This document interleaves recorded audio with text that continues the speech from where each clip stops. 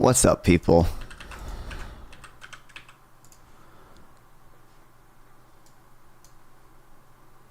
What's going on? What's going on? What's going on?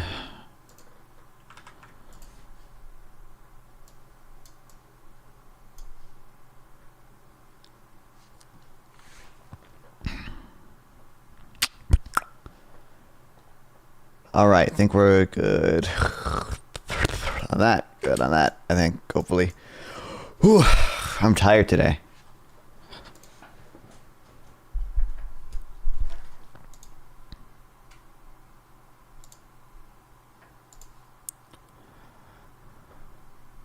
I was lazy yesterday, I didn't do anything, and then I fucking... I went to bed at like 3 a.m. I was gonna get up at 12, but then I you know, with my sleep schedule, if people mow the lawn at 10 a.m., even though that's a, you know, reasonable-ish time to mow the lawn, because most people are awake by then, okay? It keeps me awake because I go to bed at like 3 a.m. and I sleep until 12 p.m. Ugh, it was miserable. I didn't actually get up until like 2 p.m. today because I kept getting up because of the fucking lawnmower. But you know what? You know what? We deal with it. I'm running low on caffeine. I had to steal some of my mom's. But we're good. We're good.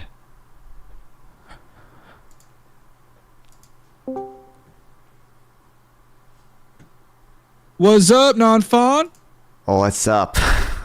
Oh shoot, I can't hear you. Hold on, let me change my settings. See, anytime I unplug my mic, it like changes everything. Yeah. All right, try saying something right now. What's up? There we go. All right, what's up, buddy? What you want to talk about? This is like a topic I've been talking about all day, so I'm exhausted. But yeah. Before you get into it, I want to say this one thing. To the person who asked me about Remain in Mexico, and I know I missed a lot of you guys' chat there. The Remain in Mexico policy seems like they would still have to be determined by a judge once they get here in the United States to whether or not their asylum claim is valid or not. So it doesn't seem like it would really change much. Like they get caught at the border, and then the border patrol agent goes, "Nope, no sir, we're gonna drive you in our pickup truck over to the border." That's not how that seems to work. Remain in Mexico policy seems to be like, in other words, they go to see a judge. The judge then, I guess, I'm assuming, based on what I'm seeing here, the Remain in Mexico is just that instead of waiting in the West for their asylum date, they wait in Mexico for their asylum date. Yeah. And also, I'm pretty sure it only affected 80,000 people in total, which is not a huge amount of people considering how many people crossed the border. And it also seems like the thing about this is it seems like they'd have to have come through a port of entry, because that's what it looks like it's saying here. It was first rolled out at a port of entry, and then it was subsequently at these other port of entries. But I don't know if this would even be applied to anybody who necessarily crosses the border and gets picked up by a border patrol agent. I don't know where that would fall. Yeah. Wes said it's a Stephen Miller policy. Yes, that too. There's that too. And we can also look at Tom Homan, who had a hand in family separation.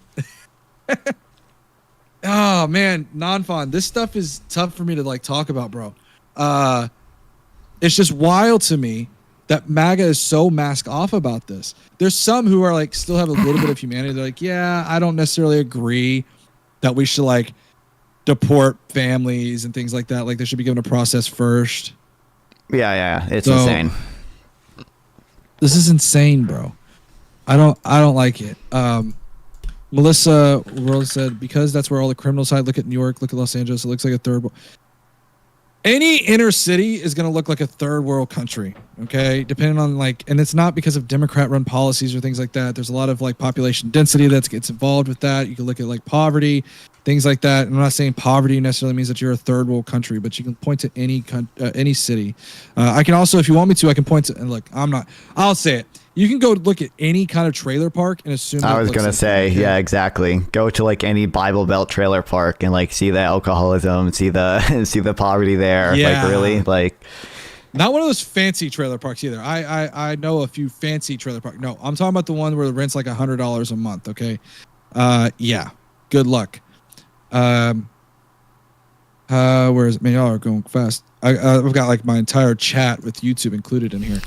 Matter of fact, where is? Okay, I have to make sure I keep up Kick's chat. Kick's not integrated into Streamlabs yet. Because that's where all the criminals hide. I already read that one. The House Homeland Security about the inhumane conditions faced by unaccompanied migrant children across the southern border, many of whom are. Oh yeah. Okay.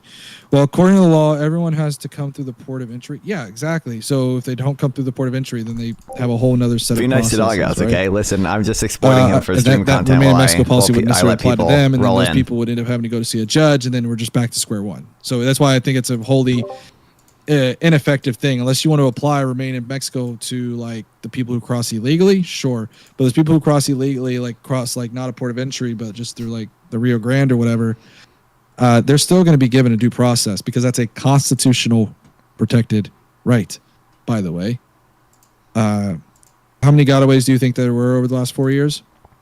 I've seen estimates as high as 10 million, but here's what I would say. I would say make that number. Well, here's what I say. Make that number as high as possible. Let me explain why, okay? Because guess what? It reduces the ratio that you guys perpetuate. That there were 100,000 immigrants who ended up doing some crime or something like that has not been verified or anything like that. It was 130,000 homicides or something. Yeah, guess what? That makes that number exponentially more smaller. So go on. Make it high as you want. Make it 10 million. Make it 20 million. Make it 30 million. Because guess what? You're only making the portion of people who actually come over this country and commit crimes smaller and smaller. So make it as large as you want. But in reality, it's actually significantly smaller than 10 million, I'm sure.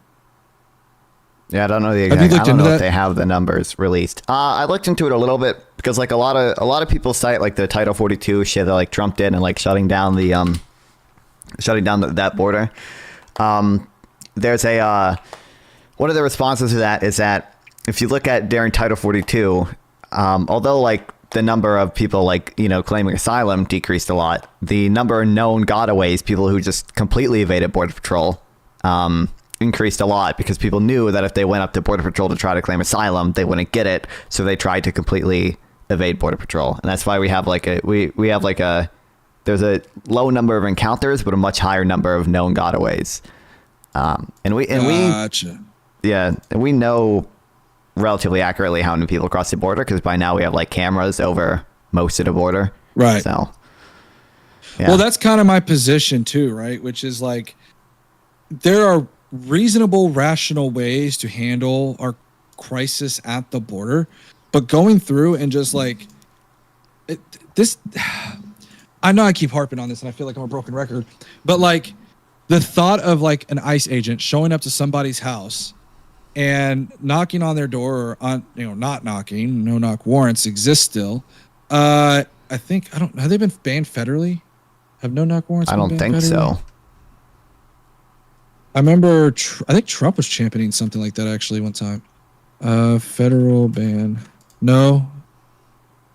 Okay, there's no federal ban. Okay, but there are efforts to limit their use. I know after the Breonna Taylor thing, they tried changing that. But the thought of like somebody showing up to my house or my neighbor's house or whatever and banging down their door and arresting everyone but the children is terrifying to me. It's funny because Republicans will sit there in abortion debates and talk about how, we need to protect the children. Yeah. Children that are only a certain color, right? I'm sorry, I'm going to say it like it is. You care about the children, but you don't care about, it's funny because this kind of intertwines a little bit with this. You care about them until they have to go to foster care, and then you don't want to fund foster care. Yeah. And then, also, speaking of caring about children, I'm curious what you think of the Matt Gaetz withdrawing. Oh, dude, screams corruption. This dude is scared. I found that there was two possible things that happened. I think one, it could be all three. I think he was either trying to cover it up. I think he was possibly intimidated by Donald Trump or Trump administration to say, hey, look, we're not going to take the L for this. You need to. Or he was trying to, what was the other one? Oh, he was trying to get them to not release the report, which I think is not, I think they should still release the report for clarity. Yeah. personally. And I think that him trying to run away like this is such a cowardly move. So cowardly. Yeah, I'm very disappointed that I won't be able to stream his Senate confirmation hearings and farm it for content. Very disappointing. He wanted to run away from that. He did not. I think that's one of the reasons why too, is that he did not want to face this the confirmation hearings, because it would be brutal. Yeah. Jason Ray came in. Welcome in, by the way, Jason. Politics, period, is a Ponzi scheme. If you're sticking up for one side or the other, you have fallen victim to the evil corruption and evil empire. That ideology. Yeah, that's awesome. Jason Ray, that's kind of the view about MAGA, though. I think that speaks more to MAGA than it does the left. That's the one thing I've noticed, is that the right, I remember when I was simping for the right a few years ago, okay? For anyone who's new to my chat, who's like, you dirty leftist, I want you to understand something. I have only really recently moved to the liberal side.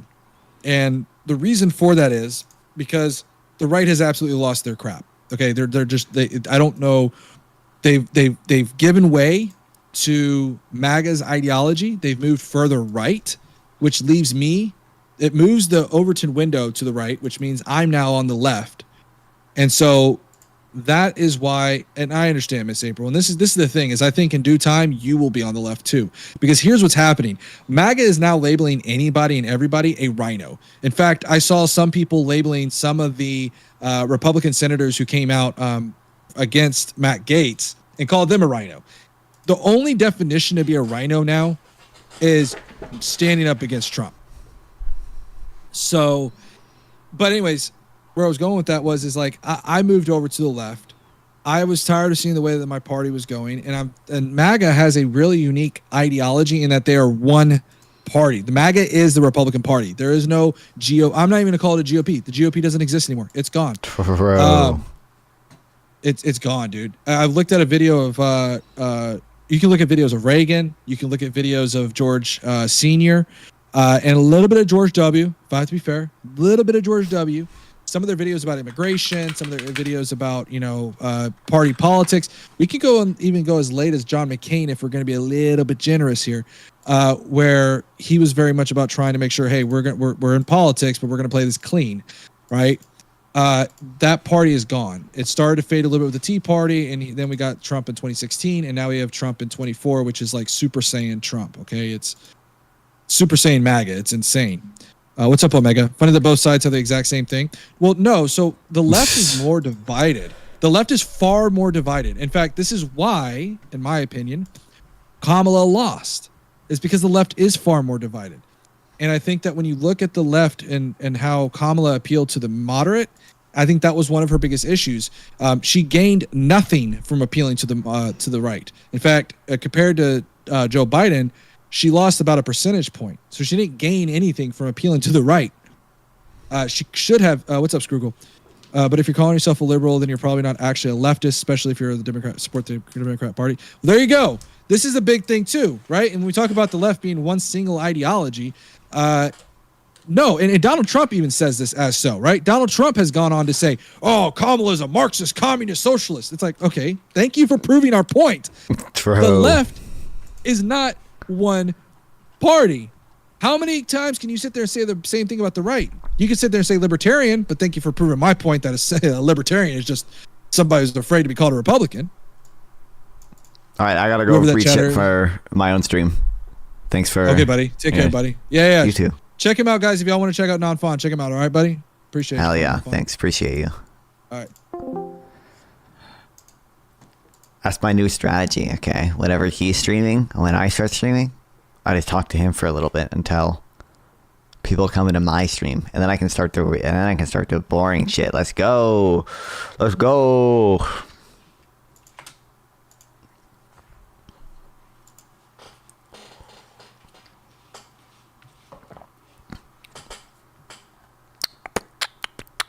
We didn't actually I guess I didn't stream that day. I guess we didn't read this because we got so fucking sidetracked. I think it was the Manar debate that got us sidetracked from this. In defense of Merrick Garland, how can you do it? How can you defend the indefensible? Situation of Friday. Imagine a firing that would trigger a crisis. Today, I want to say a few words in defense of an outgoing official of seemingly endless unpopularity, Attorney General Merrick Garland. 8 years ago, when Trump won the presidency, lots of people lined up to blame then FBI Director Jim Comey. I always suspected a so-called Comey letter hadn't made much of a difference in the 2016 election, and that I take Trump's almost as good performance in 2020 when Comey kept whatever correspondence he might have written to himself, and much better performance this year when Trump won a popular vote, despite Comey once again refraining from releasing any public letters, as offering at least modest reason to suspect I was correct.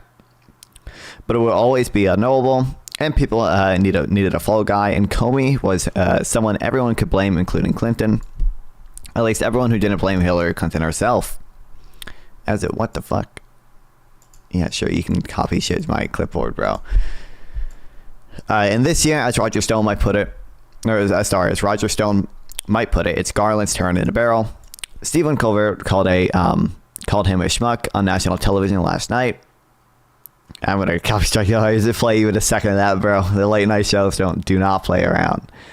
On a more serious note, Political ran a piece by former prosecutor Ankush Kadori arguing that the blame for Trump's return to power can be laid at the Justice Department's door. At the root of it all, I'm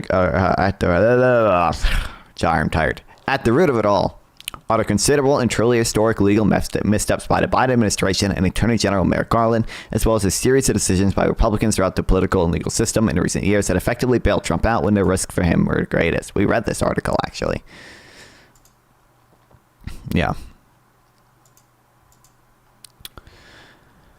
Kadori argues that Garland may go down as one of the worst and most broadly unpopular attorney generals in American history, hated by the anti-Trump part of the country for failing to bring Trump to justice, and hated by the pro-Trump part of the country for pursuing Trump at all. Not to be outdone, Dean Obadiah writes in U.S. News and will report that Garland is already the biggest failure of an attorney general in our lifetimes. God damn. Okay, maybe that's a little harsh.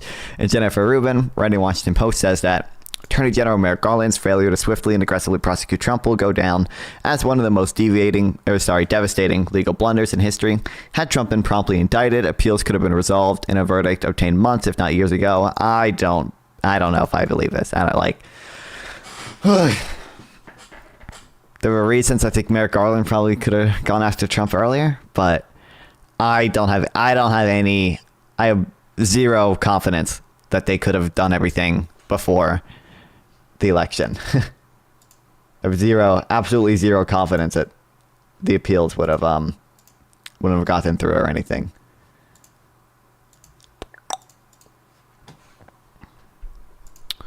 Garland was the wrong man for the job at a critical time. Rather than face accountability for his crime against democracy, Trump saw himself rewarded. Like Comey, Garland is a longtime personal friend, so maybe I'm just being defensive. But as with Comey, I find myself dissenting from what has fast become a conventional wisdom. The case against Garland is that he did not act fast enough, and that the Justice Department should have opened an investigation against Trump immediately upon his leaving office, and that had it done so, Trump would have been convicted, and we would not be where we are today. Leaving aside the merits of whether caution or aggressiveness was the appropriate posture for the Justice Department when Trump left office, I think this is almost certainly wrong. It's not that I think Garland's caution was the correct posture. I'm actually open to the possibility that Garland in his how do I pronounce this? Redoubtable deputy Lisa Monaco was too slow in opening what became the investigation of Trump. I'm also open to the possibility that had they acted more swiftly, prosecutors may well have been able to file one or the two federal cases against Trump earlier than they did. But calling me highly skeptical, this would have made any difference. Imagine for a moment that the Justice Department had moved at breakneck speed. What is the earliest we can reasonably hypothesize they might have been ready to bring a case before a grand jury? The case was, in fact, filed in August 2023, a little more than 2.5 years after Trump departed from the White House. If we take it as unthinkable that the department would bring a half-baked case against the former president, you have to give it at least a year. There are litigation over privileges that could be finished quickly. There were witnesses who had to be forced to cooperate, and there were also intervening events. The Mar-a-Lago search warrant, for example, and the advent of an entirely different case against the former president over classified documents. Trump should bomb Palestine. Well, I'm sure he will continue to bomb Palestine. Dude, I I am worried that Trump is literally just gonna not care if BB annexes like most of the West Bank. Like not just some again, maybe I'm being too doomer because this is like, you know, the first, you know, I'm fucking 19, so technically there have been other Palestinian Israeli conflicts in my life, and it wasn't over then. Right, we're still talking about a potential two-state solution today, but I'm gonna like, I don't know. I could see a world where PB's just like, I want to annex all of Area C, or like 80% of Area C, and Trump's just like, okay, sounds legit, go ahead, buddy, and doesn't do anything to stop it. And then like you're just fucked. It's like, well, is Area A and B gonna become a state? Are they going to get Area C back when Israel is literally applying, I think they call it Israeli basic law to it, and presumably building more? They wouldn't even be settlements at that point. If they annex it, it's just like cities. Like, that's just fucked. Like, what is Gaza going to become its own state after they just did October 7th, and then we're like completely leveled? Like, what? Like, yeah, I'm worried that's going to be a shit show. We'll see. I don't know. Maybe the Trump peace plan will work this time, guys.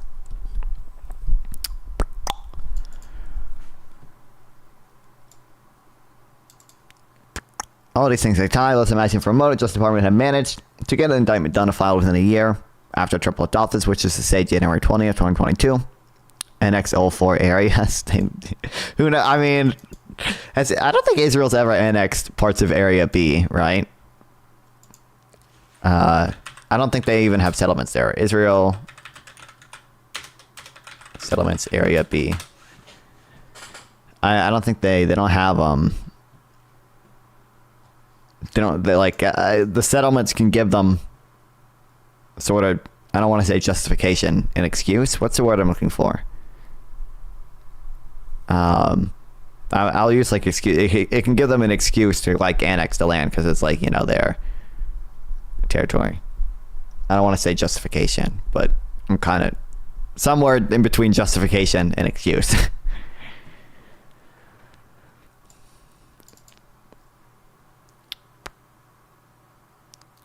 Israeli settlers have violated the courts by spreading into Area B and seizing private Palestinian land. I'm sure there might be illegal outpost in the in Area B, but then a lot of times Israel fucking retroactively legalizes the illegal outpost, so it's like.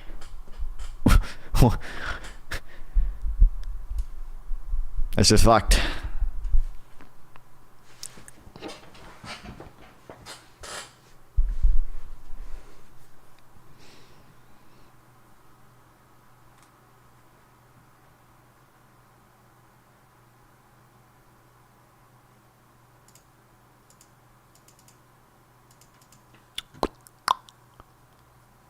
Okay. This is roughly speaking a year and a half earlier than it managed to task. In fact, this would account for both the year that the investigation appears, at least publicly, to have been a bit sluggish after getting off the ground, and let's hypothesize the difference between a cautious attorney general who wants to follow norms and the article that he's like quoting from here.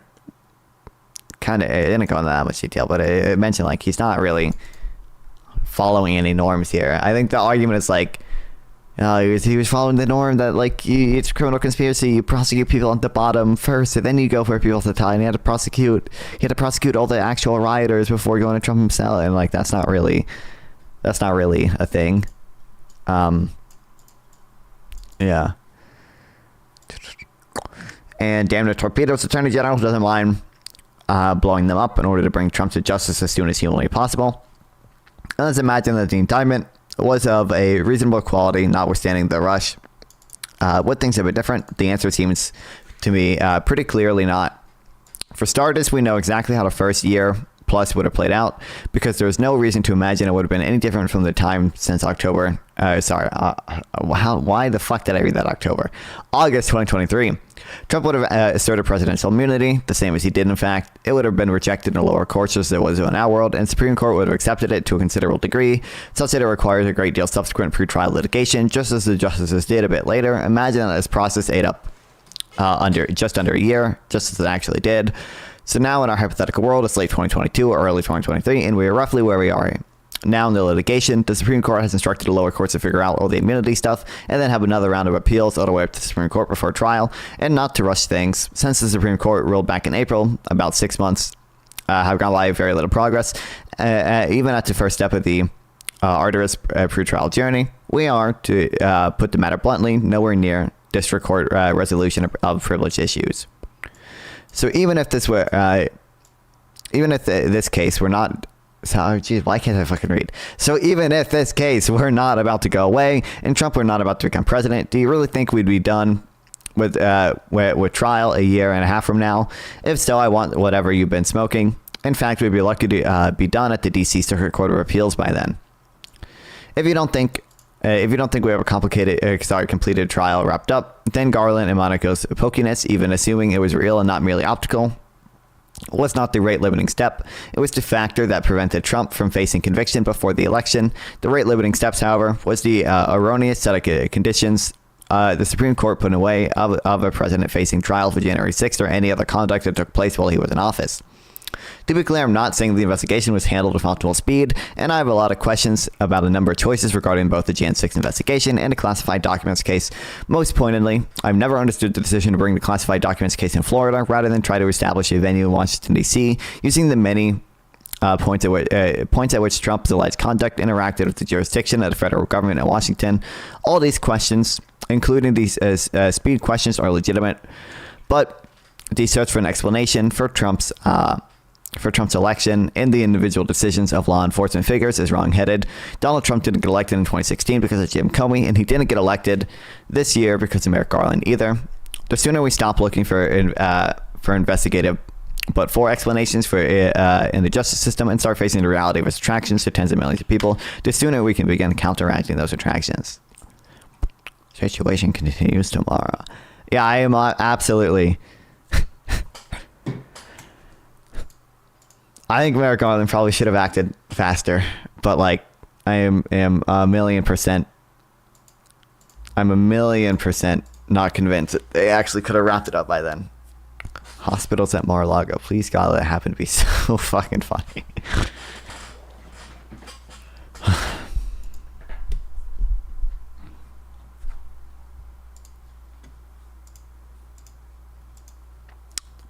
Dude, it's so fucking stupid. The Supreme Court is like not supposed to be a court of first review. They're not supposed to have original jurisdiction, except I think they do in high seas piracy. And I think they do have original jurisdiction. I think they grabbed the ability to have original jurisdiction themselves in like a Nixon v. something ruling. It was like a Watergate ruling. Supreme Court, what's up? Don't get involved. Piracy original jurisdiction. I'm pretty sure it is written in the Constitution that they have original jurisdiction over high seas piracy. Just a little funny fun fact. Piracy with the context of maritime law is when non-state... Okay, blah, blah. The U.S. Constitution grants Congress the power to define and punish piracies and felonies committed on the high seas. Article 3 grants the federal jurisdiction or federal judiciary original jurisdiction over maritime law.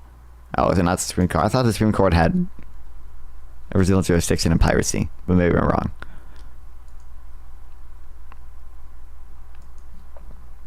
But the Supreme Court generally doesn't want to be a...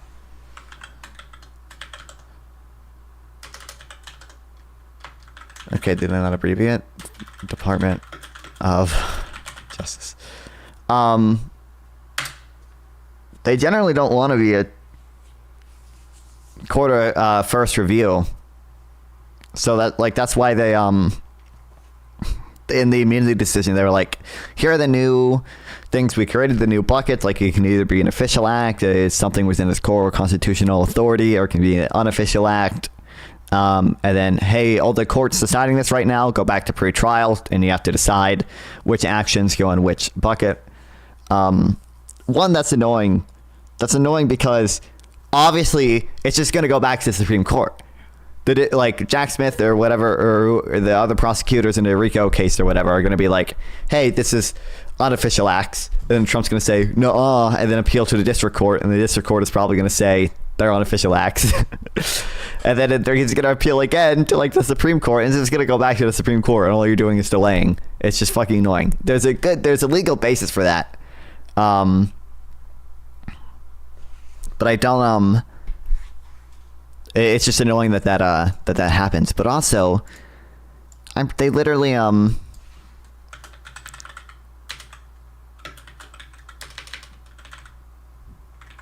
okay, they don't mention. I'm pretty sure they literally. Oh, Justice Department here. Okay, they mentioned it 27 times. I don't know what it'll be. But they do literally. I think Clarence Thomas mentions in his opinion that the Jeffrey Clark stuff, the indictment alleges that part of their conspiracy to overturn the legitimate results of the 2020 presidential election, Trump and his co-conspirators attempted to leverage the Justice Department's power and authority to convince certain states to replace their legitimate electors with Trump's fraudulent slates of electors. I think Clarence Thomas literally says, yeah, by the way, this is an official act, totally unreviewable. Get fucked.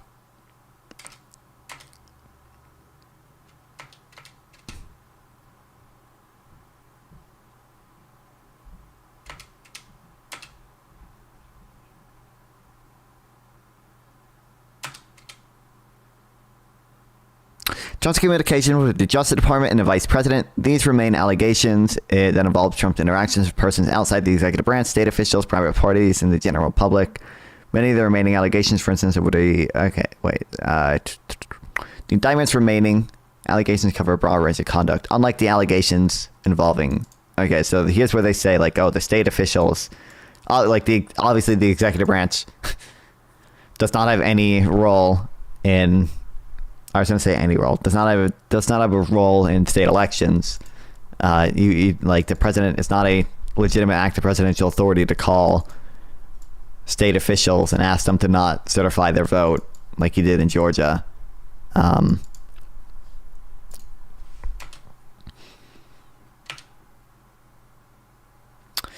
First, it points to the Justice Department's long-standing commitment to impartial enforcement of law.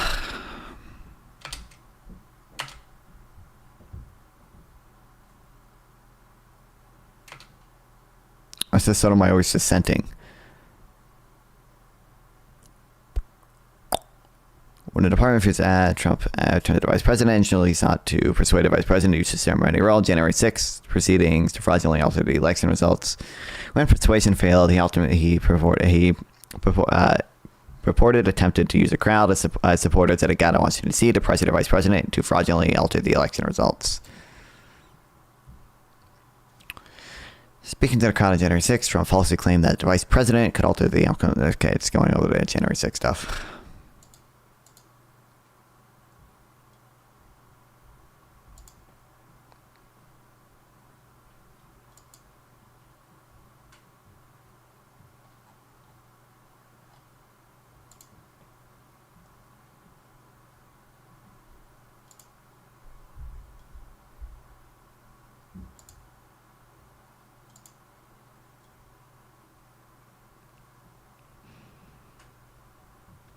The majority designates certain conduct immune while refusing to recognize anything as prosecutable. It shields large swaths of conduct involving the Justice Department with immunity. See also, okay, but it's not given inch in the other direction. The majority admits that the vice president's responsibility presiding over the Senate is not an executive branch function, and it further admits that the president plays no direct constitutional or statutory role in the counting of electoral votes. If the majority refuses to conclude that President Trump lacks immunity for his alleged attempts to enlist the vice president to use the ceremonial role on January 6th, at the January 6th certification, proceeding to fraudulently alter election results. I swear Clarence Thomas wrote about this too, but kill me.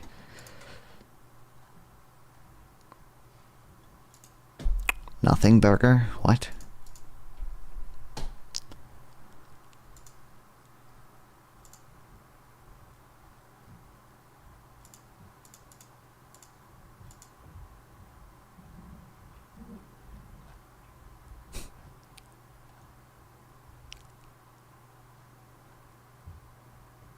I swear I was taught in school that the Supreme Court has original jurisdiction for high seas piracy. They might also have what were like the Napster? That wasn't originally from the Supreme Court, right? Or was it Supreme Court? Napster.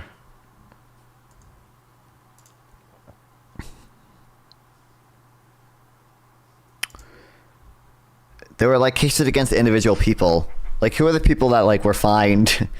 Supreme Court, Napster people, 2 million fine. There's like one woman who actually, I think most of the people settled.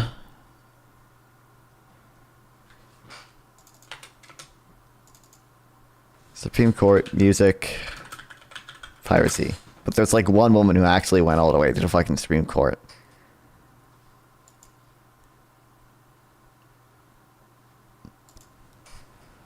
Had to pay like an absurd amount of money. I think it was more than this. But she literally downloaded like a few songs, and yet they wanted to make an example out of there because music piracy was just so easy back then. I mean, it's still relatively easy now, allegedly. Allegedly. Kind of crazy that, on my Spotify, it's like, I don't pay for premium, but also, I don't get ads, allegedly,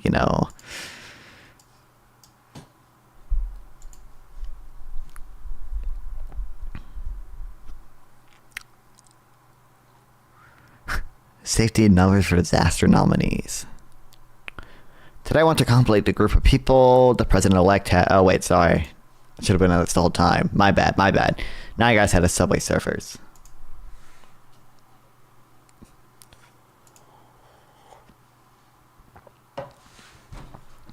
Today I want to contemplate a group of people.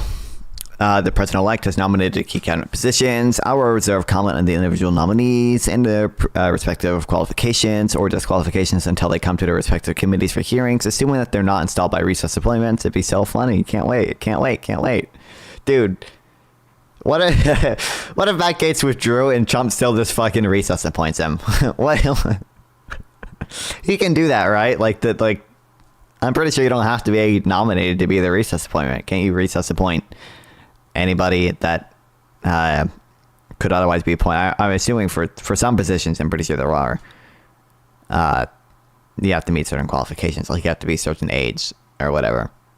A lot of them aren't. Like, you don't have to be a lawyer or anything to be on the Supreme Court. You can just appoint whoever the fuck you want there. Yeah. Some may drop out to be replaced. Or, after all, or President-elect Donald Trump may ditch some. I don't want to spend time thinking about how many sexual assaults or sexual encounters with minors or how unqualified a candidate who is actively hostile to the mission of the agency he or she has been named to head should trigger how many Republican senators to vote no, at least not until I have to.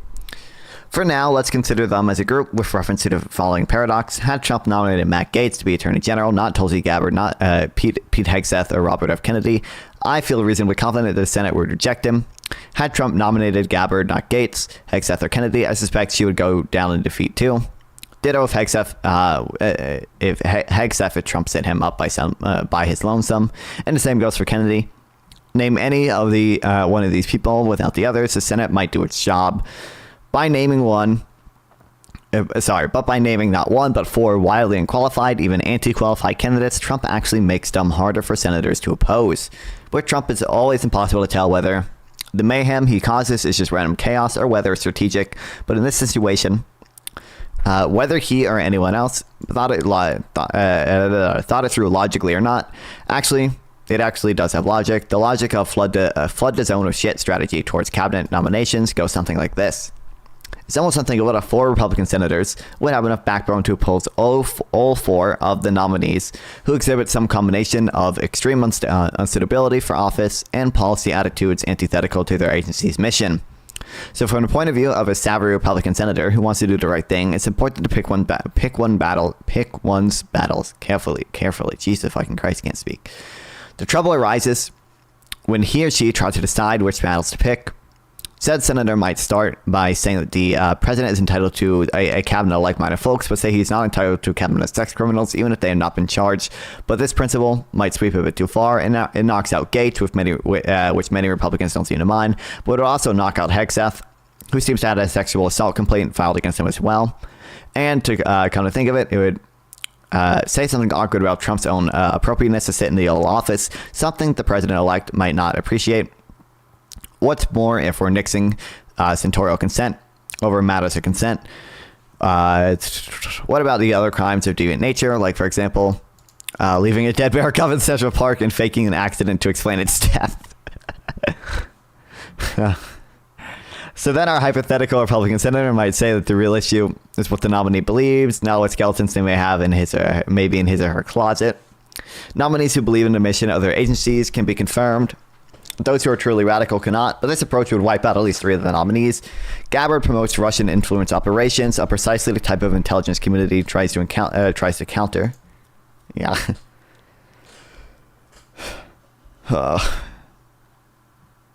I will. There's no shot. The Republicans. The Republicans fucking nominate her, right? Or approve her, right? No shot.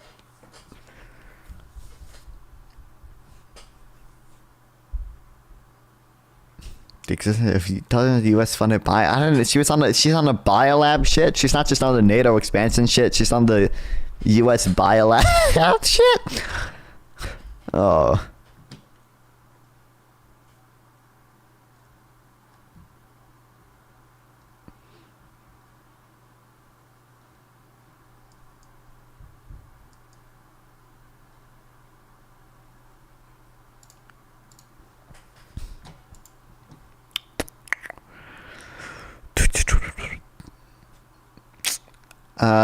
Gabbard promotes Russian influence operations, which intelligence tries to avoid. Kennedy doesn't believe in vaccines. This is kind of true. Yeah.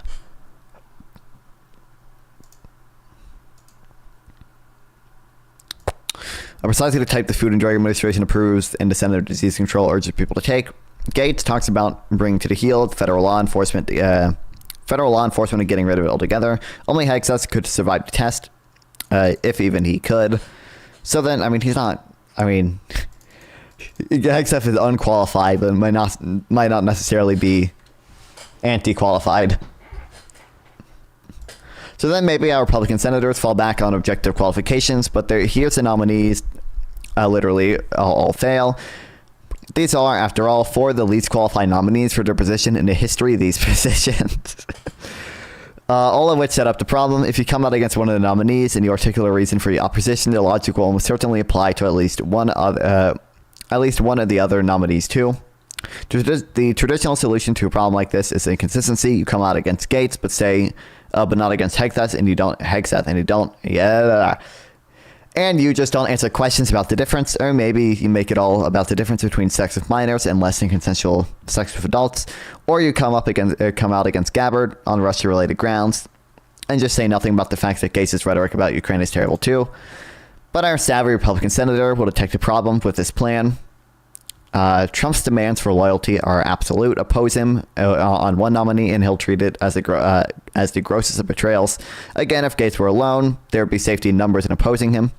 Every president loses one sacrificial victim to the Senate, but there won't be safety in numbers if Republicans are opposing Gabbard, some Gates, some Kennedy, some Hegseth. Of course, the caucus could discuss the matter and coordinate, but do you really want to speak up in a caucus meeting seeking coordination among senators on which of Trump's nominees to oppose? There's another reason savvy Republican senators will hesitate before opposing 4 unacceptable nominees, where he may be willing to bite the bullet on one to oppose 4 key nominees at the outset of his administration, is to announce that the president of your own party has disastrous judgment. Opposing one nominee, after all, might signal a difference of opinion. The president and I can disagree about Matt Gaetz, a senator might say, or I disagree with the president, who nominally picks the best people about Tulsi Gabbard. Even opposing two nominees could be framed as a difference of principle in some kind. The president and I have different views of what sort of sexual improprieties would disqualify someone from senatorial confirmation. But how can a senator oppose the president on 4 nominations, including 3 that directly involve national security matters, and purport to trust him to name a 5th nominee? In short, there's a real danger that Trump might get away. Might get away with more with respect to unacceptable nominees by compounding the issue than by presenting it cautiously. There's no good solution to this problem. It will not do, and it would breach faith with the men and women of the intelligence community to tolerate Gabbard by way of defeating Gates, and the vice versa is just as unacceptable. Allowing a vaccine denier to take charge of the Department of Health and Human Services to make sure you have the votes to keep the guy with extreme tattoos who wants to yank women out of combat roles is no bargain either. Oh, yeah, Pete Higgs does have these fucking tattoos, I forgot.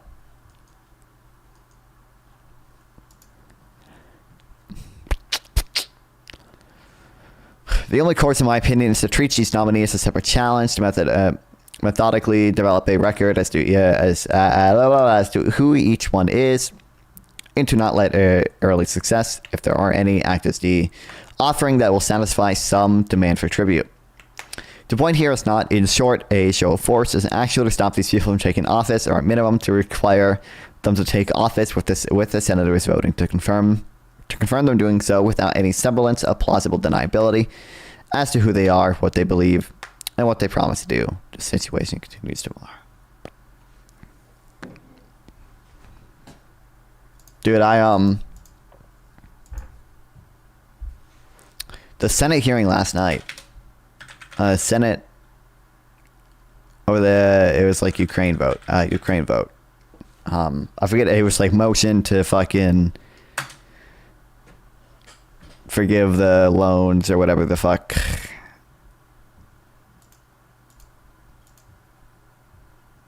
This is just the Israel thing. I don't know if it how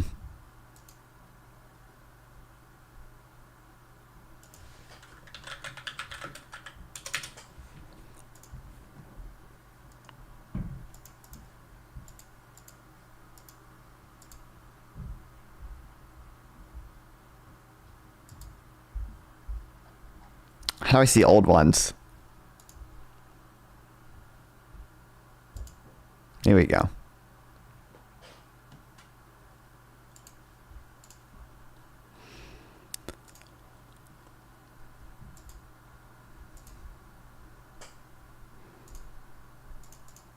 Wow.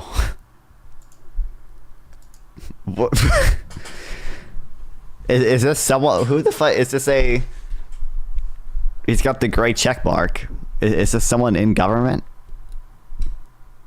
It might take forever to find this. I don't know if I'll be able to find it. But the senator, Tom Tillis, who's my senator from North Carolina, got real mad at the senator from Kentucky.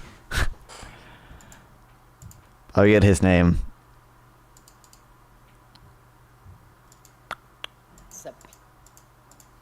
I don't think this is it. Is it?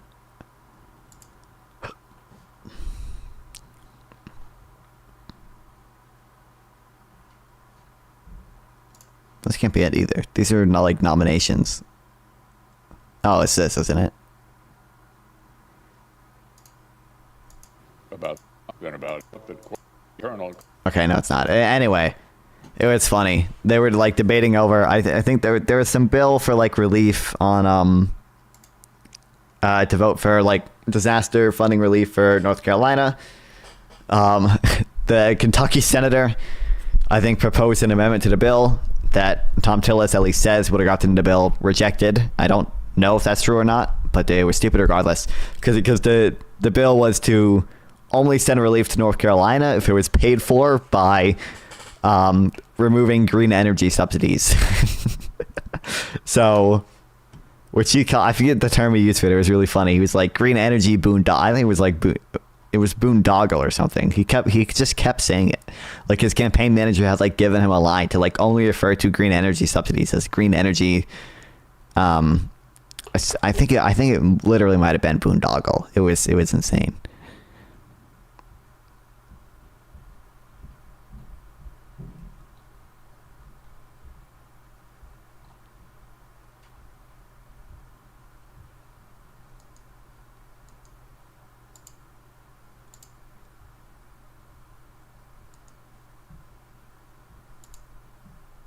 Well, this is today. It would have been. Is it not this? I swear. It's got to be. Here on C-SPAN. And we got. But it's about judges.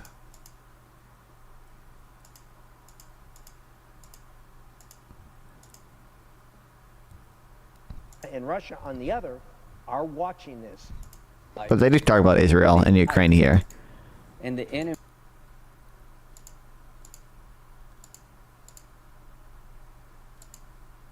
I think Bernie proposed like 3 bills or something, and it basically only got the. I think some of them got. I think they only got like 18 to 19 votes to halt some of the arms sale.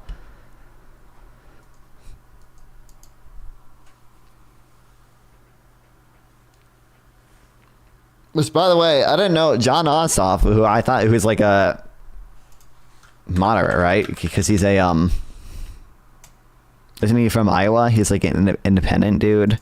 I don't know if he's actually independent, but he's no,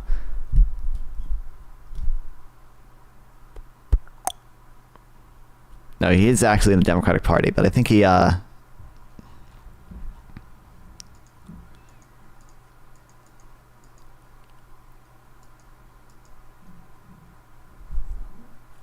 think he's more of a moderate Democrat.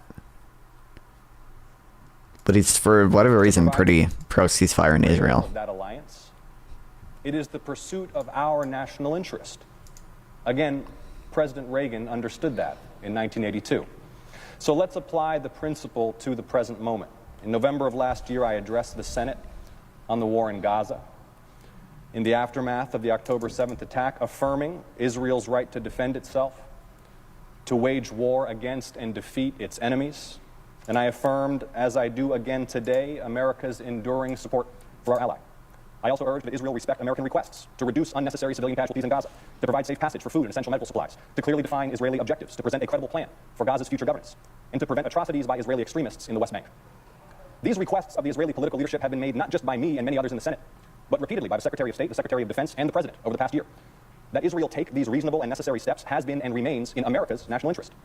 No one in this body or the American government has suggested that Israel lay down its arms and be overrun, or that Israel does not have a right and indeed an obligation to defeat its enemies and defend its people. Rather, the United States has insisted that Israel's conduct of the war respect our interests and our values, the interests and values of Israel's closest ally. God, at least he's able to. Actually, I don't know if AOC has done this on the Senate floor, but whenever I see AOC talk about Israel, sometimes she's like asking for reasonable things like this, but she just taints it by playing like so hard into like the pro-Palestinian, like, oh, genocide, apartheid, genocide, they're killing so many children, and I was like, oh my God, fuck off. Has been ignored. The United States has been ignored in part because the Israeli Prime Minister is beholden to cabinet ministers in Mr. Smotrich and Ben-Gvir who insist there be no deviation from policies that are gratuitously brutal, even over American objections. We should be disgusted by the spectacle of Israeli extremists running amok in the West Bank, sometimes with the protection of Israeli security forces, shooting and maiming goat herders and olive farmers and burning and seizing their land. And the American people are rightly horrified by the lack of sufficient concern for innocent Palestinian life that has left so many children unnecessarily dead in Gaza without limbs or riddled with shrapnel. As I said on the floor last year, no one should be naive to the inherent risk to civilians that comes with warfare in a place like Gaza. Oh, there's a Kentucky senator. Of their dollars to you. Trillion to contend 2 years ago. Learn that on the chin. Iranian overseas. Send so much factor. Yeah, they were voting on loan forgiveness to Ukraine. I'm pretty sure it did go through. 2 days ago. Yeah, there's my man. There's Tom Tillis. Support of this resolution to disapprove of the president for giving this billions of dollars worth of loans to Ukraine and put the American people first. Mr. President. Senator from North Carolina. Thank you, Mr. President. I'm not going to get into the debate before the floor, but I heard the city of Asheville referenced in the last debate from the gentleman from Kentucky, and I have to tell you, I'm not happy with that. I sat here last week and tried to do a unanimous consent request to fund the Small Business Administration loan, and my colleague from Kentucky objected. But don't pretend like this debate tonight has anything to do with Asheville, North Carolina, a town that just got drinking water 2 days ago. You want to argue this, don't argue it on the merits of something that you objected to me trying to accomplish last week for the city of Asheville. I yield. Mr. President. Senator from Kentucky. Sometimes in Washington, memories get clouded and foggy, even after a week. The senator from North Carolina will remember that he objected to aid in North Carolina. He objected to small business loans. He objected to them simply because they were paid for. I offered unanimous consent, and it was blocked by the senator from North Carolina. I offered unanimous consent to immediately infuse more loans through the Small Business Administration for North Carolina that was hit hard by the flooding. The senator from North Carolina blocked So his long own as it's bill paid for because by I proposed it removing be paid for by taking green energy boondoggle. loans. So don't be Yeah, tricked by- boondoggle loans. He keeps referring to all green energy as boondoggle. It's so funny. History, the senator from North Carolina last week blocked his own aid passage that I agreed to let go unanimously as long as it was paid for by taking some extra money from another part of the budget. Don't be fooled. Mr. President. Senator from North Carolina. Understand we have about 7 or 8 minutes left. I may need to use all of them. Mr. President, let's talk about tomfoolery. Let's talk about being disingenuous. The gentleman from Kentucky knows damn well that he proposed an amendment that would have actually caused the bill to fail. The gentleman from Kentucky also knows very well that the House has a posture that the disaster recovery bill has to be funded. The gentleman from Kentucky knows that this aid that I've tried to get to the House would have been fully funded. The gentleman from Kentucky also knows that I also support the amendment he offered, but he played the game that we play around here, tried to think that I would have the courage to stand up against that garbage amendment because it was the right amendment at the wrong time. I yield, Mr. President, unless there's additional time and someone else wants to speak. Dude, Tom Schultz at one point said he wanted to wait, it wouldn't be, I say filibuster, not like a proper like Senate filibuster, but just like use up the rest of the time for floor debate for like 7 minutes. He said he was like gonna start fucking quoting poetry because he didn't want to let the other people speak.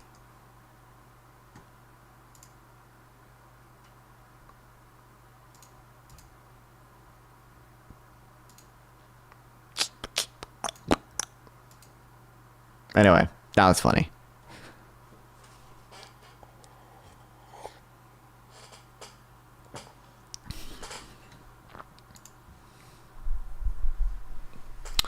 Okay, we got to catch up on my no opinion.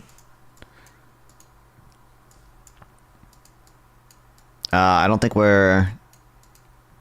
this is probably the only one we're actually going to take notes on, which will open this for it. Even though I think I'm already going to know basically everything here.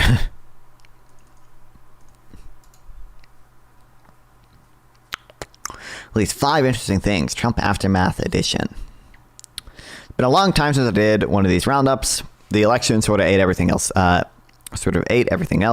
But now the interesting stuff is piling up again. I decided to change the titles of these posts a little bit to give them each a different name in addition to a number. Anyway, here's the latest episode of Econ 102 in which Eric Thunberg and I talk about how progressive can fix cities. On to the list. How do I pronounce this? Musa Al-Garbi debunks the standard progressive election narratives. I saw I didn't save it for reaction content because I didn't care enough to do it. I saw the Cenk versus Destiny debate on David Hackman, dude. Dude, Cenk would talk for fucking 20 minutes. And then Destiny would respond, get like 4 sentences to reply.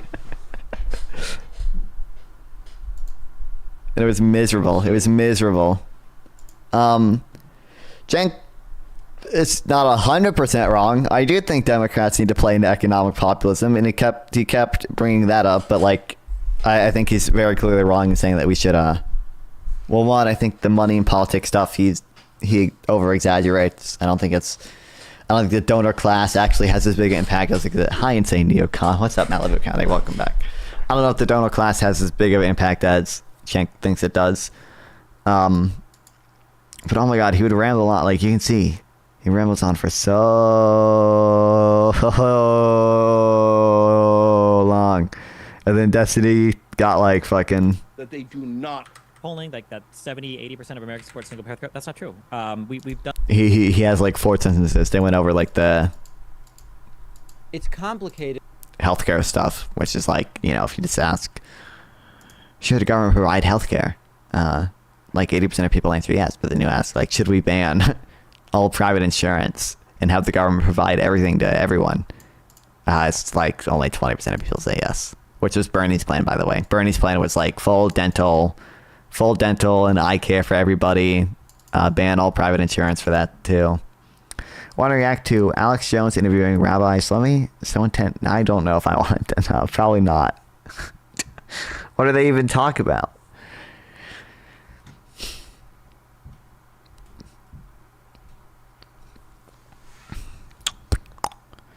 Okay, did a great job exploring a bunch of post-election data and showing the standard progressive stories about why Americans vote the way they do, racism, sexism, and so on don't hold up in 2024. Some excerpts. The GOP has been doing worse with white voters for every single cycle that Trump has been on the ballot from 2016 to 2024. Meanwhile, Harris did quite well with whites in this cycle. She outperformed Hillary Clinton and Joe Biden with white voters. The only Democrat who could put up comparable numbers with whites over the last couple decades was Barack Obama in 2008. What's more, the whites who have shifted most towards the Democrats over the course of Trump's tenure have been white men. The problem Kamala faced was not with whites. Democrats had more than enough white votes to win the general election. Going all the way back to 1972, there are only a few cycles where Democrats won a large share of white where Democrats won a larger share of the white vote than they did in 2024. Democrats' gain with whites in 2024 were more than offset by losses among non-whites, men and women alike. This is not a new trend either. Democrats have been bleeding non-white voters in every midterm and general election since 2010. In 2024, Democrats had their lowest performance with black voters in roughly half a century. It's been more than 50 years since Democrats performed as poorly with Hispanics as they did in 2024. There's been a lot of focus on Hispanic men driving this outcome, but Latinas shifted 17 percentage points towards the GOP. Democrats' margins for Hispanics women have halved over the last 2 decades. The same shifts were evident among Asian American voters as well. Democrats lost because everyone except for whites moved in the direction of Donald Trump. Emphasis mine.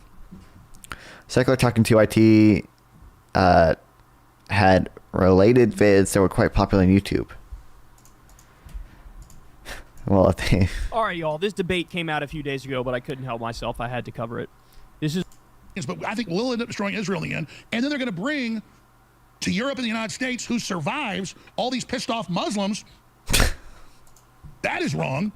Okay. Don't need. I'm not very interested in that. Known that exit polls can sometimes be unreliable, Al Gerby notes that countries that are less than 50% white swung harder towards Trump than other counties. Basically, all evidence points to substantial racial and gender depolarization in 2024. Al Gerby shows that the electorate depolarized by age. Young people move towards Trump as older people move towards the Dems. Please, 1 minute more? No, I don't care about anything Alex Jones says about Israel-Palestine, okay? Or I don't really care what Kyle Kulinski says about Israel-Palestine either, for that matter. So all the standard narratives the progressives have used to explain the Trump phenomenon are just wrong. We're not seeing a dying old guard of white men clinging to a tottering ancient regime, a patriarchy and white supremacy, ancient regime, patriarchy and white supremacy by voting for Trump. Instead, we're seeing Trump push away older white men while attracting the votes of Hispanic and Asian women, Hispanics and Asians in general, and young people. If that isn't a sign that identity politics isn't working for Democrats, I don't know what would be. So what pissed off non-white voters, women, and young people so much? In general, polls showed that Trump voters were mad about the exact 3 things everyone talks about them being mad about: immigration, inflation, and wokeness. It's not about that. It's beef. Sane reactions we looking for watching Israel-Palestine is irrelevant here. What? Is English not your first language, Malibu? Oh my god, it's unreadable. How is it so unreadable? I know. I don't care about any. I know. I don't care to react to Alex Jones and Kyle Kulinski. No, not interested. Inflation was too high. Too many immigrants. Kamala Harris focused on culture issues.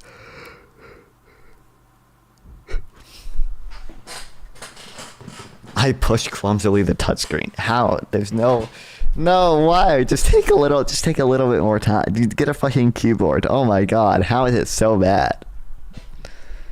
Like, I can't spell, but like, Jesus. It's not this bad.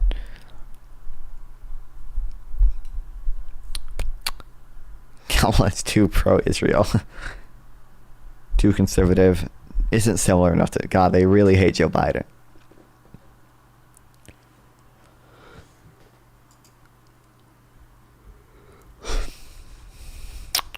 Democrats want to win the country back. My advice is to not double down on the narrative of 2010. Don't try to shame Latinos, Asians, and conservative black people into the fold by calling them white adjacent or appealing to by people of color, solidarity, whatever. Don't assume that women, minorities, and young people are natural Democratic constituents. Don't fool yourself into believing that demographic crosstabs represent cohesive communities. That can be won over with identitarian appeals. Focus on crafting a message that works for all Americans. And check out this guy's book. Oh, I forgot Amazon doxes me. Whatever. Whoopsie.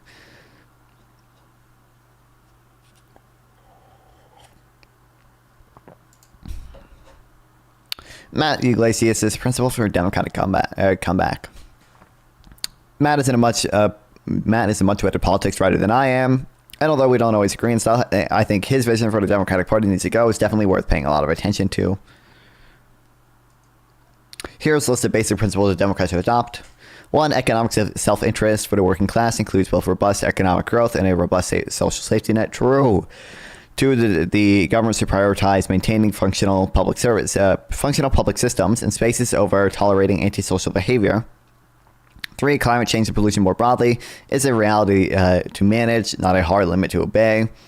4. We should in fact judge people by the content of their character rather than by the color of their skin, rejecting discriminatory and racial profiling without embracing views that elevate anyone's identity groups over their individuality. 5. Race is a social construct, but biological sex is not. Policy must acknowledge that reality and uphold people's basic freedoms to live as they choose. 6. Academic and nonprofit work does not occupy a unique position of virtue relative to private business or any other jobs. 7. Politeness is a virtue, but obsessive language policing alienates most people and degrades their quality of thinking. 8. Public services and institutions like schools deserve adequate funding, and they must prioritize the interests of the users, not their workforce or abstract ideological projects. 9. All people have equal moral worth, but democratic self-governance requires the American government to prioritize the interests of American citizens. You buy into the position that podcast Trump was interviewed had a big role in success with young men and minority men? I think the overall alternative media environment had a big effect on that. I don't know if I would say like just the fact that Trump went on a lot of podcasts. I'm sure that did sway some voters, but it's more like the right has a insane media infrastructure built up for alternative media. They have the Daily Wire. They have all these podcasts. Like basically all of the most popular podcasts are either like right-wing podcast or Joe Rogan, which maybe technically doesn't count as a right-wing podcast. But certainly a lot of right-wing views are not responsibly platformed on that podcast, I would say. Yeah, and it's insane. It's insane Trump can go onto Joe Rogan. I'm pretty sure Trump did live after the 2020 election on Joe Rogan, and Joe Rogan just did nothing about it. Or not substantial pushback, at least. What's up? Hello? Yeah, what do you think about the cats singing in Chinese? Dude, I love all those videos on Instagram.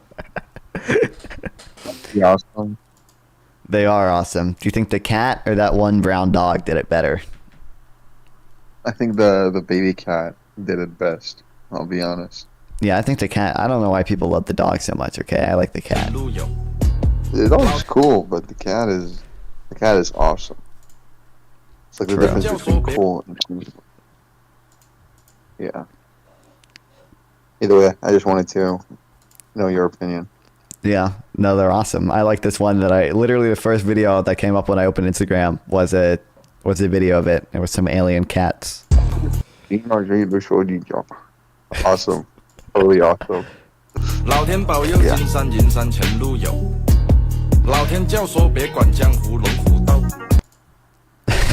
So awesome, man.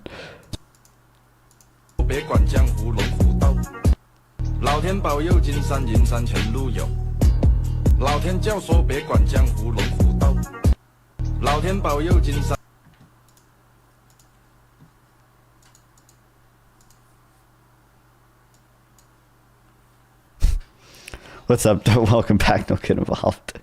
So many cats and pets were murdered by genocidal monster state in Gaza. Yeah, I bet Israel is targeting. I don't actually know if it. I actually don't know the status of animals under international law. I would assume. I mean, they probably fall into the category civilian objects, I would imagine. So, maybe you can make an argument they would also be counted in the principle of superfluous suffering. So it'd be illegal to target animals and kill them intentionally based on superfluous suffering. But then I'd imagine a more reasonable argument is that they fall into the category of civilian objects. So it'd be illegal to target them for the purpose of destroying them because they're civilian objects and don't have a military use or purpose or nature or whatever the fuck other use, purpose, nature, something.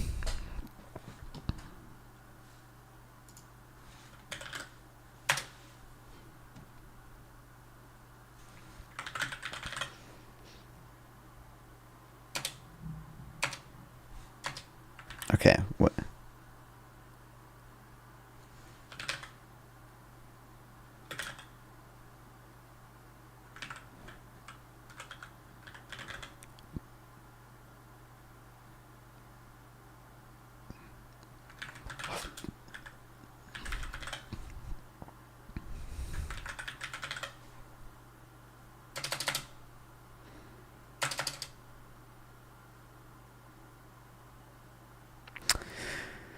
Location, purpose, or use. Yeah, okay. Nature, purpose, use, location. I was missing location.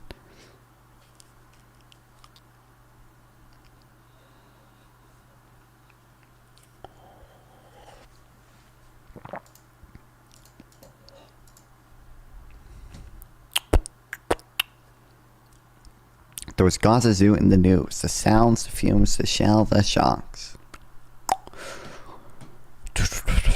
All people equal more worth, but democratic self-governance requires the American government to prioritize the interests of American citizens.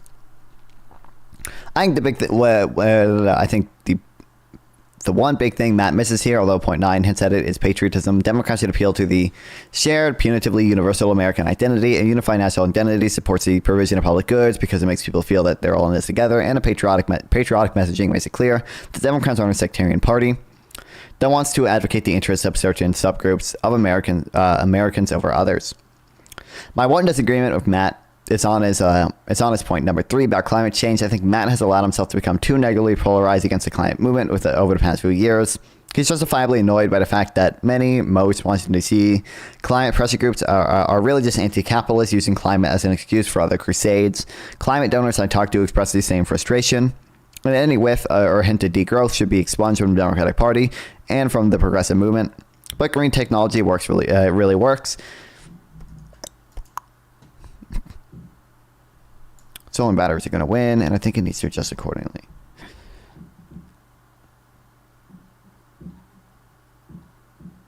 I hope he has the chart in here of the expectations versus the realized progress. So he doesn't. The fact that solar and batteries have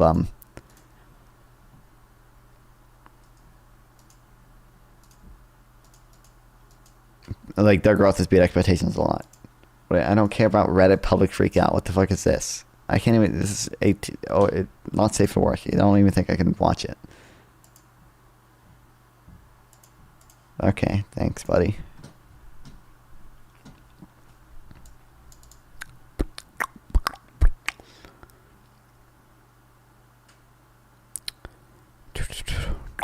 Solar and batteries have gotten so cheap that they now promise a future cheap, abundant energy that will accelerate rather than retard economic growth.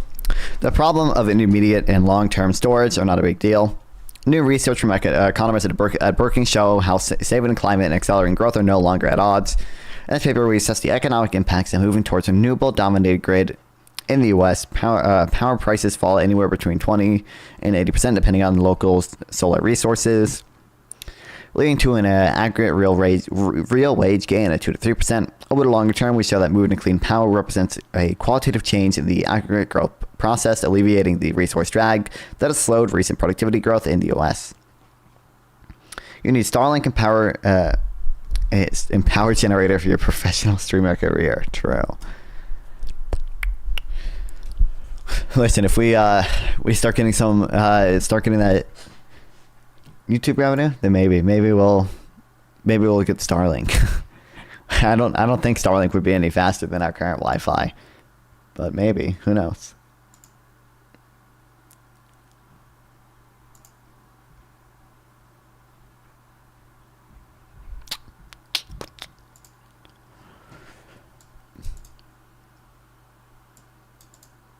Drones and EVs. Okay, green tech is one of the keys to productivity acceleration in decades ahead. Coincidentally, batteries also happen to be the thing that will power the weapons that dominate the battlefield in years to come, drones and other EVs. So the objects of economic growth, national security, and fighting climate change all converge. The faster we can accelerate the deployment of solar and batteries, the better. Anyway, in general, Matt's principle seems to be seem much better than either of the two standard alternatives. One, doubling down on identity politics and shaming minority votes for being white adjacent, and two, trying to replace identity politics with Bernie-style class politics that basically never win elections. What's up, Grumple? Welcome. I don't care about the AI. Progress slowing. American life expectancy is rising again. It makes sense. Xi Jinping phones are bad.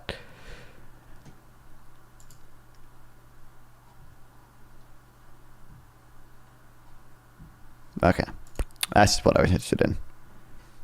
Batteries important? Batteries are probably important. Hot take.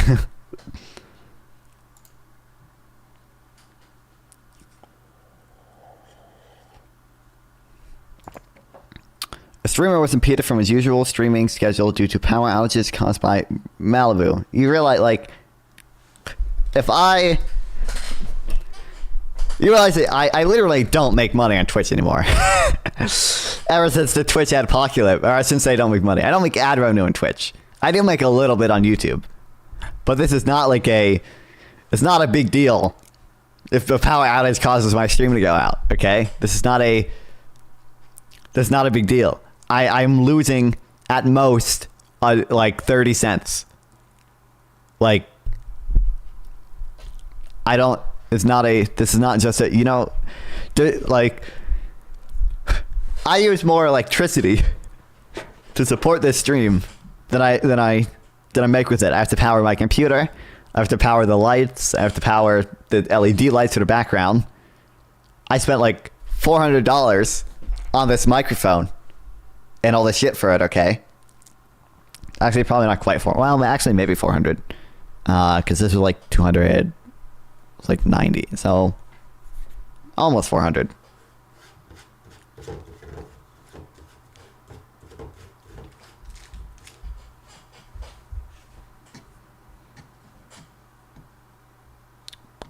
I think listen, we'll get there one day, okay? The fixed cost, it will be justified eventually. Eventually, if I just do enough streams, it'll be worth it. How do I do the math? How many streams do I have to do for it to be 30 cents a stream for this microphone? And it'll take years for that to happen. It'll be over 3 years, right? So, Merry Destiny, so true.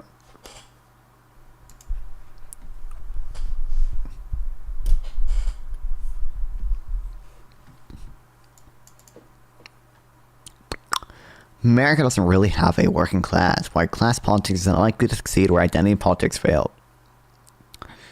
January 2017, I was at a house party in Berkeley. People were discussing why Hillary Clinton had lost to Donald Trump, and one woman, a law student at the University of California, declared it was because Clinton.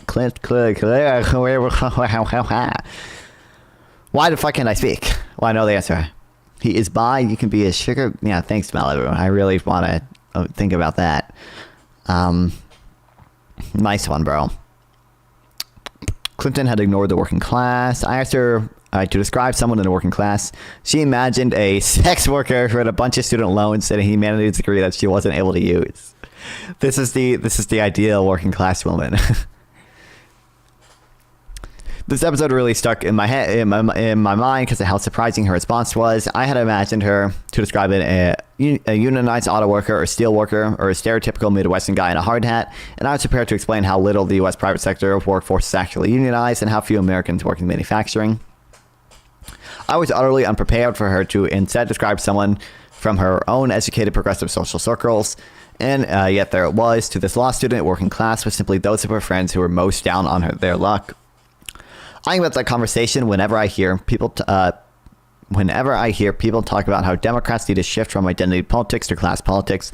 For example, here's how Bernie Sanders responded to Kamala Harris's loss to Donald Trump the other night.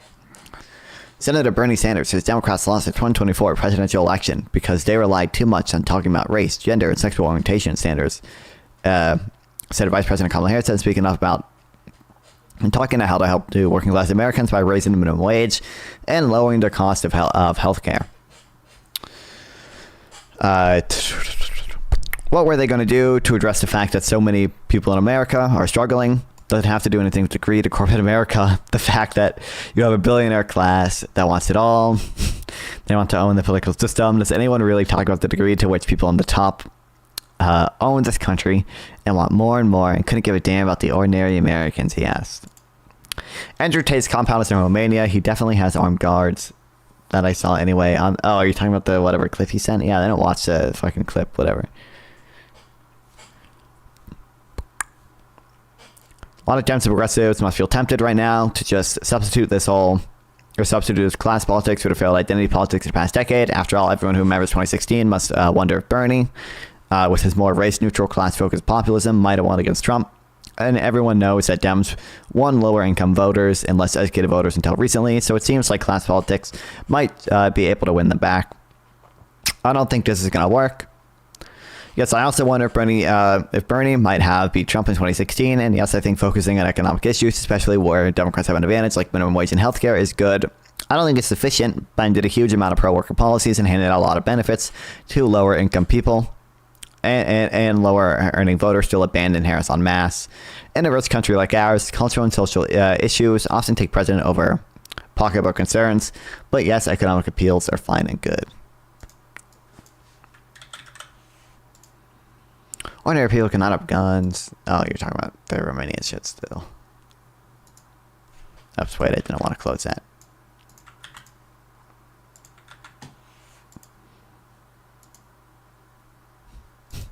Vice the most pro-labor presidents, FDR. Will it matter in November?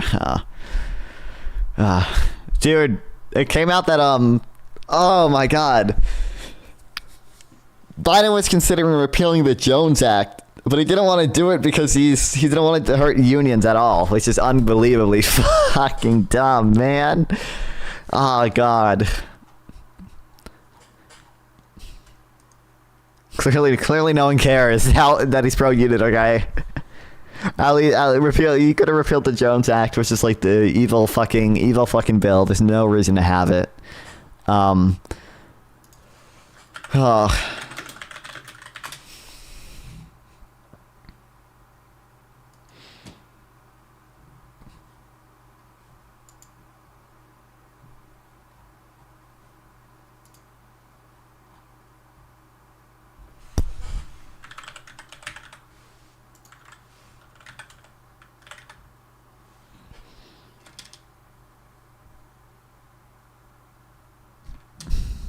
Yeah, you think the...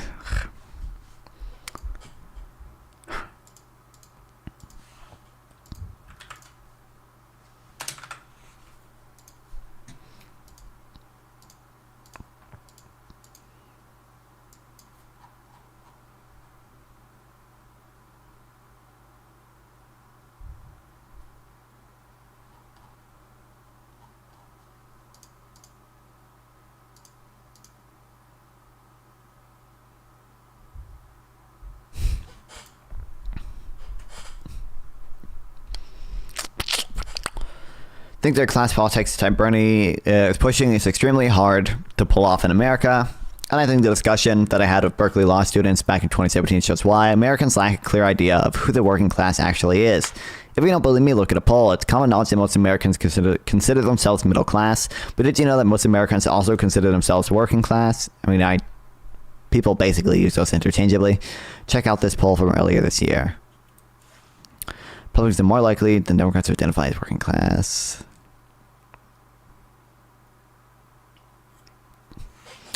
It's kind of wild that 51% of college-educated Republicans and 59% of upper-income Republicans call themselves working class.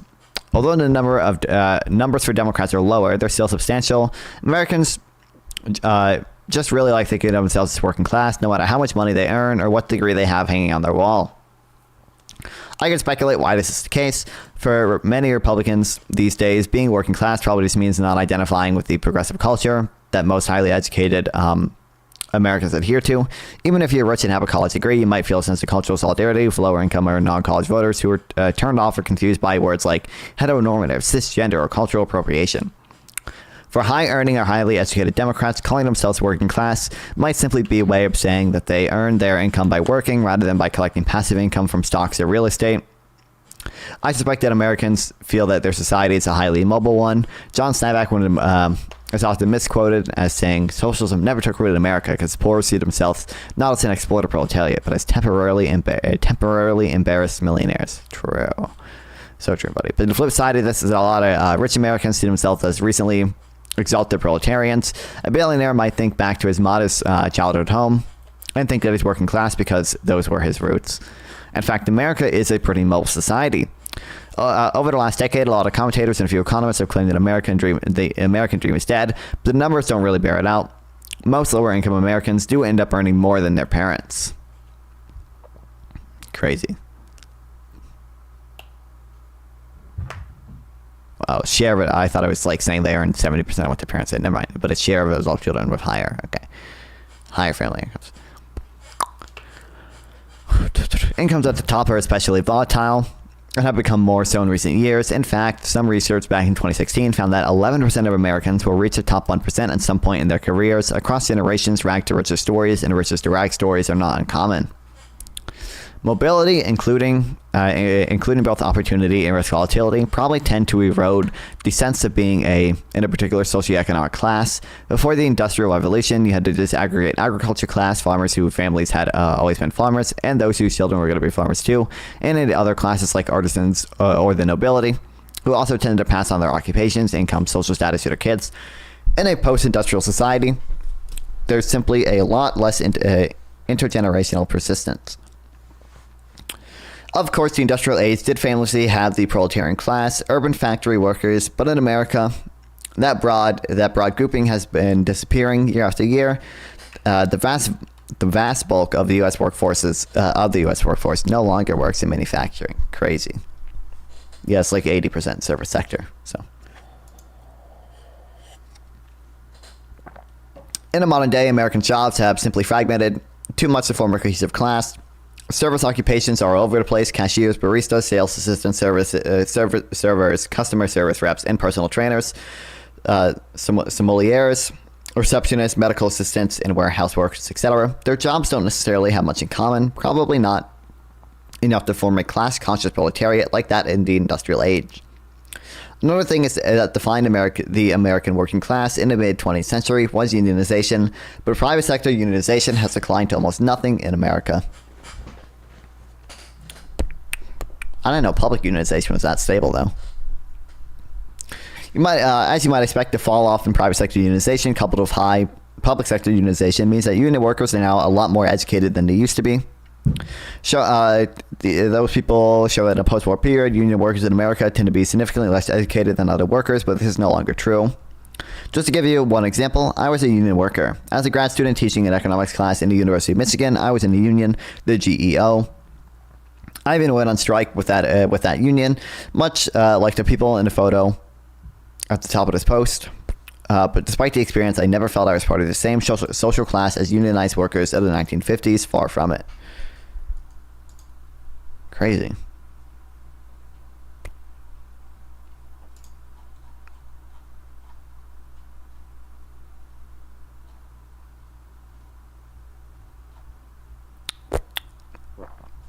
This might be why Joe Biden became the first sitting president to walk a picket line. The number of people who identified with this action was fairly small. The typical unionized worker is no longer a blue-collar swing state voter who works on an assembly line, but government employee who is likely to vote for Democrats already. What about dividing the economy into people who work for a living and those who collect passive income? There's certainly a lot of capital income out there, and rich people do own most of the stocks, but our numbers for capital income are probably greatly exaggerated because capital income gets taxed at a lower rate than labor income. Smith et al. 2019 found that most rich Americans get a lot of their income from working at their own pass-through businesses, but clarify most of this as business income rather to pay a lower tax rate. Sorry, most rich Americans get a lot of their income from working in their own pass-through businesses, but classified. Oh yeah, sure, that makes sense. Primary source of top income is private pass-through business profit, which can include entrepreneurial labor for tax reasons. Tax data linking 11 million firms to their owners show that top pass-through profits accrues to working age owners of closely held mid-market firms and skill-intensive industries. Pass-through profit falls by 3/4 after owner retirement or premature death, classifying 3/4 of pass-through profits as human capital income. We find that typical top earners derive most of their income from human capital, not financial capital. I've never heard anyone in life identify themselves as working class. I've only heard them use it as a rhetorical term career politicians use. Yeah, I guess I don't. I mean, I don't think I've ever heard working class used in a context either, but I think a lot of that's just because I don't know how often I talk to people in the conversation of what class they're in comes up. I think that's to mean the decline in labor shares income is probably greatly exaggerated. The story is probably more about labor income inequality than about passive income taking a larger share.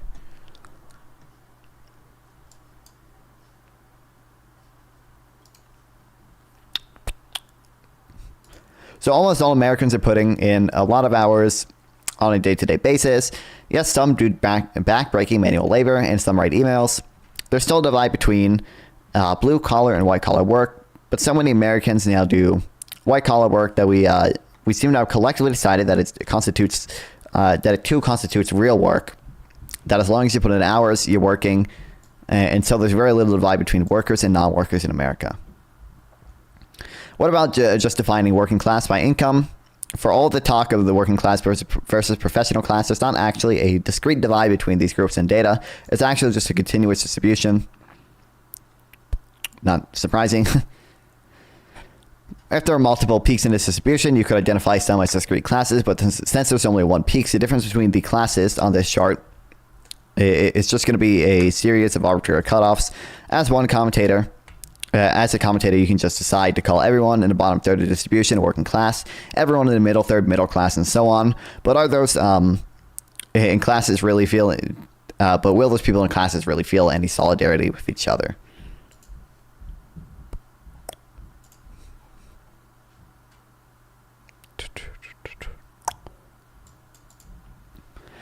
I doubt it. Supposed to cut off between the working class and middle class. On your own chart, it's $40,000. My bet is that someone making $39,000 will identify more closely with someone making $41,000 than with someone making $12,000. A continuous distribution just doesn't lend itself to classes. The fact is, in fact, the only real class distinction in America I think makes any sense is higher education. Whether you go to college makes a huge difference in your life, both in terms of future income and the kinds of jobs available to you, and also in terms of health and other social outcomes. This is why I do think it makes sense to talk about an educated professional class in America. But just because America's educated professional class has fairly unified culture doesn't mean that people who didn't go to college have any kind of working class solidarity or class consciousness. College is a powerful integrating institution. It instills a certain culture and certain attitudes in people who go there, and it teaches them to behave like a single community, aka woke brainwashing. But the Americans who don't go to college mostly don't have anything like that unless they join the military or are very religious. Instead, the non-college class is highly fragmented and isolated. We can call them working class if we want, but it doesn't mean they behave like one or care when Bernie gives them a shout out. A post-industrial economy like America's has a whole lot of workers, but no real working class. That's why if Americans want to win back lower earning and non-college voters, I think they'll have to appeal to them as Americans rather than as a single side of a class struggle. Burning class politics may have felt like a refreshing alternative to racial identitarianism back in 2016, but they're really something out of another age. Therefore, I think that Democrats should that's a very broad conclusion. Yeah, it's a fucking blog post, obviously. I think that Democrats should definitely address pocketbook issues. The idea that lower earning and non-college Americans can be motivated to rise up against the rich with some contribution of pro-union policy, more healthcare subsidies, high minimum wage, and fiery rhetoric against billionaires is probably fanciful. As much as people like class war to be an easy off-the-shelf substitute for identity politics, it's unlikely to be any more successful. Crazy. I don't know how long these conversations go. I don't know if I hate doing the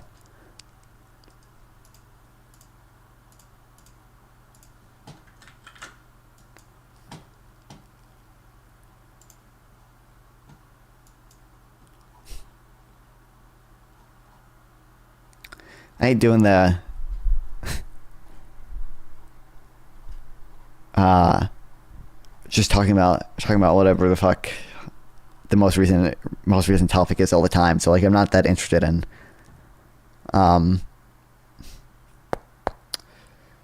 reading a ton about like what the Democratic strategy should be moving forward. I'm more interested in just reading about like economics or like reading about any other shit. I don't know much I care about that stuff, but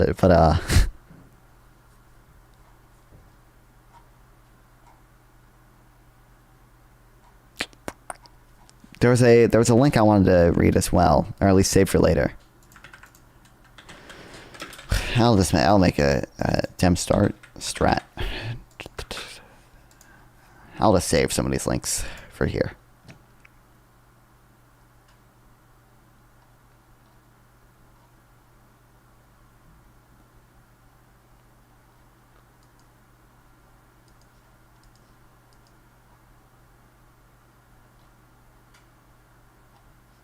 Oh, I was thinking of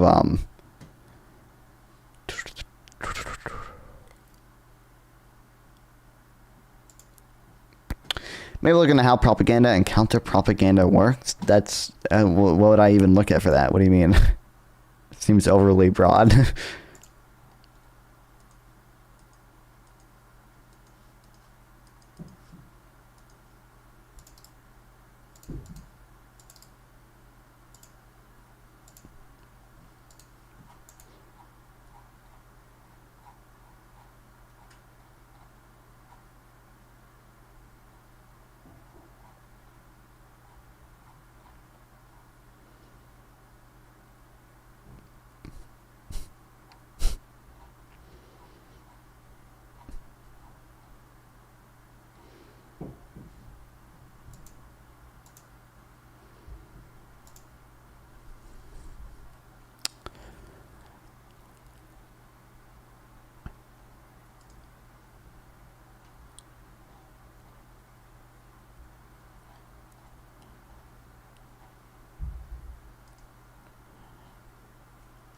A lot of publications from the government about how propaganda during the Iraq War, how they recruit and how to counter them. Okay.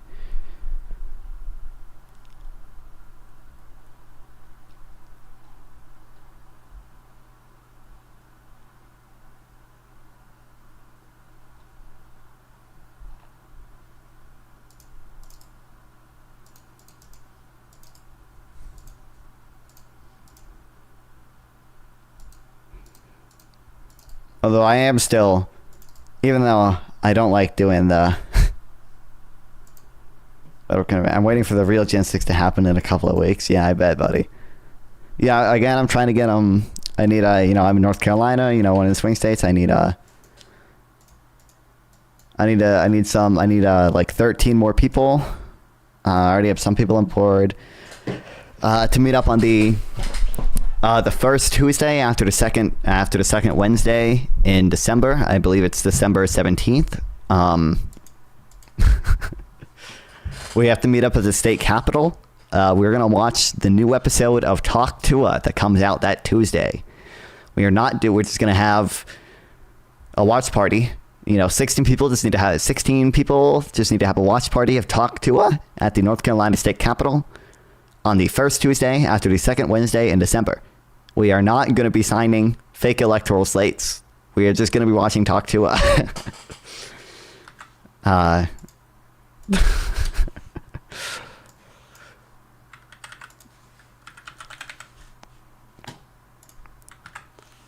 Yeah.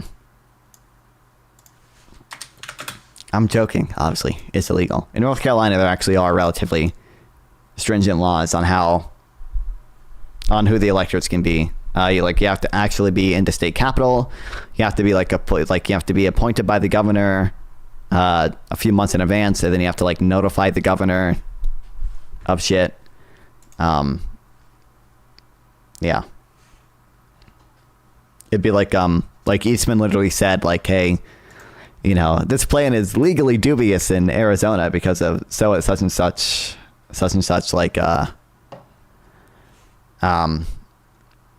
laws regarding how you can transmit electoral votes. Why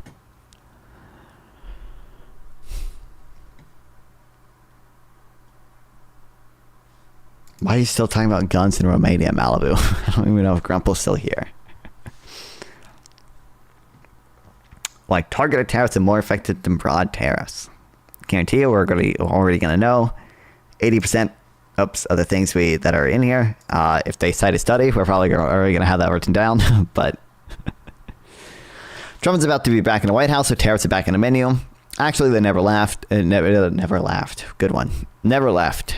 Biden slapped huge tariffs on a variety of Chinese products, including electric vehicles, chips, and other stuff. But Trump is contemplating tariffs on a far broader in scope, a 60% tariff on all Chinese-made products and around 20% on all imports from anywhere. They have man in the name. Who? Me? What? Strong chance of... Oh, nice one, bro.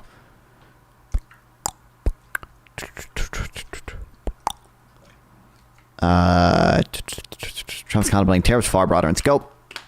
A 6% tariff on all Chinese-made products and around 20% on all imports from anywhere. Anyway, a tiny amount of population owns guns. Why are we still... What is the point of talking about Romanian gun ownership? I don't get it. How is this relevant to anything? There's a fundamental difference between targeted tariffs like Biden's and blanket tariffs like Trump. I'm not sure whether Trump's trade people, including Robert Lighthouser, are aware of this, but it's not important. But it's important. Like the fact that imports don't subtract GDP. It's something that people who debate trade policy often seem to not understand. But that's why you had me, your friendly neighborhood econ blogger, to explain it. What is the purpose of tariffs? I'll just say,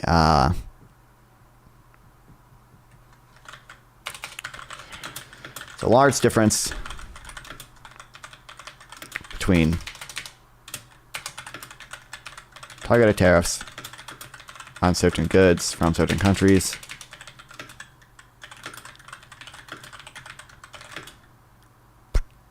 and blanket tariffs on all or most imports.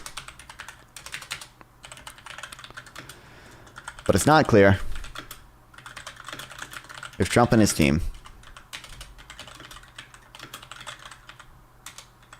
understand this.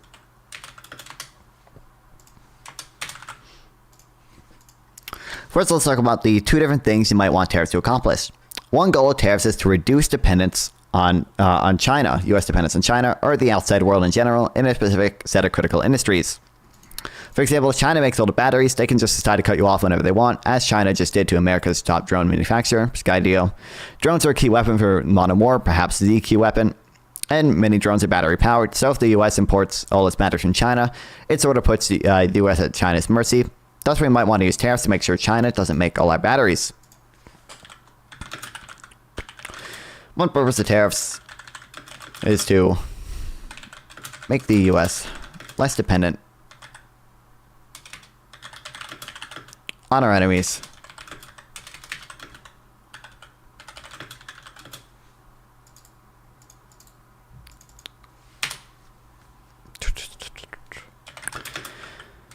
And a specific set of critical goods For example,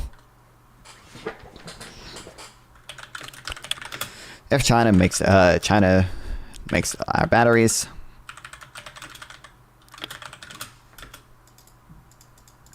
they could cut us off from an essential component of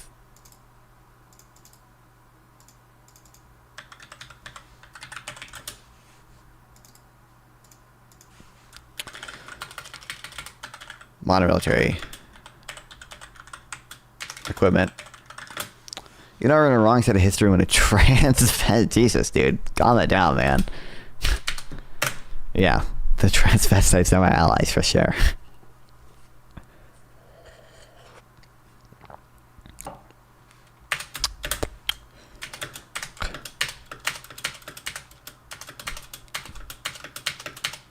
Of modern military equipment.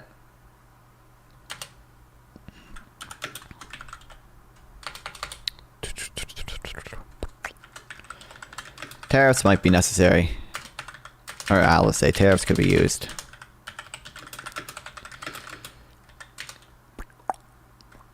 To start manufacturing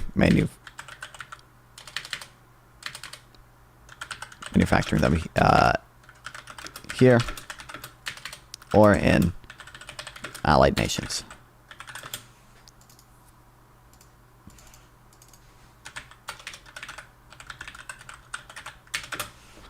If I just slam on my keyboard enough, eventually Google gets it.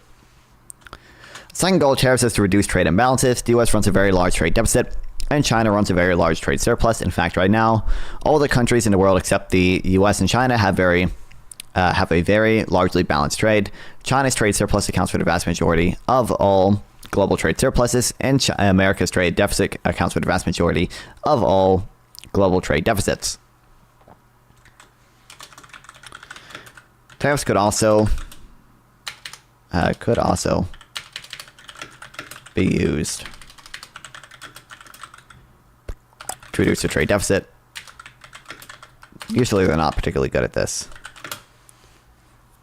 I can't imagine what school life would be like with social media and trans ideology is not that pervasive in school life. At least when I was in school 2 years ago, we were not learning or talking about trans people that much. Social media changes some things. I mean, I've never gone to school without social media, right? So, I don't know.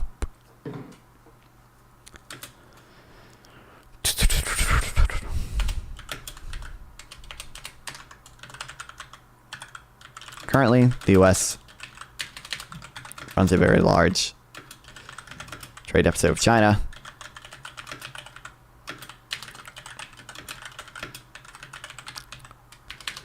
Which accounts for the vast majority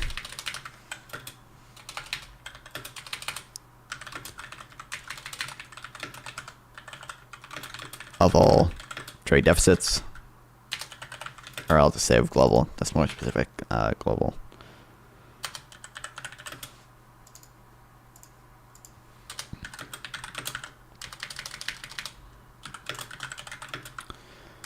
China runs a large. You didn't have students identifying as trans. That's what I was getting at. Social dynamics. We had like maybe fucking. I think there were 3 kids in our school maybe that were trans. It just was not like a very big part of anything. China runs a large trade deficit. Or sorry, trade surplus, which accounts for the vast majority of all or of global trade surpluses. A lot of countries have balanced trade because they run a trade deficit with China and a trade surplus of America. It doesn't mean that they're buying stuff from China, slapping a new label on it and selling to America. What it means is that America is the world's main country that buys more stuff than it sells. Well, China is the world's main country that sells more than it buys. Many other countries have a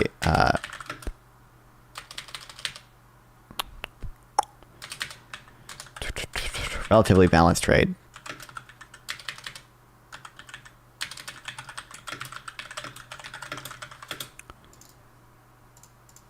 Since they import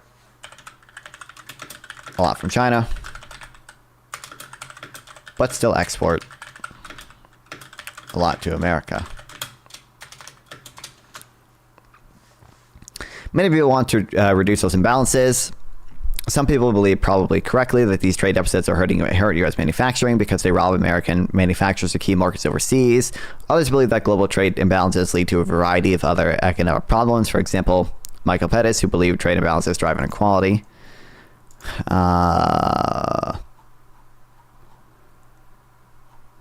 Maybe.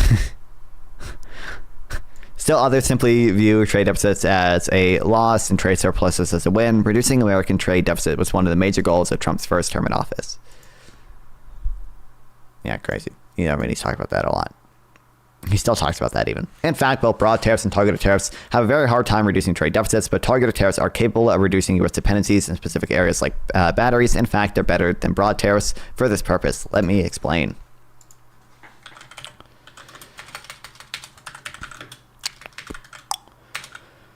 Both broad tariffs and targeted tariffs have a very hard time reducing the trade deficit. However, targeted tariffs are sometimes capable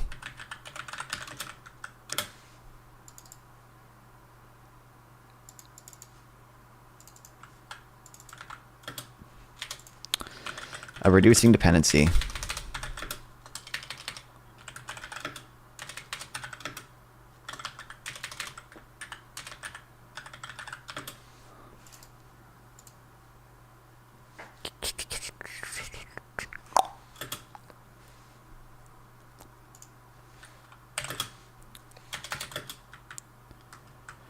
U.S. dependency on certain countries for specific goods.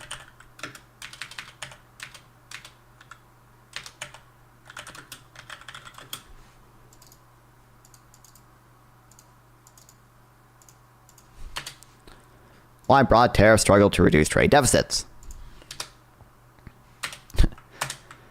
I wonder if it's going to mention exchange rate appreciation, the fact that they also hurt exports because of retaliatory tariffs, and the fact that like domestic resources that otherwise would have been used to exporting are now being used to produce domestic goods as well. There are actually two reasons that broad tariffs like the ones Trump's proposing have difficulty reducing trade deficits. The first reason, exchange rate adjustment. It's crazy. When you tariff stuff internationally, you have to swap currencies. Or sorry, trade stuff internationally, you have to swap currencies. As anyone who's traveled overseas know, to buy Chinese goods, you need yuan. So if you're an American, you need to swap your dollars for yuan in order to buy stuff from China. The price at which dollars and yuan get swapped for each other is called the exchange rate.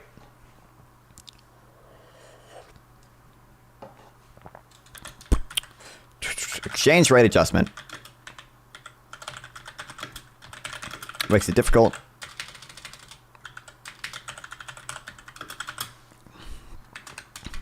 for tariffs to reduce trade deficits.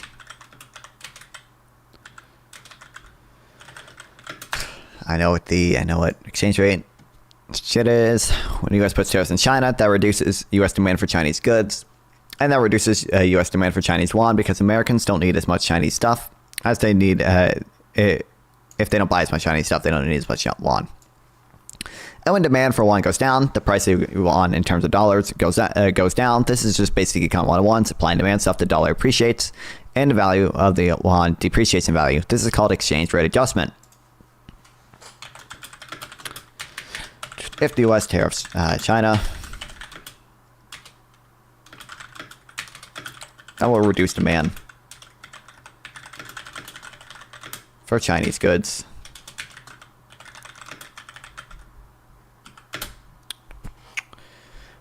That in turn reduces demand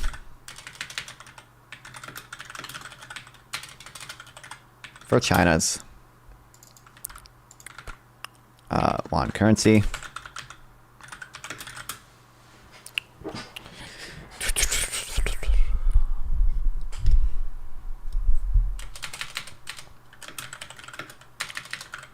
which in turn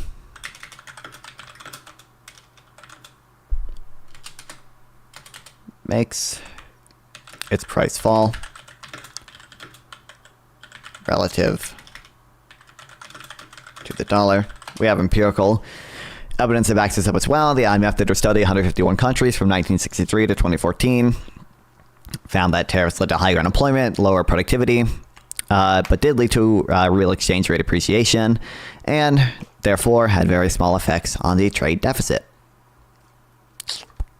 Or trade, just a small effect on the trade imbalance. I'm sure some of the countries were running trade surpluses, but very small effects on the trade balance overall. Exchange rate adjustment partially cancels out the effect of tariffs. When tariffs make the yuan cheaper for Americans, that makes Chinese goods cheaper for American consumers. And when tariffs make the dollar more expensive for Chinese people, that makes American goods more expensive for Chinese customers. Oops. This means that Chinese goods are now cheaper for U.S. consumers, and American goods, I'll just say Chinese imports are now cheaper for American consumers, and American exports are now more expensive for Chinese consumers. This doesn't completely cancel out the effect of tariffs, but it partially cancels it out. It's like if the government puts taxes on pizza restaurants would cut their prices in response in order to reduce the number of people who stop eating pizza. This partially, although may not fully, cancels out the effect of tariffs.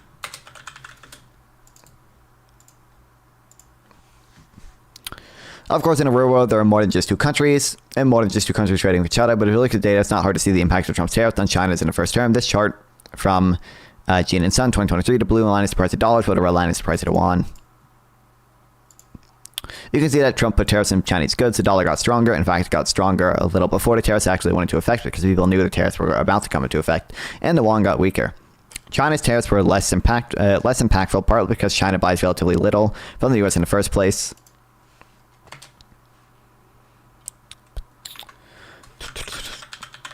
Effect of tariffs on exchange rates can be observed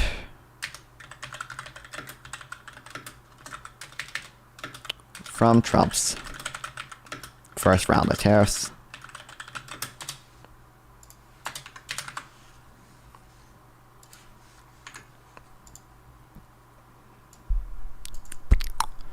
Okay, so they were less impactful because China buys relatively later from the U.S. in the first place. Gene and Sun guessed that approximately 22% of the dollar depreciation and 65% of the yuan depreciation observed in 2018 can be ascribed to the tariff implemented by the U.S.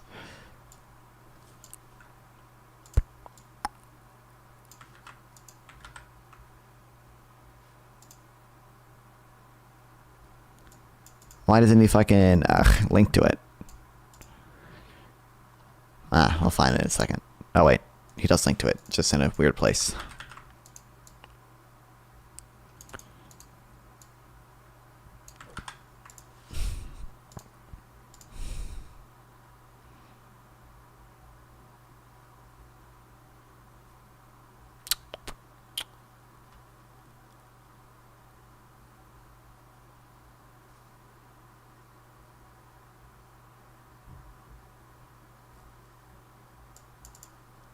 Where's the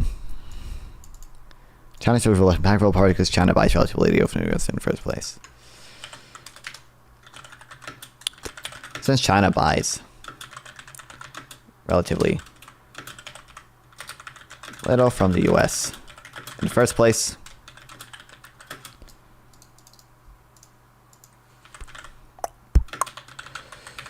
the effects were less impactful. Or I'll just say we're less relative to what the effects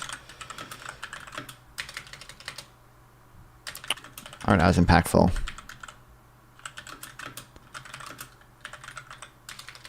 as they would be on other countries.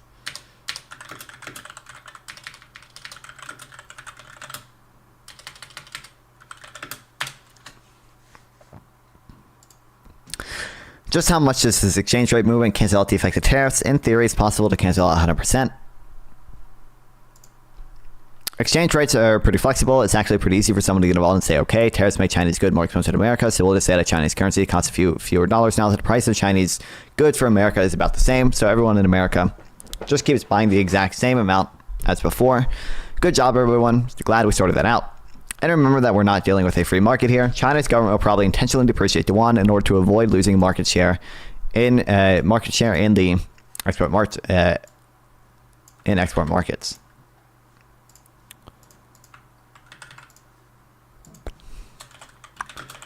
It's in theory possible.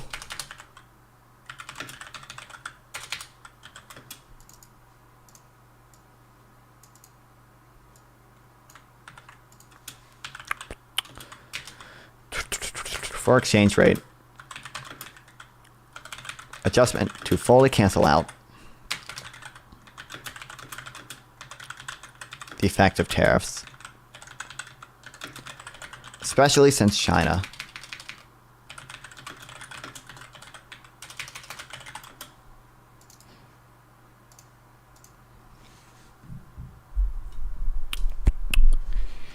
manipulates its currency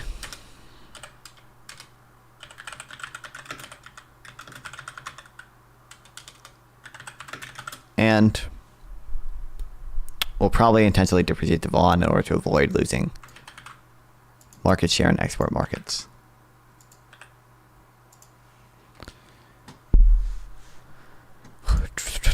In reality, exchange rates often only cancel out part of the effect on tariffs. There's a bunch of stuff that prevents exchange rates from fully adjusting to the new tax. If you put 1 billion% tariffs on everything, you'd probably get mostly rid of all trade, and thus you would eliminate all trade imbalances. So really, it's an empirical question as to how much exchange rates cancel out tariffs. June and Sun use a somewhat plausible theoretical model to arrive at a number of 30 to 35%. That's a substantial decrease already. And I think that the true number is likely to be higher, especially where China is concerned. If all of the yuan's movement against the dollar during this time were due to Trump's tariffs, it would mean that exchange rate adjustments canceled out about 75% of tariffs effect. Goddamn.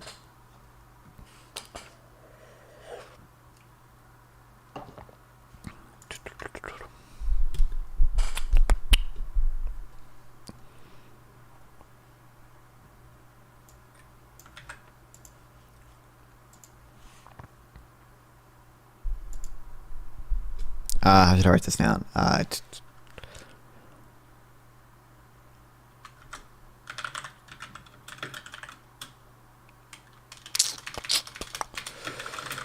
There are things that could prevent it from fully canceling out.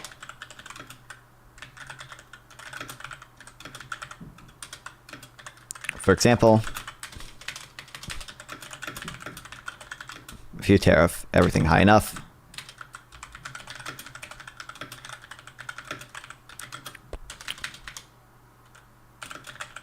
you would just end all trade.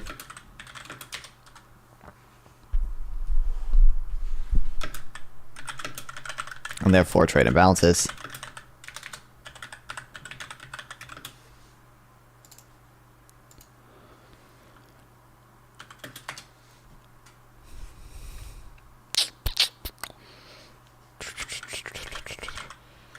Therefore, it's an empirical question as to how much exchange rates cancel out tariffs.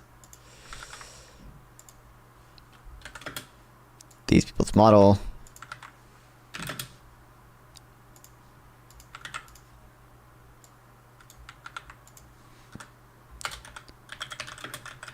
Estimate that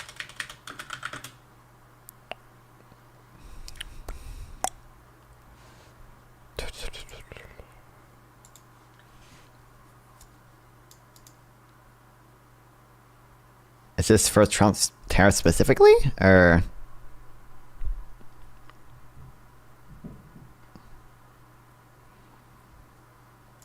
is this just what their model says in general?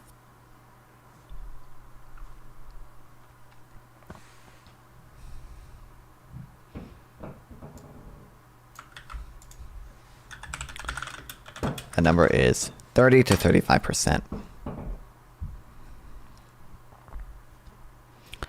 think the true number is likely to be high, especially where China is concerned.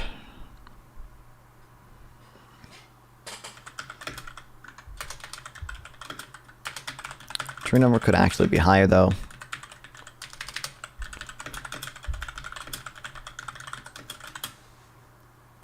If all of the won's movement against the dollar during this time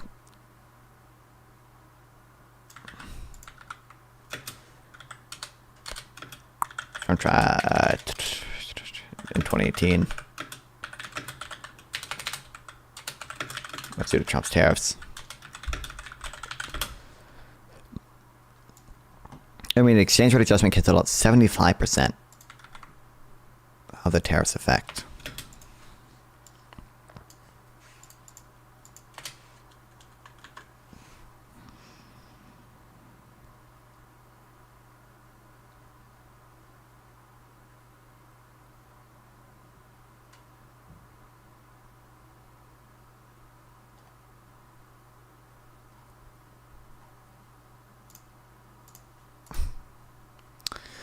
It's not only the only reason broad tariffs are able to reduce trade imbalances, at least one more.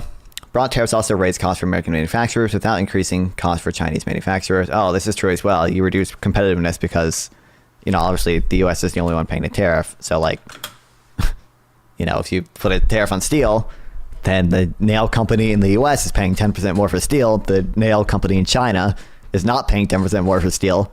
So either the American company has to reduce prices to compete with the Canadian company, or more likely, they just have to lose out on market share as the Canadian company not paying the tariff exports more to world markets because they don't pay 10% more for all their fucking inputs.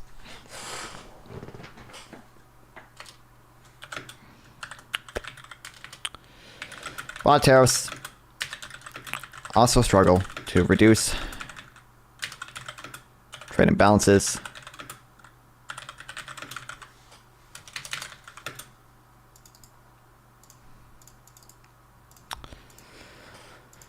Because they raise costs for American manufacturers without increasing costs for Chinese manufacturers.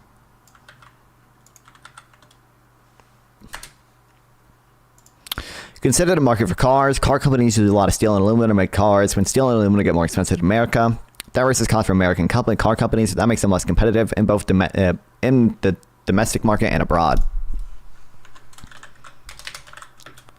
For example, if car companies rely on steel and aluminum,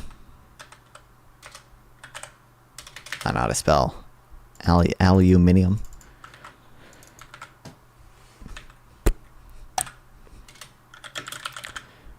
And tariffs make those more expensive in the US.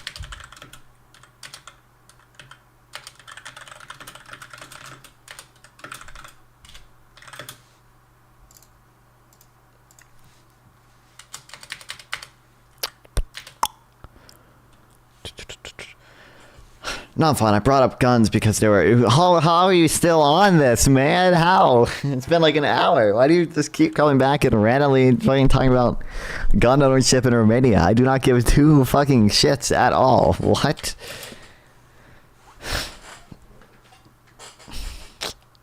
But of course, the two ranks right after Warsaw Pact socialist dictatorship fell in that country, and the new USSR-backed regime took over in 1989. About 800 people were shot dead. The prosecutor investigated, claimed citizens were paranoid and killed by each other if they looked suspicious. Do you buy into it? I have no clue. Nor do I care at all.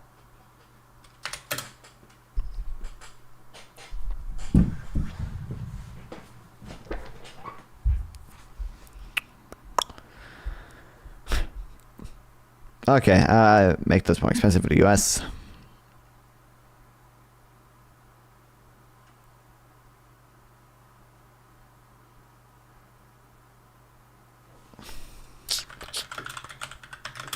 You're asking my opinion about something which I've never looked into, which is completely unrelated to anything happening. But I've already expressed it like this has literally nothing to do with anything ever that is happening, that has happened on stream. I love watching non-fun for their non-stop action-packed streams.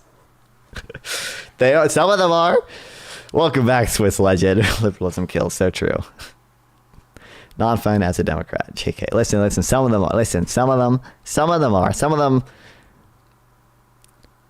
might just be taking notes. Some of them might be reading a few things. You don't need more details. I said, yes, I do need I need way more. I have no clue if any of what you said is true at all. You could just be making that up for all I know. Not fan as a Republican. True. Listen, one day, I don't know, maybe as Democrats go. It'd take a lot. The Republican Party would have to ditch Trump, would have to ditch most of the like Freedom Caucus, MAGA, pro-Trump people. Well, no, I'd have to ditch all of them, realistically. And then the Democrats would have to do a lot, too. It would take a lot. They'd have to, like, switch their policies to be abhorrently bad. Yeah.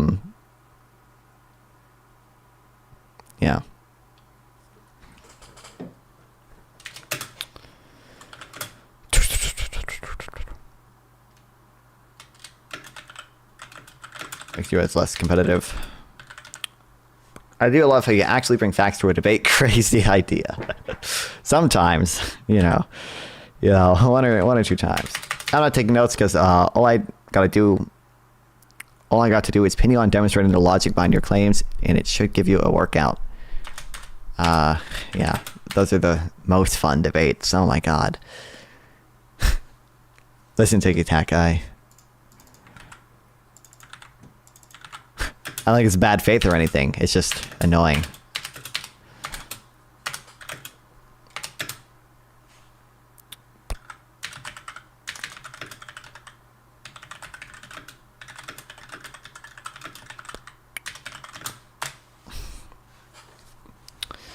Of course, you give an opinion that prosecutor's conclusion, if that conclusion makes sense or not. Non-fun, your big idol Netanyahu has invited. Yeah, Netanyahu's my big idol. Has an arrest warrant. You still blindly believe anything. I don't blindly believe everything Netanyahu says. I don't know why you're assuming that. But yeah, I saw he has arrest warrants out. Like, okay. That's not gonna... that alone is not gonna change my opinion on anything. I kept up with the ICC stuff when it first happened. All that happens is the Fabian debate still on? Yeah, it says in the title. All that happened was the panel or whatever approved the warrants. It's funny that they waited until after Sinwar and Hayini were dead to approve the warrants. But yeah, no, I saw.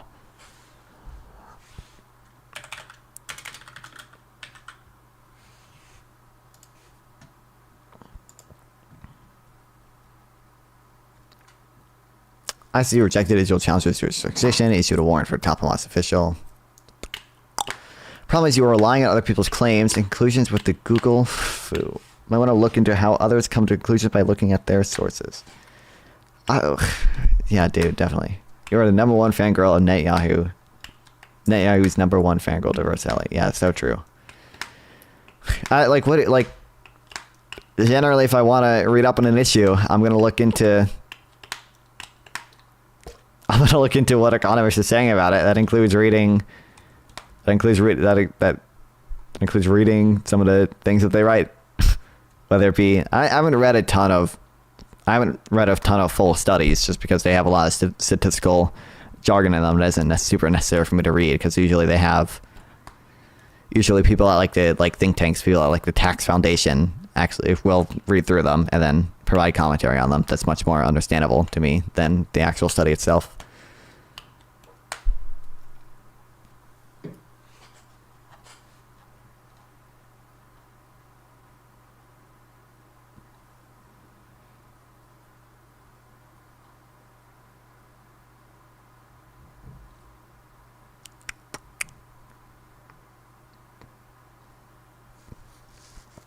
I don't know. This just means that Netanyahu can't go to countries that he rarely goes to anyway, right? So, or Gallant. Spitting our claims is great against idiots who fall into the traps of authority. This isn't like a appeal to authority. It's like in the debate we had, I was able to demonstrate pretty clearly, like all the like misaligned, like for example, to the central bank independence. Like I can walk through like the stuff that like why a politician has worse incentive than an independent central bank. Like I'm of the opinion massive mass shootings can be used in the U.S. to institute strict gun control laws, as in over 10K deaths across the country. I mean, that is typically people do try to use the mass shootings to justify gun control laws, which I mean to some extent makes sense. So, okay, anyway. So if the U.S. puts broad tariffs on everything we import, that will include steel and aluminum. GM, Ford, and Tesla will be paying higher prices for steel and aluminum because of the tariffs, so they'll have to raise prices of their cars. But BYD and other Chinese car companies won't have higher costs because the tariff only applies in America. So Chinese car companies will gain a competitive edge against the American companies. That makes Chinese car imports cheaper and American car exports more expensive. In fact, we have good evidence that this happens. Lake and Liu 2022 studied the effects of the Bush era steel tariffs on aluminum. Hey, I'm pretty sure we have this. And they found that they hurt steel consuming industries like the auto industry. Empirical evidence backs this up.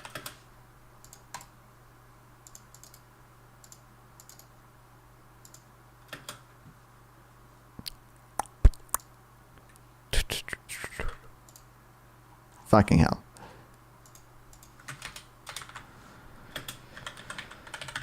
Examine the effects of Bush's tariffs on steel and aluminum, and found that they hurt steel consuming industries like the auto industry.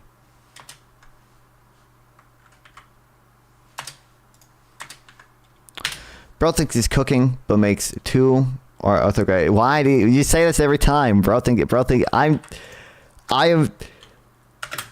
doing what I like doing. I'm reading and learning, and it's fun, and I enjoy it. And you're like, you try to hit on me by just saying like, bro thinks he's cooking. Bro really thinks he's cooking. I'm just having fun. I like what.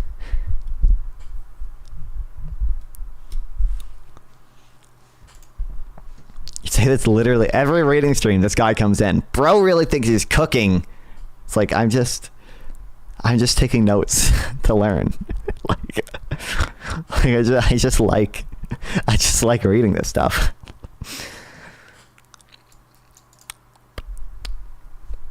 I ruined his fun with gun topic. Yeah, true.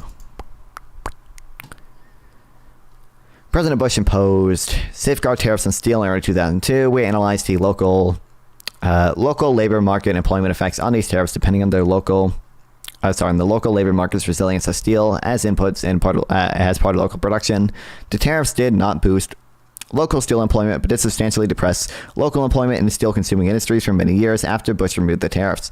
The tariffs also led to a persistent exit of steel-intensive manufacturing establishments, suggesting a role for plant-level fixed entry costs and translating temporary shocks into percent outcome. This is another thing with the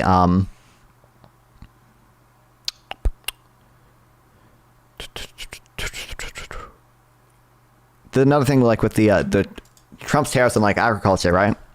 Or on China, and China's retaliatory tariffs on agriculture. Even though Trump got a waiver, eventually he negotiated with China to get a waiver where they effectively no longer tariff U.S. agriculture products. I think technically they still tariff it, but like they just subsidize the people buying it. So effectively there is no tariff on it. Although Trump got that waiver negotiated, right?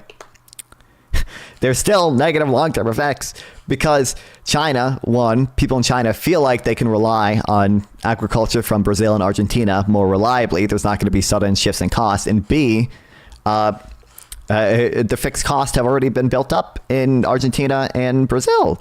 So now they have an advantage because of the fixed cost. Or fixed entry cost. Plant level fixed entry cost.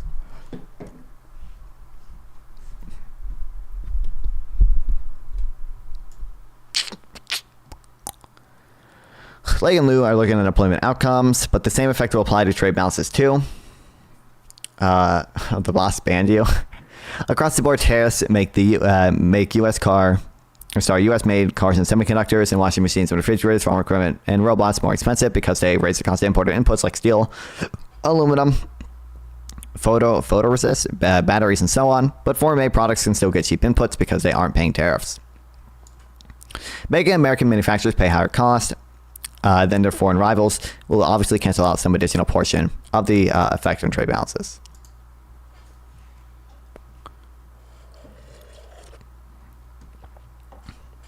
Yeah, but it was just for being Swiss. Or a legend.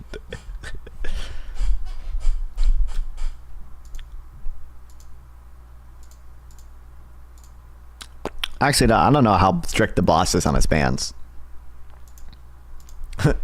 Has the boss? What's the boss been up to recently? Is Putin still getting mad at him?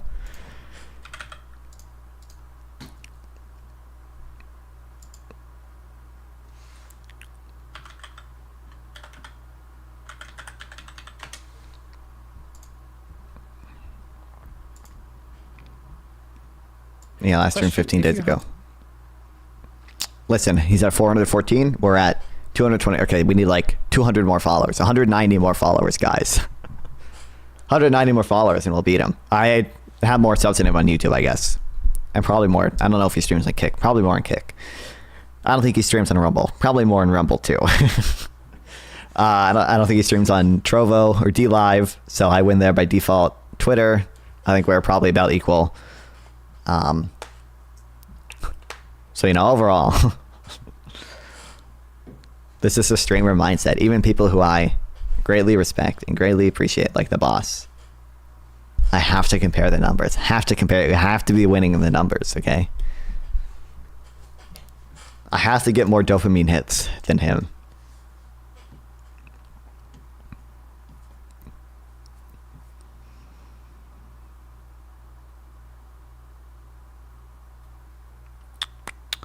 You respect the boss? Really? I can't?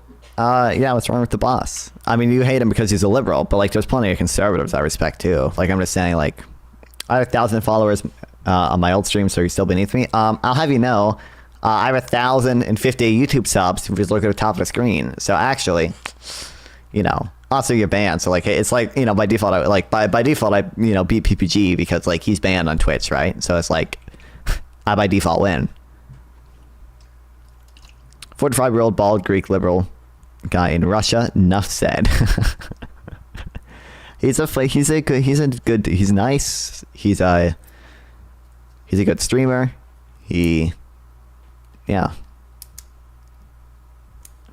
Nice, good streamer. Helps out a lot, or helped me a lot with when I was streaming because the boss orbit with all the debate deathmatch stuff. That was fun. My stream was never banned. I just stopped. Oh, okay. Thank you, Pete's Theory, for the sub. I appreciate it very much. Thank you. Welcome to the stream. I was probably an old sub, but whoever actually did just sub on YouTube, thanks. Let's see if it runs through a few more subs.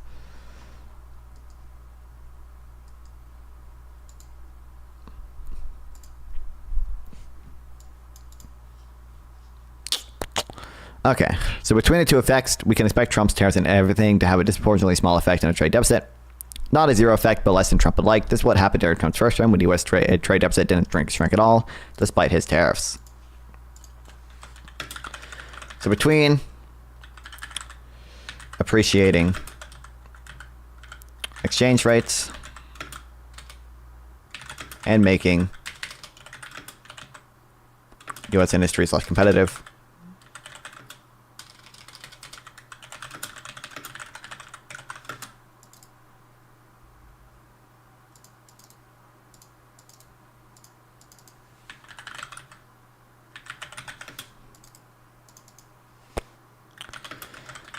we should expect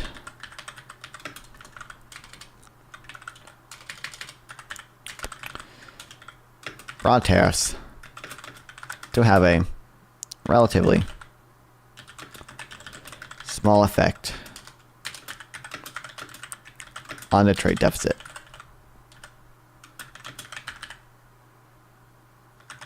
As happened in his first term.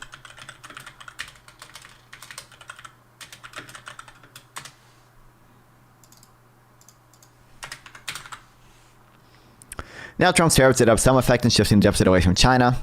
I'll discuss it in the next section. I was going to say, this is true. It did reduce the trade deficit with China specifically a little bit.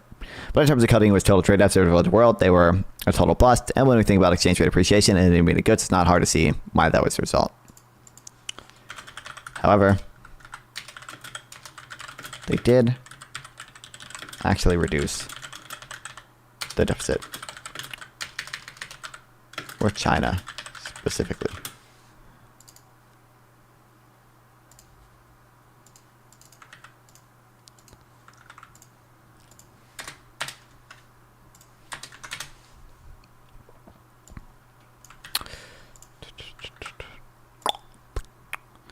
Why targeted tariffs can successfully reduce U.S. dependencies.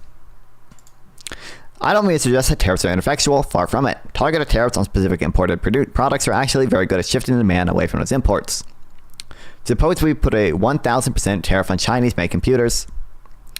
In 2022, the U.S. bought $51 billion worth of computers, about 9.4% of our total imports from China. Suppose we use the tariff to increase the price of Chinese computers by 10x. American companies would stop buying any computers from China and would instead buy computers made in America, Mexico, maybe Taiwan, and Vietnam.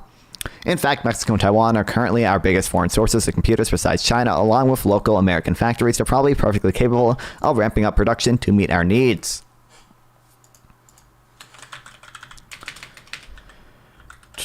Targeted tariffs are able to reduce U.S. dependency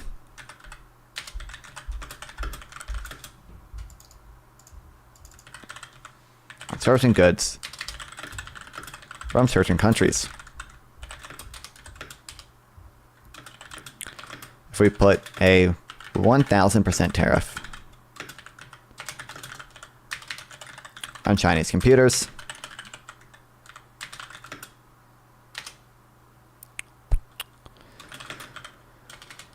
we would stop buying from China.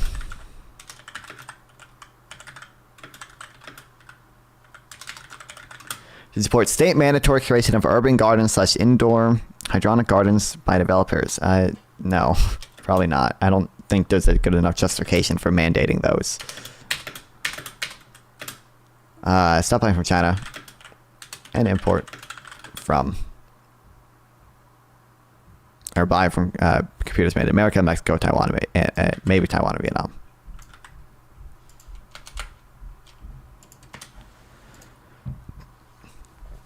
At this point, you say, well, but the Mexican-made computers and Vietnamese-made computers will have a bunch of Chinese chips and screens in them, so we'll still be importing stuff from China. And you're absolutely right. America currently has no way of assessing how many Chinese components are in finished goods that we import. Similarly, if we taxed imports of Chinese batteries, we wouldn't currently be able to apply those tariffs to Chinese-made batteries contained in Mexican-made cars or Vietnamese-made phones. But suppose we improved our data so we didn't notice where it come from, then we could use tariffs to completely eliminate Chinese manufacturers from our chip supply chain, our battery supply chain, or whatever.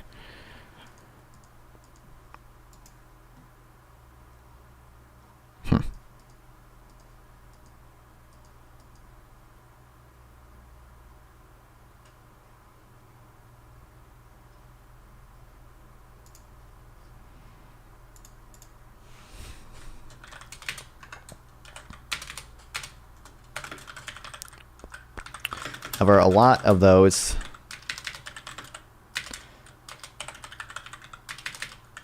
import the finished goods. Is the streamer intentionally doing this? Doing what? Will be. Oh, non-fun is a liberal, so everything state mandated is bad for him. No. Wild that you would accuse me of that. I think there's plenty of, yeah, he thinks he's cooking. As and when developers build apartments, multifamily buildings, many individual duplexes in a project. Okay, I guess he's not. I don't know what you're talking about. Your audio? What's wrong with the audio? What's wrong with it? Huh? LMAO? Hold on, what's the issue?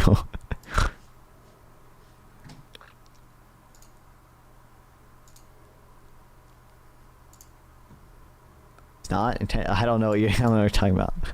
There's no there's no Audio? fucked What's up wrong with the audio. What's wrong with it? Huh? LMAO? Blindly believe. Across the board tariffs make. I can't tell if you're fucking with me. I can't tell if you're fucking with me. There's nothing wrong with the audio. I don't think there is. Everything seems fine. I listened to it. It seemed fine. The audio interface seems to be doing everything just fine. The OBS says everything's fine. I think it's your Wi-Fi, buddy. Fine. Yeah. See, thank you, Malibu, for being real with me. Thank you.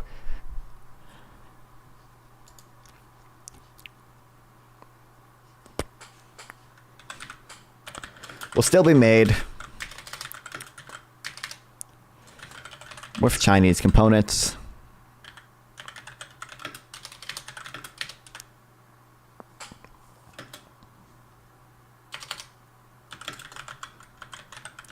Currently, we don't. It might be in mine, yeah. When I was your age, I played video games, not transcribing Wikipedia articles, thinking of, why do you keep suggesting it? Thinking, I'm just having fun. I'm just having fun. I just like tweeting. I don't understand the hate. Also, I do play video games. I didn't do anything yesterday except for play video games, okay? All I do is be streaming, be gaming, and be gooning. That's all I do, okay? And be editing, and be doing college work. But streaming, gaming, and gooning, okay? Is there a synonym for streaming that starts with G? Gaming, gooning, broadcasting, live streaming, yeah, I really don't know. I don't think there is one. We could come up with one. Gaming, gooning, going live. That kind of works.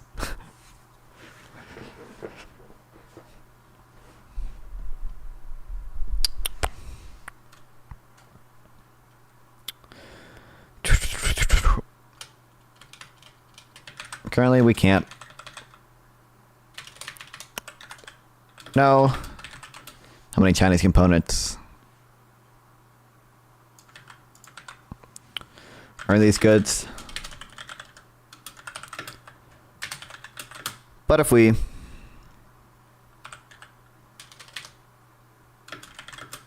have that information,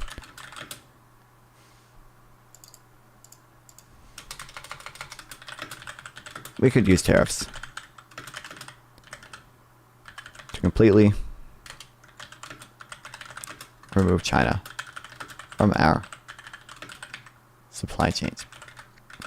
You didn't learn how to copy plus paste yet? Why even transcribe anything? You just copy and paste from liberal sources. Yeah, true. One, because it helps me memorize it better. I feel like I learn more if I like read it and then summarize what I read. I feel like that helps. Two, it just doesn't. I mean, I do copy and paste certain things sometimes if I don't know how to spell a word. But I don't know. That's the reason. I don't want my notes to literally just be word for word bullet points of like what this is. I want it to be at least a little bit different. But China makes for premium prices about 3K. That's a meaningless sentence. What the fuck? In US they make, what is it even? Oh, will you get a realistic 3D sex doll to face of a girl you've seen in real life / celebrity / porn star? No. For 3K? No. For 10, let's bring the price down. $10? Fuck yeah, I'll get it. But I think it's realistic 3D dolls of politics driven practices debate techniques on them. True.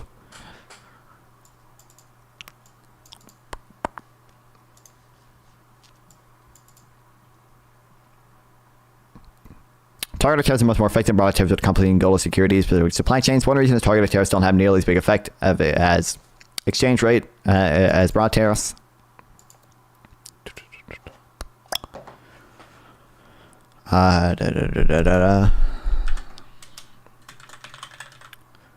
Targeted tariffs. I don't have. What's up? Another, okay? Another Truth nuke. All right, let's see it.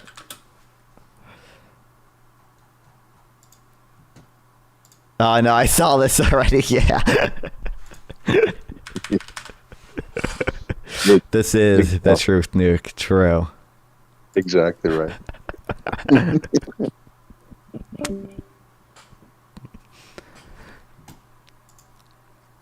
Yeah, I posted it on my server. My friends called it the realest thing I ever posted.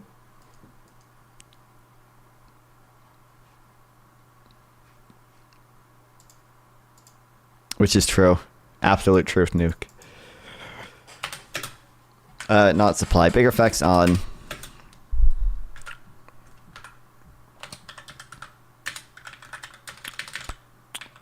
exchange rates.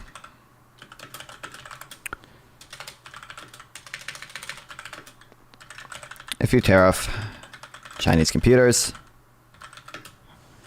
which only, what, 9.4% is said, that only affects 9.4% of U.S. demand for Chinese goods.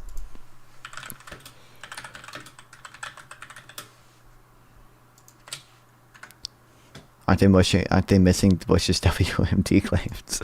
It's obviously ironic.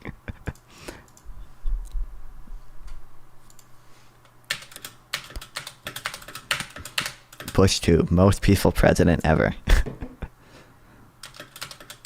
You know what? I bet he probably did less drone strikes than Obama, technically, because he although actually, wait, when did we actually don't know when drones first became like operational?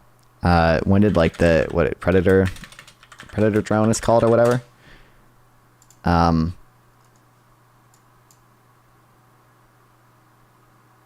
Conceived in the early 1990s. Introduction date. First flight 1994. Okay, so we could have done it.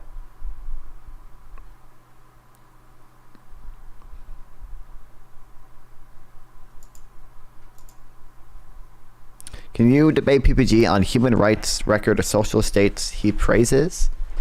I don't know if I know enough about that to do it. I don't know his position on it. I mean, I'm not opposed to doing it. We can chat about it. If he wants to chat about it, we can chat about it. I just have to not stream on Twitch when I do it. So he has to inform me ahead of time, so I know not to stream on Twitch, because I'm not gonna end my stream on Twitch just to chat to him. But I will, like, if I can do like a stream where I just don't start the stream on Twitch until after I am done chatting with him.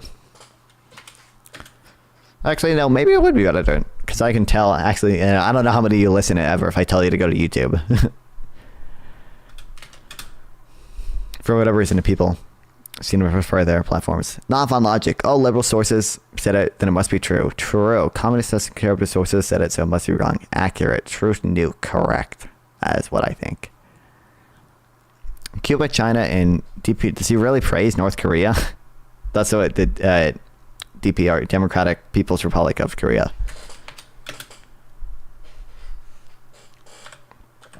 I want 4% of total U.S. demand. They make pretty amazing music for Chinese goods. That's not going to have huge effect on exchange rates. U.S. demand for Chinese goods overall won't fall much. It would shift to other plastics, clothes, broadcasting equipment, machinery, or whatever.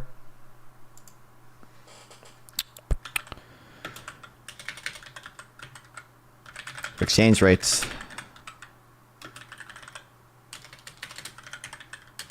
Won't change much as U.S. demand shifts.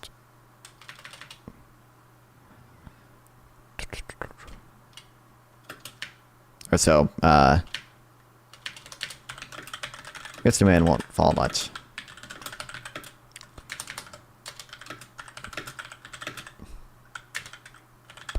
But would shift to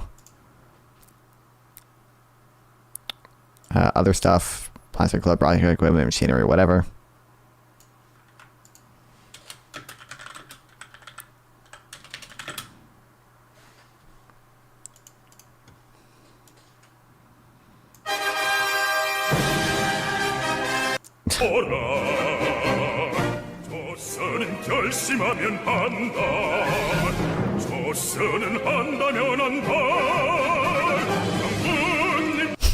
Wow. Reddit. Wow, so true, brother. Would Libya even have actually know? Did Libya ever actually have a nuclear program? I thought our justification for the Libya shit was just the the bombing, the Gaddafi, right? I don't know. I have not read into Libya at all.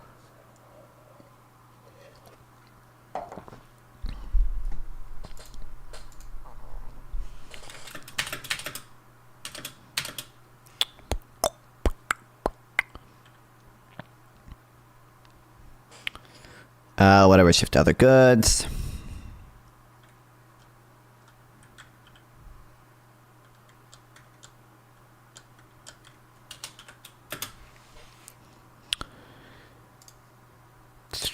Whereas if you put a tariff on all Chinese goods, or plastic clothes, and broadcasting equipment, machinery, everything else, the exchange rate will shift by much more, which cancels out a big chunk of any specific imported good.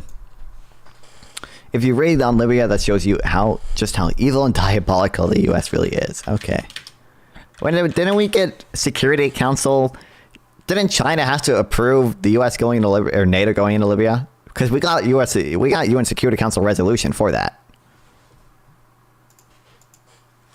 UN Security Council, NATO. How do you spell Libya? Libya. Maybe it wasn't the U.S. specifically, but like I'm pretty sure NATO got. Who is Fabian? He's remember the Twitter beef. Remember that fucking Twitter beef I started? He's one of the people who came out of that. He's not even pro-tariff. Oh, I don't know. We're gonna be talking about that much, but multi-state led by United States to implement UN Security Council Resolution 1973. This was so China had to approve this. China and Russia actually had to approve this. I think they they abstained, but they could have voted against it.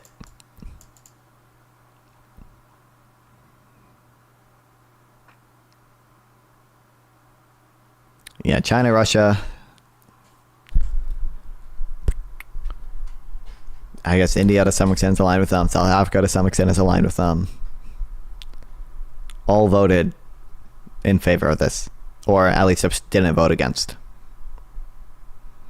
Typical logic: UN has moral authority. LMAO. I sometimes say that, all I'm saying is that your hero countries here could have vetoed this, right? They could have said, no, don't go into Libya. But China and Russia, the new Axis resistance here, said, nah, we're going to not vote. I'm not a China supporter? Okay. I just, like, if it was really diabolical and evil, China and Russia would also be diabolical and evil here, right? They could have just vetoed it. Either one of them could have vetoed it. They're both permanent members. We need to read up on what communism really is. Brother, you don't know what communism really is. You couldn't answer whether the tendency to rate... Marx wrote about the tendency to rate of profits to rise or the tendency to rate of profits to fall. Okay, so... You couldn't define GDP. You couldn't define how Marx... the equation for profits into Marx. Your boy Biden is trying to start World War III now. Thanks a lot, dickhead. We're all gonna die because your selfish ass wanted trans boxing match. Yes, exactly. What even? Just because he let Ukraine use long-range missiles to strike into Russia to defend the Kursk region? That's really started World War III. Really? We'll see, buddy.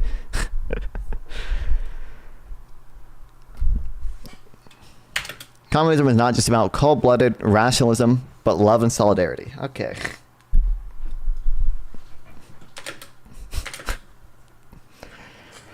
Okay, why did I type please? I think I was just talking to chat and I said please and I typed it. I do that sometimes.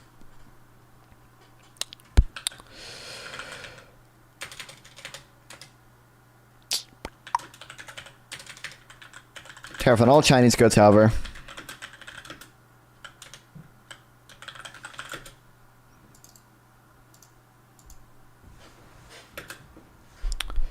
They hit, I don't know that, half distance between Moscow and Ukraine. Yeah, and Russia has been bombing Moscow. I said in defense, the justification for letting them bomb the Russia thing was in defense of the Kursk offensive. You realize you can defend the Kursk occupation without just striking in Kursk. I'm not why that's unbelievably fucking retarded that you said that. Obviously, they're not striking in Kursk. They control Kursk. They don't strike their. I mean, well. They'll strike their own territory if Russians are occupying it, obviously. But they're not striking territory they occupy. Why if their own soldiers are there? Yeah, they're striking other positions inside Russia to defend that, to stop them from attacking. Everyone should want communism, but global capitalist propaganda monopoly. True. They control tiny amount of Kursk. When I say, okay, the justification for letting them bomb inside Russia, the whatever new long-range missiles that we gave them permission to bomb inside Russia. It's to defend their occupation, a part of the Kursk region. It doesn't really matter whether they bomb in the Kursk region or outside the whatever is it called an oblast? The whatever Kursk oblast that Russia has. The point of doing it is just to be able to attack Russian troops that may potentially try to attack Ukraine's occupation. Nothing wants the world to burn to defend Ukraine. Liberal logic. Hey, genius, if there's total nuclear war, you will lose everything. Yeah, Putin has made nuclear threats before. I doubt this is serious.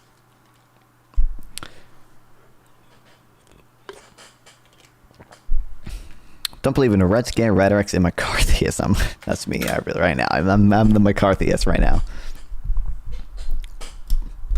Okay, tariff on all Chinese goods, however.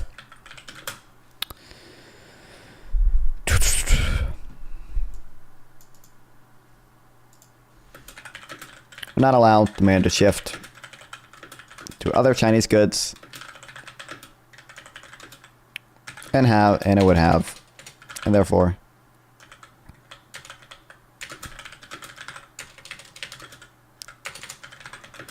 would have a much larger effect on exchange rates, which will cancel out a big chunk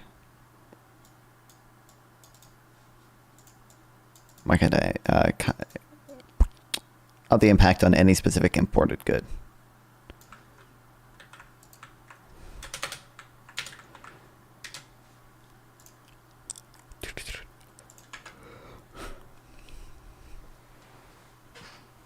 Not fun already, a little communist. White boy for Kamala, his own words.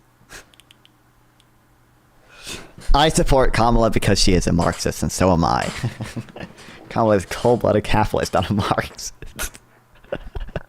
What do you mean? What do you mean she's literally a Marxist, communist, fascist? Don't you know her dad was a Marxist? Or is a Marxist still, I think? Yeah, what are you, stupid? Trump said it. It must be true. Her dad is neo-Keynesian.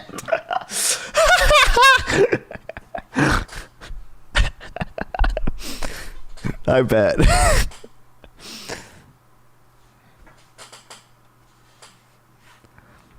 We all support feudalism here, not this communism BS. Accurate. Truth and nuke, dude. Kamala Harris's dad is neo-Keynesian. Dude, that's to be a great fucking Twitter shitpost. Breaking. Kamala Harris' dad revealed to be a neo-Keynesian. Found reading. What's a neo-Keynesian? Found reading. There's got to be a book about like the whatever new synthesis neo-Keynesian shit, right?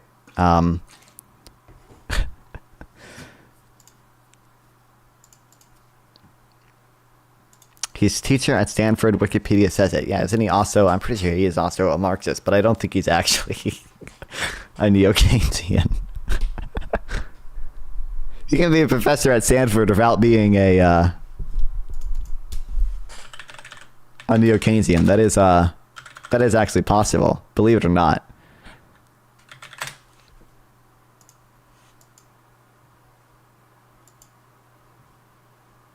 that says post-Keynesian ideas to developmental economics, which is different than new Keynesian.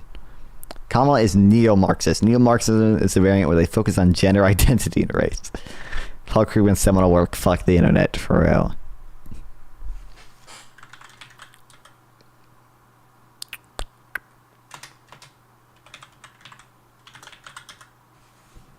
He's acknowledged the works of Joan Robinson.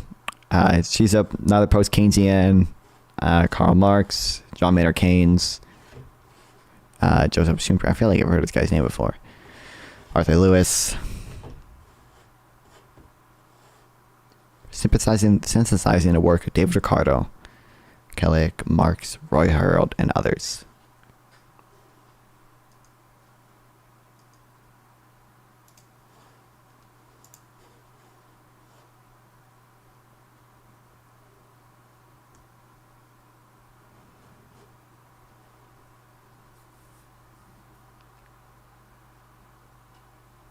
I don't know if she had a sister.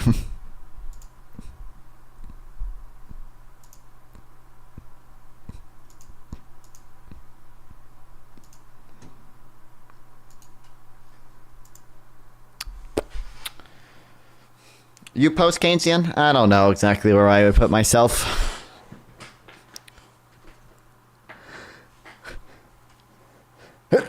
Jesus.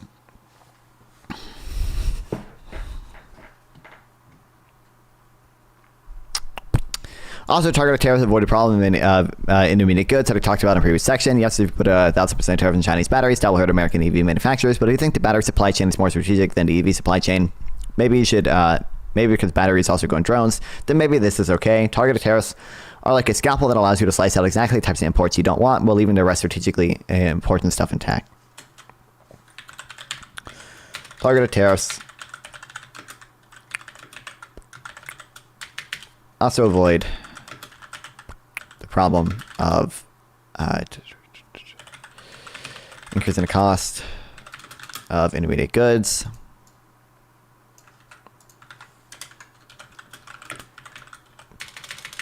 Smash 1 if you think non-funds should be waterboarded.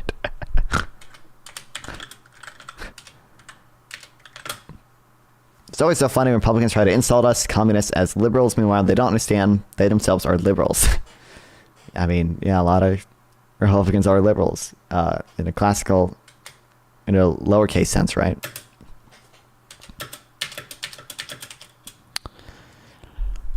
Of course.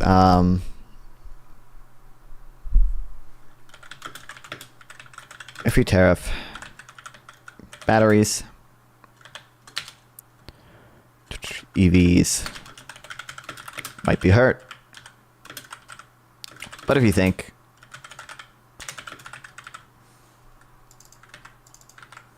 batteries are more important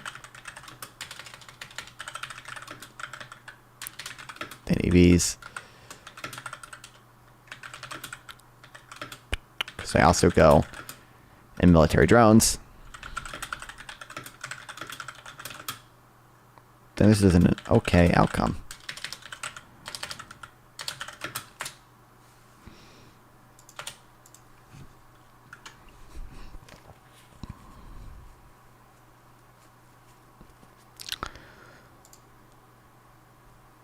So what targeted tariffs don't reduce trade deficits. They are very effective if your goal is to secure certain strategic supply chains. Fortunately, Robert Lighthizer is probably thinking about this as evidenced by the passages from his book, No Trade is Free. One of the policy conclusions of Robert Lighthizer's book, No Trade is Free, he has no issue with decoupling terminology and de-risking is not used a single time. In short, strategic decoupling means that balancing trade, limiting imports to needed items, limiting exports that contain sensitive technology, controlling outward investment in China, and developing smart technology regime that completely decouples and security technologies only emerge in other technologies. Only engaged in other technology when it is in our interest and never in sensitive sectors. The strategic decoupling that I proposed is really no different than what is followed by the Chinese right now.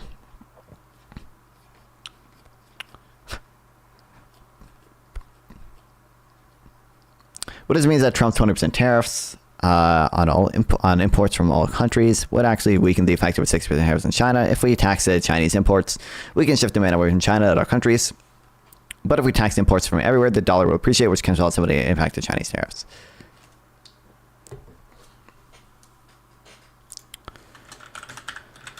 Trump 20% tariffs. Not everyone else are 10 to 20%.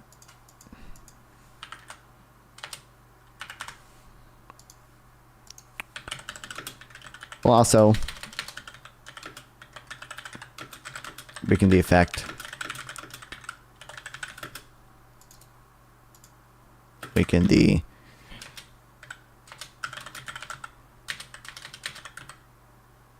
decoupling effects of the tariffs on China.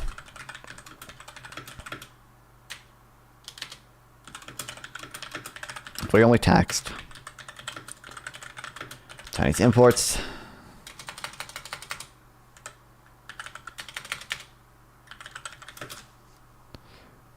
we can shift demand over from China to other countries.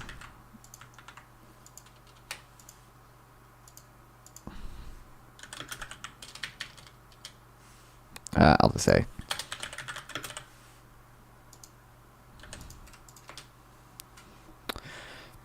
So if the US wants to reduce its bilateral trade deficit with China, it shouldn't put tariffs on imports from other countries. Trump's 20% across the board tariff idea wouldn't reduce the trade deficit meaningfully, but would make it harder to shift supply chains out of China. So how do you reduce global trade imbalances?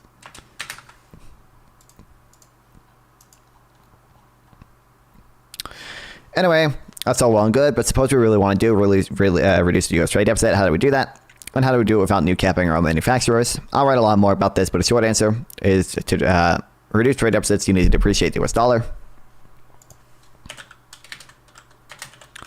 If we really do want to reduce the trade deficit,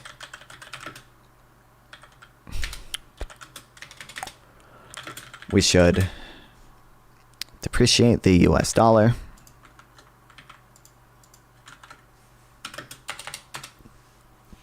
Remember, this is a lot more. Remember how a more expensive dollar makes U.S. exports uncompetitive while encouraging Americans to buy more from American products. Well, if you reduce the trade deficit, you need to counteract that somehow. Stephen Moraine of the Hudson Bay Capital is a good post explaining here. The real problem is that the U.S. dollar status is the world reserve currency. Here from X is the upshot. That inelastic demand for U.S. Treasury puts upward pressure on the dollar as global GDP grows relative to U.S. GDP. The distortion in the currency market that prevents trade flows from balancing similarly grows larger. The burden of the overvalued dollar in the U.S. manufacturing sector drives carnage across the industrial base of the country and places our enormous drag on our export sector. American workers bear the cost of the global reserve provision. The truth is that a strong dollar is probably the root cause of America's chronic, persistent trade deficit. U.S. leaders have a choice: a strong dollar or a strong manufacturing export sector. So, as we've already, so far, we've always chosen the former. If Trump really wants to get rid of the U.S. trade deficit, he's going to have to dump this long-standing policy, but it'll be a topic for another day. Dude wrote an essay in Twitch chat. For real, like, shut the fuck up. I'm glad Twitch chat is fighting about the dumbest stuff ever right now. Awesome. Fire. Let's go.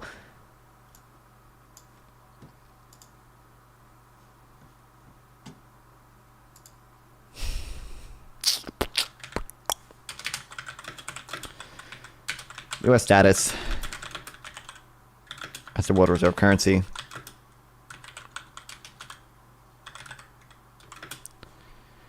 Listen, I CBM party, you're kind of a complete wacko too. Okay, maybe a little bit less of a wacko right now, but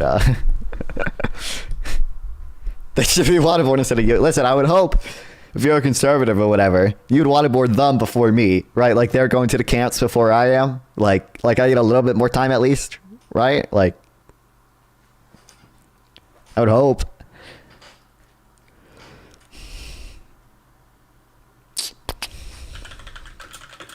Keeps the dollar strong.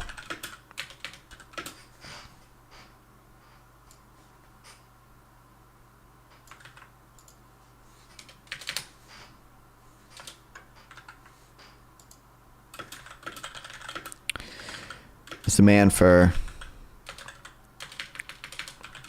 response is pretty inelastic. You got an off on a recommended life sentence rather than execution. Hell yeah, let's go. Let's go. Let's go.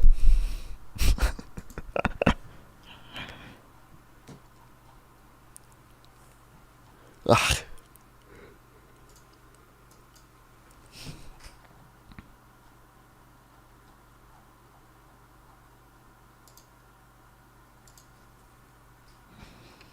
God, we need to fucking sort these a lot better.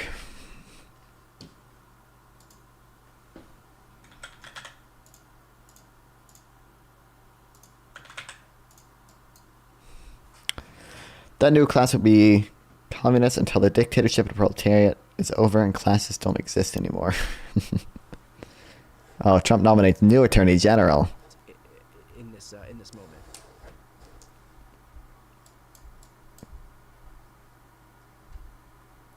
Is Trump able or poised to recess the Senate for 10 days to negate any cabinet is named from consideration?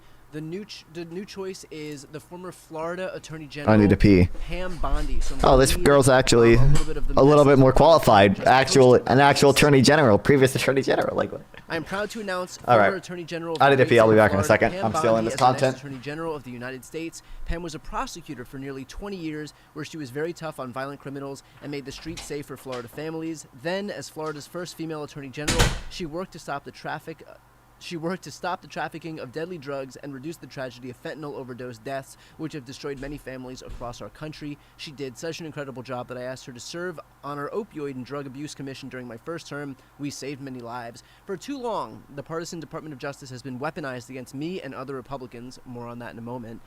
Not anymore. Pam will refocus the DOJ to its intended purpose of fighting crime, making America safe again. I have known Pam for many years. She is smart and tough, an America First fighter who will do a terrific job as Attorney General. Now, if you hadn't known who Pam Bondi was before this, you might have, you might have had the opportunity to see her in the news prior to this, and that was because Pam Bondi has been in the news previously for accepting a $25,000 donation from Donald Trump while she was considering whether Donald Trump and Trump University would be prosecuted. So here's the CNN article. I'm going to read a little bit from it just to give you a good idea, a better indication as to exactly who Pam Bondi is, who, by the way, also represented Donald Trump during, I believe it was his first impeachment investigation. Florida Attorney General Pam Bondi is denying that a $25,000 donation from Donald Trump is in any way connected to her office's decision not to pursue action against Trump University despite dozens of complaints in Florida. Bondi, who endorsed Trump in March, and this article, by the way, is from 2016. Bondi, who endorsed Trump in March, received the donation in 2013 via a PAC raising money for her re-election. The donation came from one of Trump's charities 6 days after Bondi's then spokeswoman told a reporter her office was currently reviewing the allegations against Trump University. Why for a second did I think in New York? Florida never. That I think it would be someone like normal and not just like a insane like pro Trump like lunatic person who got a fucking donation from him while investigating for Trump University. Look at this guy.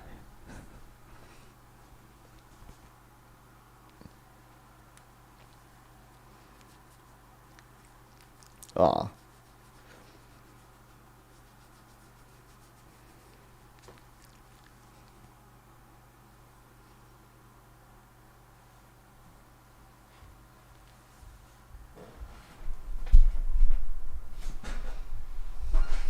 Oh my god, he's so much hair.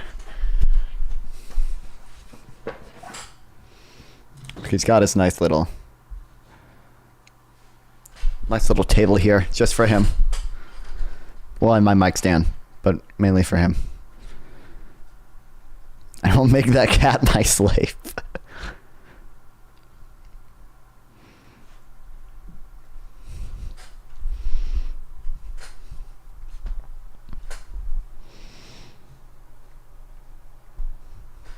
Oh, there's hair in my fucking microphone now, too.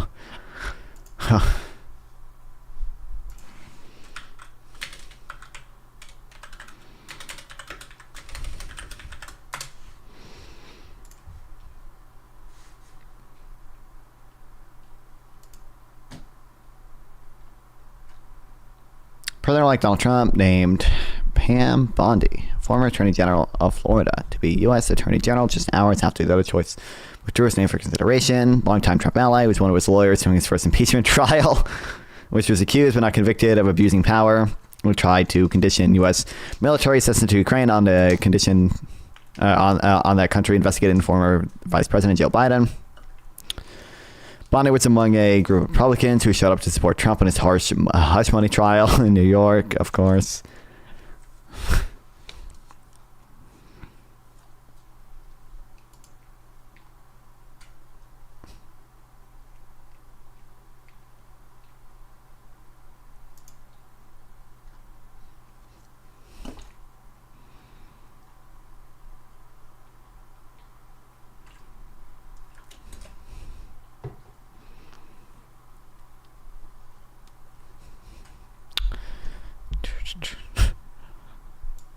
Pam is a solid choice. One source close to Trump said, feel much better about her chances.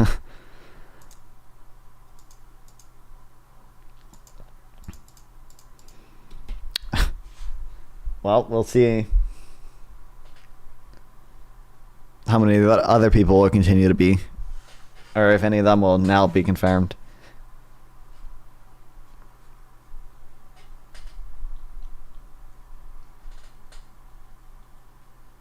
Listen, at least you actually...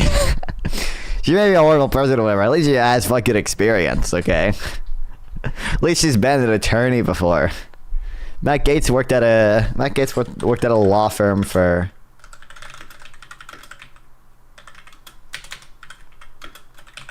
like 2 weeks or something.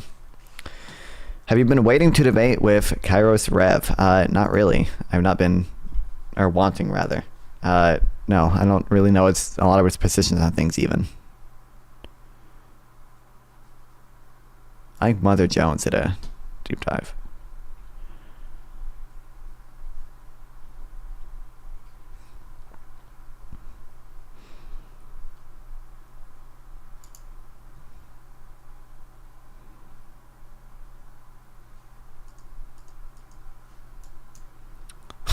How I get his daddy's money to become Trump's favorite congressman.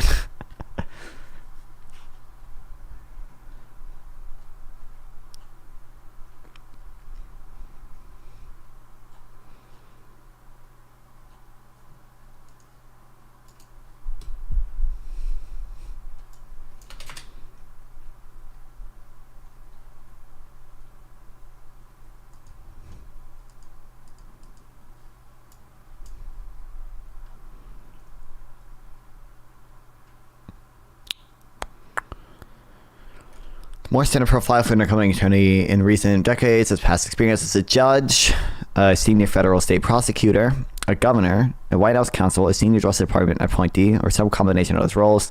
We dug into Gates' career as a lawyer in Florida, dug into what Gates' career as a young lawyer in Florida Panhandle entailed. Gates, 42, is best known for his career in politics. In 2007, he won a seat in Florida House and served from 2010 to 2016. At 34, he advanced to the U.S. House, serving from 2017 until he resigned Wednesday, shortly before the announcement of his nomination by Trump and days before House Ethics Committee could have released a report on Gates. Gates became a career. Okay, blah, blah, blah, blah, blah, blah, blah, blah, blah, blah, blah, blah, blah, blah, blah, blah. He earned a law degree from the... or here.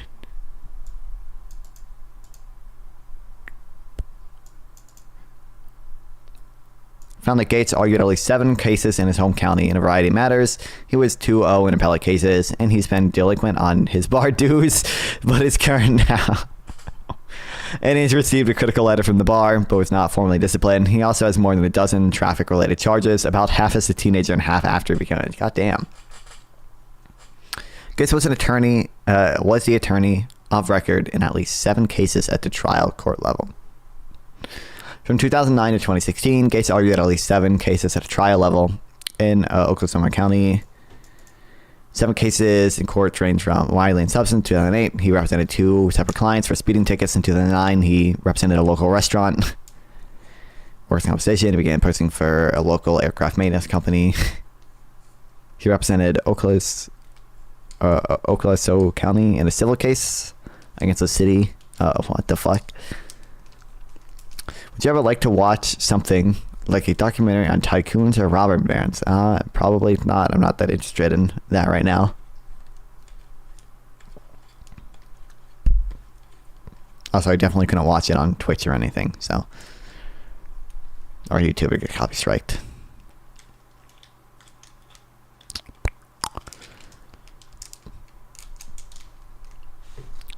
Okay, so 2 cases to appeal 1 times. Cases at times been delinquent on Florida dues.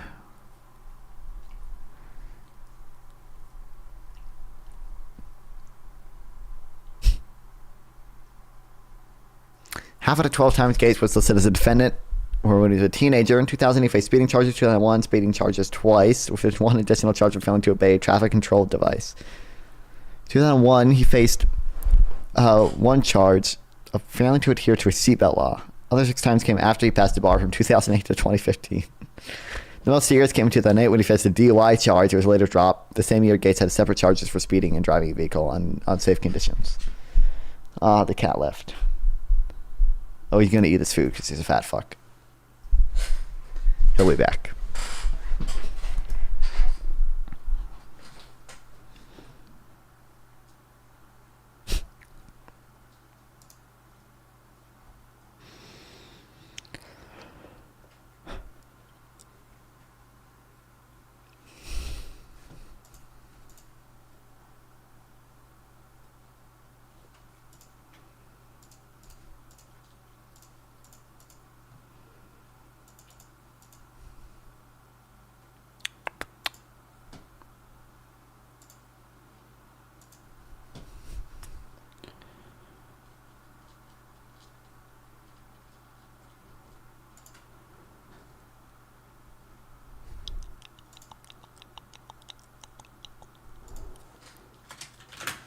Probably want to read these 2 articles at some point. The rest of the Cato stuff we'll read at some point, but I don't know how interested I am in it. Some voters are hoping President-elect Trump may send out another stimulus check. Experts say the likelihood of this is extremely slim.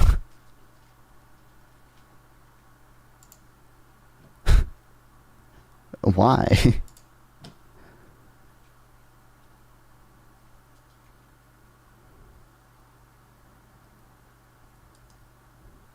Post on TikTok. So Trump hasn't talked about it at all. It's just people on TikTok.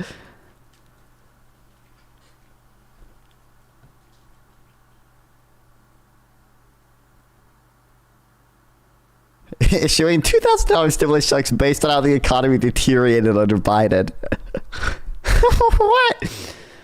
What? Do you fear of being bald or getting overweight? Not really. I want to say I have a fear of being overweight. I mean, I do. I guess prefer to be skinny. I don't know how much I would care about being bald or not. 50% off Restream. How to describe it has nothing to do with socialism, but for example, the light interest. Oh, you're replying to him still. Find yourselves the channels widget and ensure that you've added the channels that you want to stream to. The ones that are currently supporting events are Facebook, YouTube, and LinkedIn.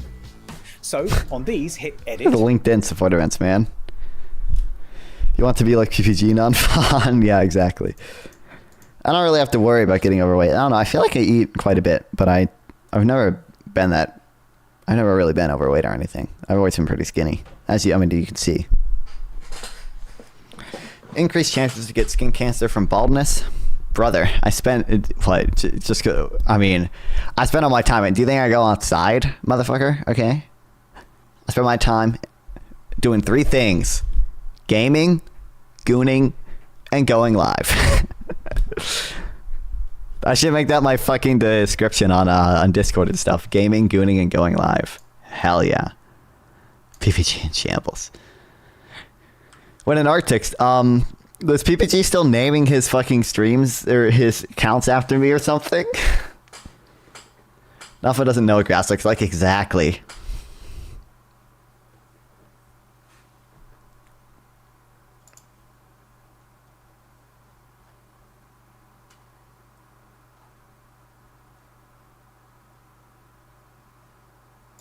President can't unilaterally issue stimulus check. There's no way.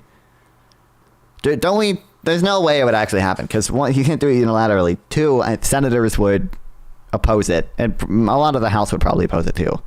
But also, and I guess appropriations bills have to start in the House. But also,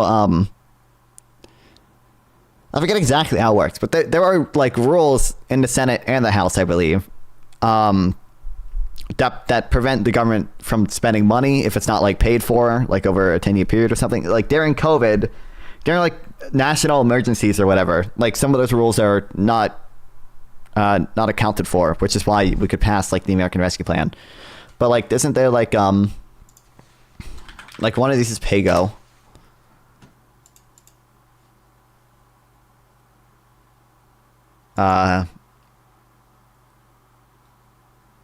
Which I believe the Senate has to follow for bills.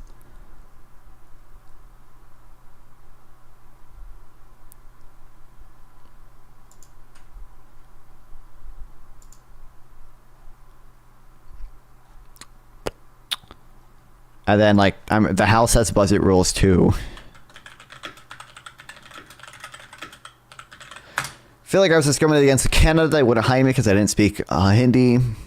I don't know Urdu. I don't know how to pronounce the other language. For a pest control job because the majority of demographics in India. Am I racist or am I being discriminated against? First of all, welcome to the stream, ADHD debater. You know what? This is a great stream for you because you know what? We do have ADHD debate things here. But welcome to the stream. No, I like language skills. I don't think are a basis of discrimination, right? It has to be based on protected class. Obviously, like knowing different languages is a skill. It's not like a protected class thing, right? So.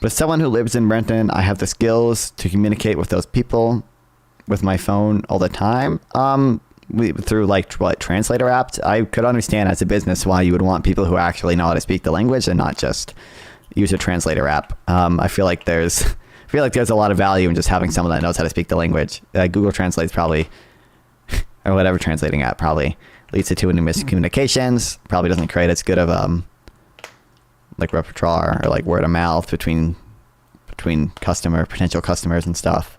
I can understand why as a business you would want people to actually know the language and not just use Google Translate. Appreciate the hot take. Thank you for the follow. I appreciate it, by the way. But I don't know if this was I don't know if that's a particularly hot take.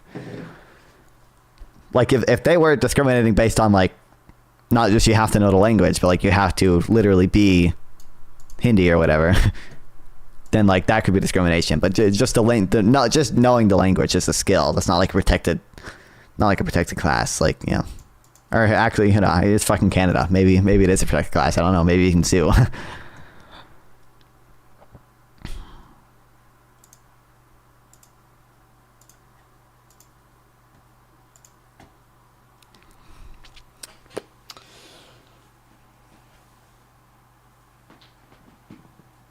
All right, I gotta get a drink.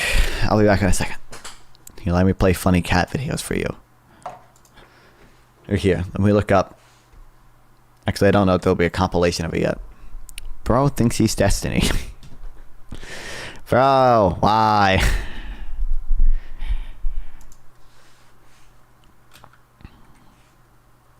What was I gonna look up? Oh. Funny cat videos.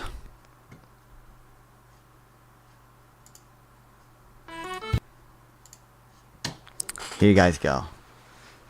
Not super well versed in the exact details of time, but I'm pretty sure they're basically national. Oh, you're still talking about that shit?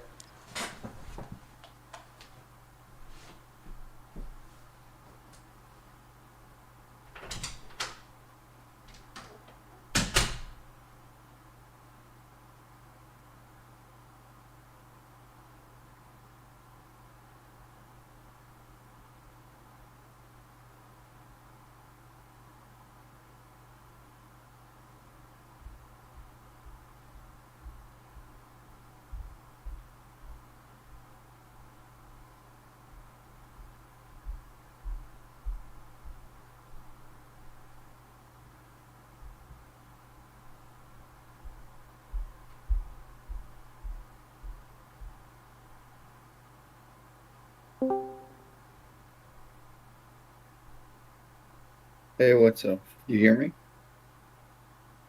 Hello? Hello?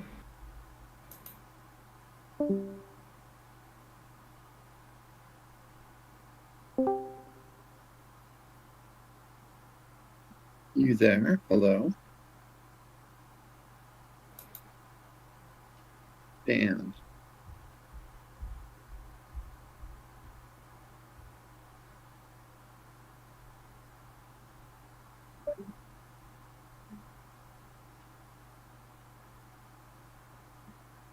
Guys, what one is your favorite? Huggy Wuggy Chic, Stewie Blue, Jumbo Sauce, Ben, Nab Nab. Hello? I forgot his name. I can hear you. I was just Yeah, I was yeah, upstairs what's getting up? a What's drink.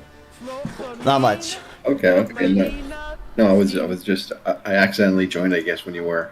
Oh, wait, okay. Yeah, you did. No, I need your opinion on something, okay?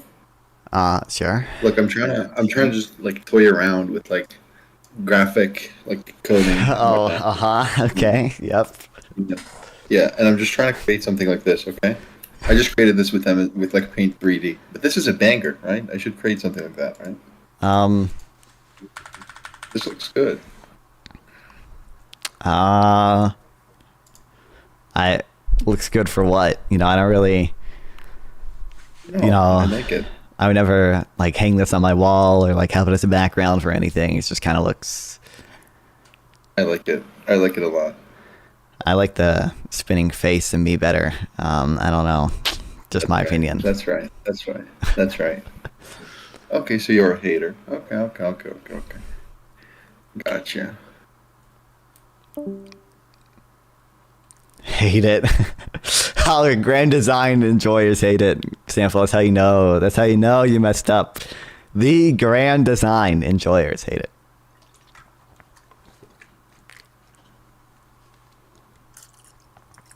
Dude, I love being able to make stupid GIFs so much from and 3D GIF Maker. These things are awesome, man. I made a lot of them. Hold on, let me just send some of them to my server. There's a good one. That's a good one. These are so awesome, dude. I love this one. I love this one so much. They're awesome. They're awesome.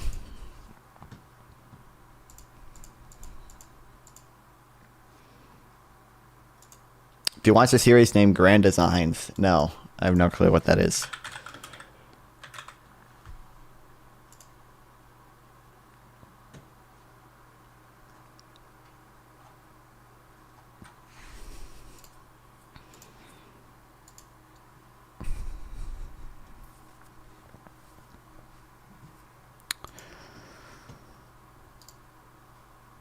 I'll link it. Well, I just looked it up. I saw it. Isn't it just like a house thing? Has anyone ever told us why Russia is the bad guy?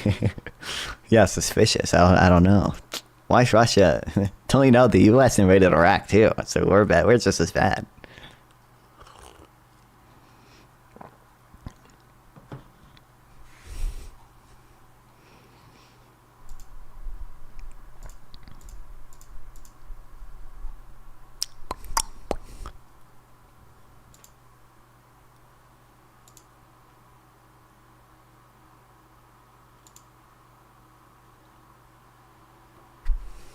Don't think so. We invaded Iraq and killed 1 million according to Lance. I mean, did we kill? Actually, haven't you considered?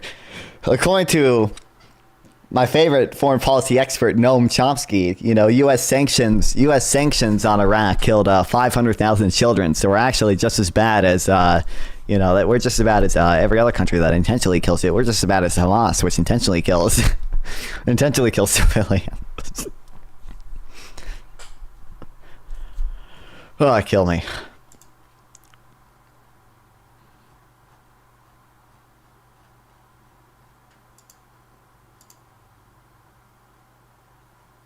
Bro, you're coping so hard. That's what I'm doing exactly.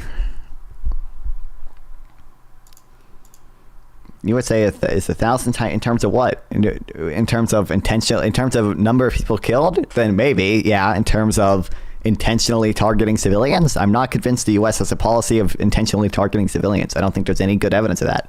I think there is evidence of Hamas intentionally targeting civilians. Like the U.S.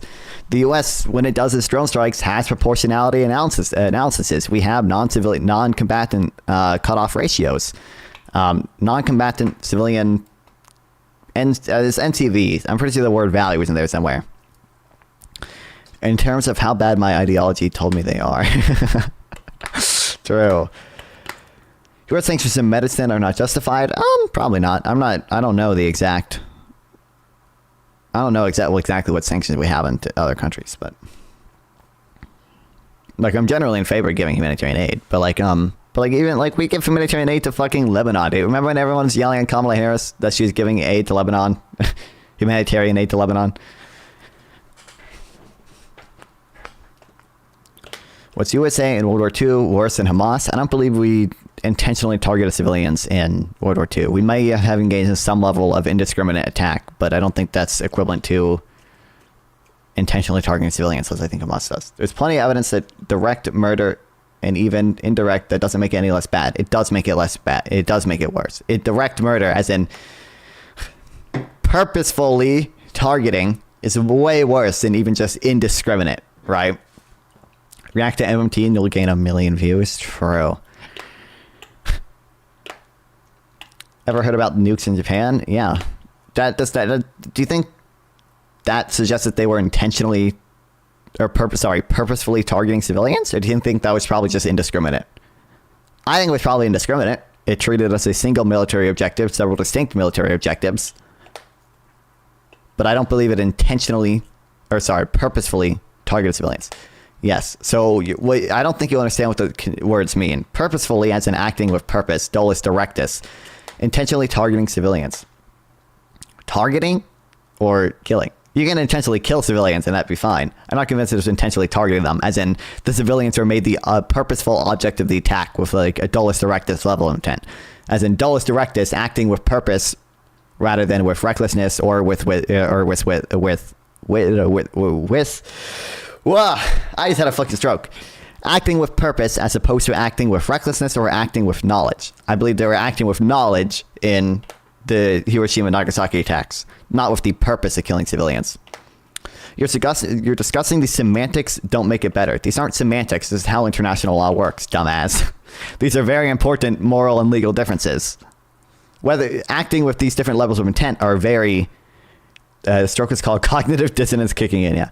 Acting with these different levels of intent is a very important both moral and legal difference.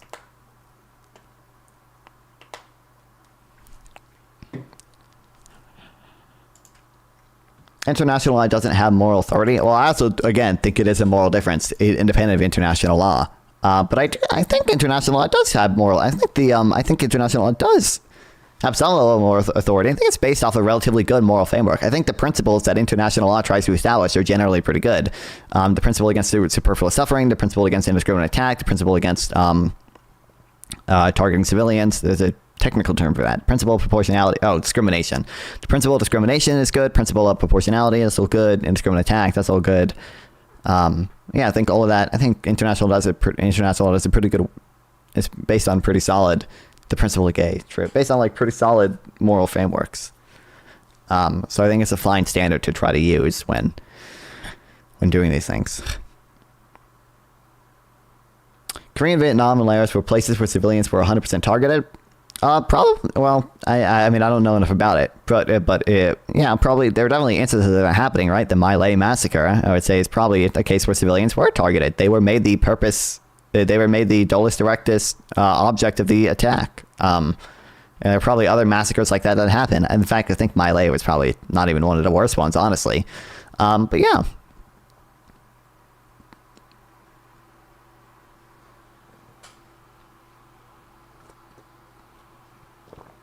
Although we didn't like in World War II, we didn't have the 1949 Geneva Conventions yet. Obviously, they were born out of World War II. And in the Vietnam War, we didn't have the additional protocols 1 and 2 because additional protocols 1 and 2 came out of the Vietnam War and a few other like anti-colonial struggles, right? So North Vietnamese did it first. Dulles brothers were at the top of the U.S. at this time. Who? But yeah, like usually these frameworks are like, I mean, they're like the reason we had the principle against indiscriminate attack is in large part because of indiscriminate attacks during World War II. That people would just bomb, like carpet bomb cities and or drop nukes and or firebomb entire cities. Which, by the way, like the firebombing in Tokyo, didn't that kill more people than Hiroshima and Nagasaki combined? Like, so you're saying October 7th is morally worse than U.S. nuking Japan? The intent, kinda, yeah. I think in terms of the moral standing of the perpetrators. Yeah, I think Hamas purposefully targeting civilians is worse than the U.S. indiscriminately targeting civilians. I mean, obviously, there's a like utilitarian like thing here. Like, would I rather someone purposely target civilians, and only kill one, or indiscriminately kill civilians and kill 10,000? Obviously, I would say the second one is worse. But in terms of the moral standing of the people who did it, I think the person who purposefully targeted one civilian is still, from a moral standpoint, worse, even if like the action, even if the action on the other side is way worse. Obviously, the end result of it is way worse because there's 10,000 dead as compared to 1 dead. That's what I'm saying. That cope is insane. Do you think there's a difference between which do you think is worse, Swiss Legend? A mother who accidentally runs over one child, or we'll say a mother who accidentally runs over 2 children, or someone who purposefully kills one child? Which one of those do you think is worse? From a moral standpoint, which person did the worst thing? Nuking Japan was not accidental. Did I say it was accidental? I said they were acting with, I literally said they were acting with knowledge that they would kill us. Dulles indirectus. He thinks manslaughter is the best murder. That's exactly what I'm trying to get here. Like, clearly, in terms of the moral standing of the person committing the action, murder is worse than manslaughter, even if they manslaughter like 2 people and only murder 1. Even if the end result of one action is worse, like the moral standing of the person is entirely different. So if Hamas had just nuked Jerusalem for the purpose of weakening the Israeli state and morale, would have not been as damaged relative. Their moral standing would not have been as damaged relative to what they did on October 7th. Probably not. If they were acting with a Dulles indirectus level of intent and bombing Jerusalem, dropped a nuke in Jerusalem, I don't think that's the same as purposely targeting civilians, even if obviously the end result is worse. I don't think that's manslaughter. Well, I'm using the specific terms here. The Dulles indirectus level into acting with knowledge rather than acting with purpose. Acting with knowledge that civilians will die. Basically, it'd be the equivalent of shooting through person A to kill person B versus just shooting person A because you want person A dead, and person A being a civilian, person B being a militant. One is Dulles indirectus, which you shoot through person A to kill person B. That's Dulles indirectus, intent of killing person A. The second example, just killing person A because you want to kill person A, is a Dulles directus level of intent. But Hamas purposely targeted civilians. They killed a lot of military personnel too, because we have videos of this. We have videos of them going into kibbutz and shooting people who are just in their home doing nothing. We have videos of them firing into porta potties. We have videos of them throwing grenades in civilian bomb shelters and then shooting civilians who run out of bomb shelters. We have videos of them taking people to the side of the street and just executing them by shooting them in the back of the head when they had every reason to believe they're civilian. Yeah. They took mostly civilian hostages, right?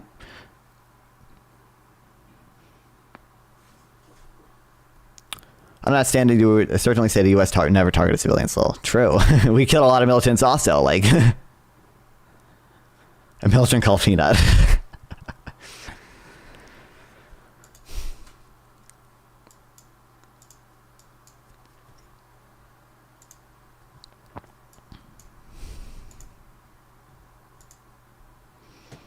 Could argue those were casualties because the Israeli military used them as human shields. Nope. None of the examples I just listed were they being used as human shields. I can't show you the videos on Twitch, but I cited a few specific videos. One, there's just an elderly man sitting in his home and they just shoot him for no reason. He was not participating in any hostile military action. There's another example of them taking someone to the side of the street and just shooting them, throwing grenades into a civilian bomb shelter, and then shooting people running out. There's no military justification for that. There's no human shield element there.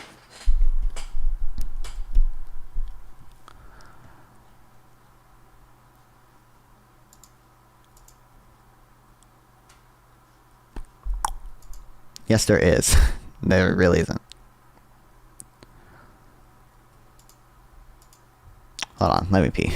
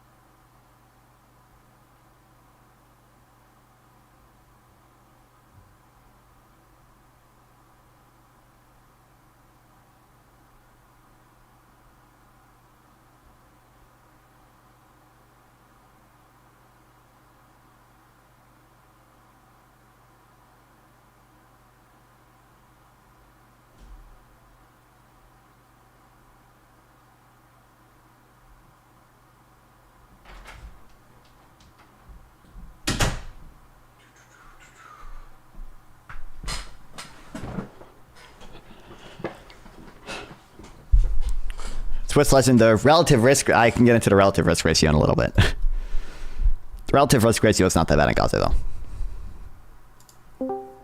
Oh. Hey. Hey, what's up? Nothing much.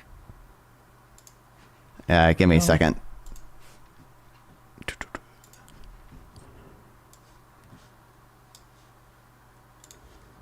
All right. You live right now? I am, yep. Are you? I think you are, right? Nice. Yeah.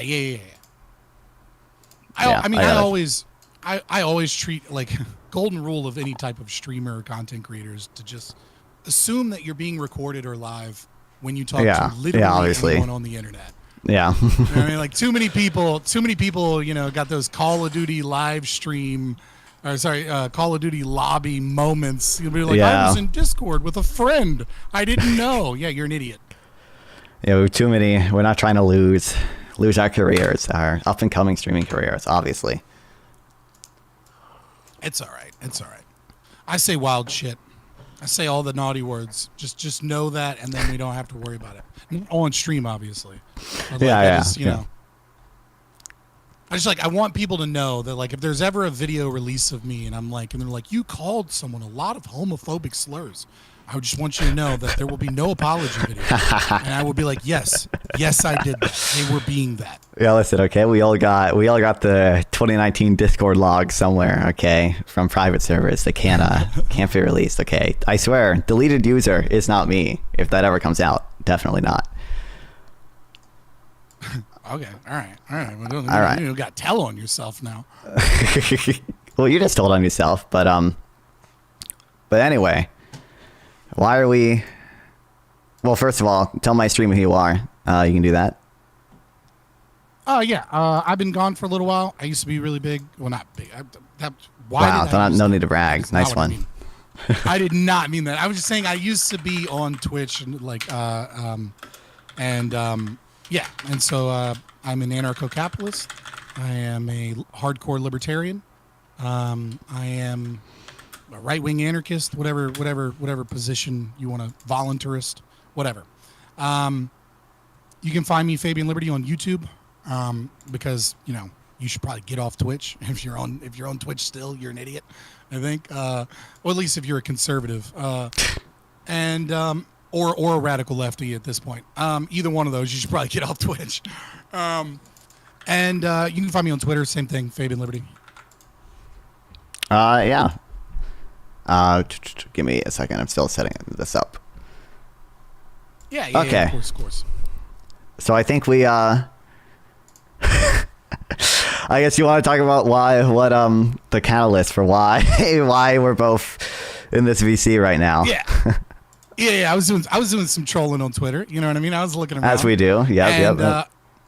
And I saw you. I don't even remember because I don't care to remember the exact details or anything. You know, figure you're here now, right? Like, who cares what like the 2 sentence was? But anyways, I saw you on Twitter, and you were like, I don't know, I would say rightly so, castigating some MAGA person or some righty on like their inability to understand tariffs.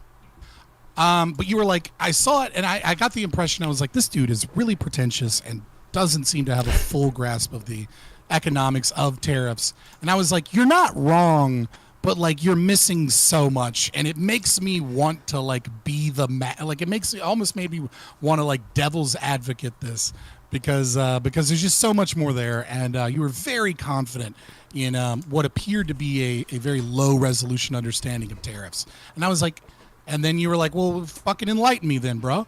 And I was like, yeah, like I think the left has a problem, especially with an obsession with empiricism, an obsession on individual data points and first order consequences in terms of the way that they view the economic landscape, apart from, you know, the axioms or the, you know, the desires of government or their, you know, I mean, what they find morally acceptable, right? Setting all of that aside, just purely from like a prescriptive position of understanding what is, not what ought be.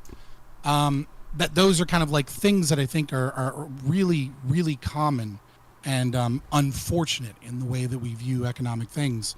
And then I was like, whatever, fuck it, I'll come and chit chat about it. So like, I don't really have a structure for this so much as because I don't really know you. I figured I'd get to know you and chit chat about a little economics or whatever, and you can pick my brain about whatever's going on, and you know, or vice versa, and we'll just kind of hanging out. Yeah, I don't have a particular structure either. So I guess the reason I'm smug on Twitter is because I feel like a lot of the like super pro-tariff MAGA people don't match their conviction to their level of knowledge. So it seems like they are kind of vehemently pro-tariff, but then if I ask them things like, you know, they'll say things like the money is like leaving our country when we buy like foreign products, and like that, it just shows I don't think they can't describe to me like what the balance of payments is in that respect. So I guess that's the reason I'm fine being smug to them, because I feel like I've read a decent amount about tariffs by now. Obviously, some of it is empirical evidence, which I can understand if you have a frustration with that in general. But usually when I go into these debates or whatever, we're kind of operating on the same framework of like this empirical evidence can have value. So that's the reason I'm usually fine with citing it, at least to some extent. It's usually they just they say it's all like liberal woke stuff, or they'll deflect to like some other thing. So like generally I try, no one's perfect, okay, to like match my conviction to my level of knowledge. So like I'm fine. Like if you bring up things here, like you don't like empiricism or whatever, the left has too much obsession with empiricism. Hold on. I think maybe we're misunderstanding what I mean by the obsession with empiricism, right? So what I would say is one can discover knowledge through empirics, right?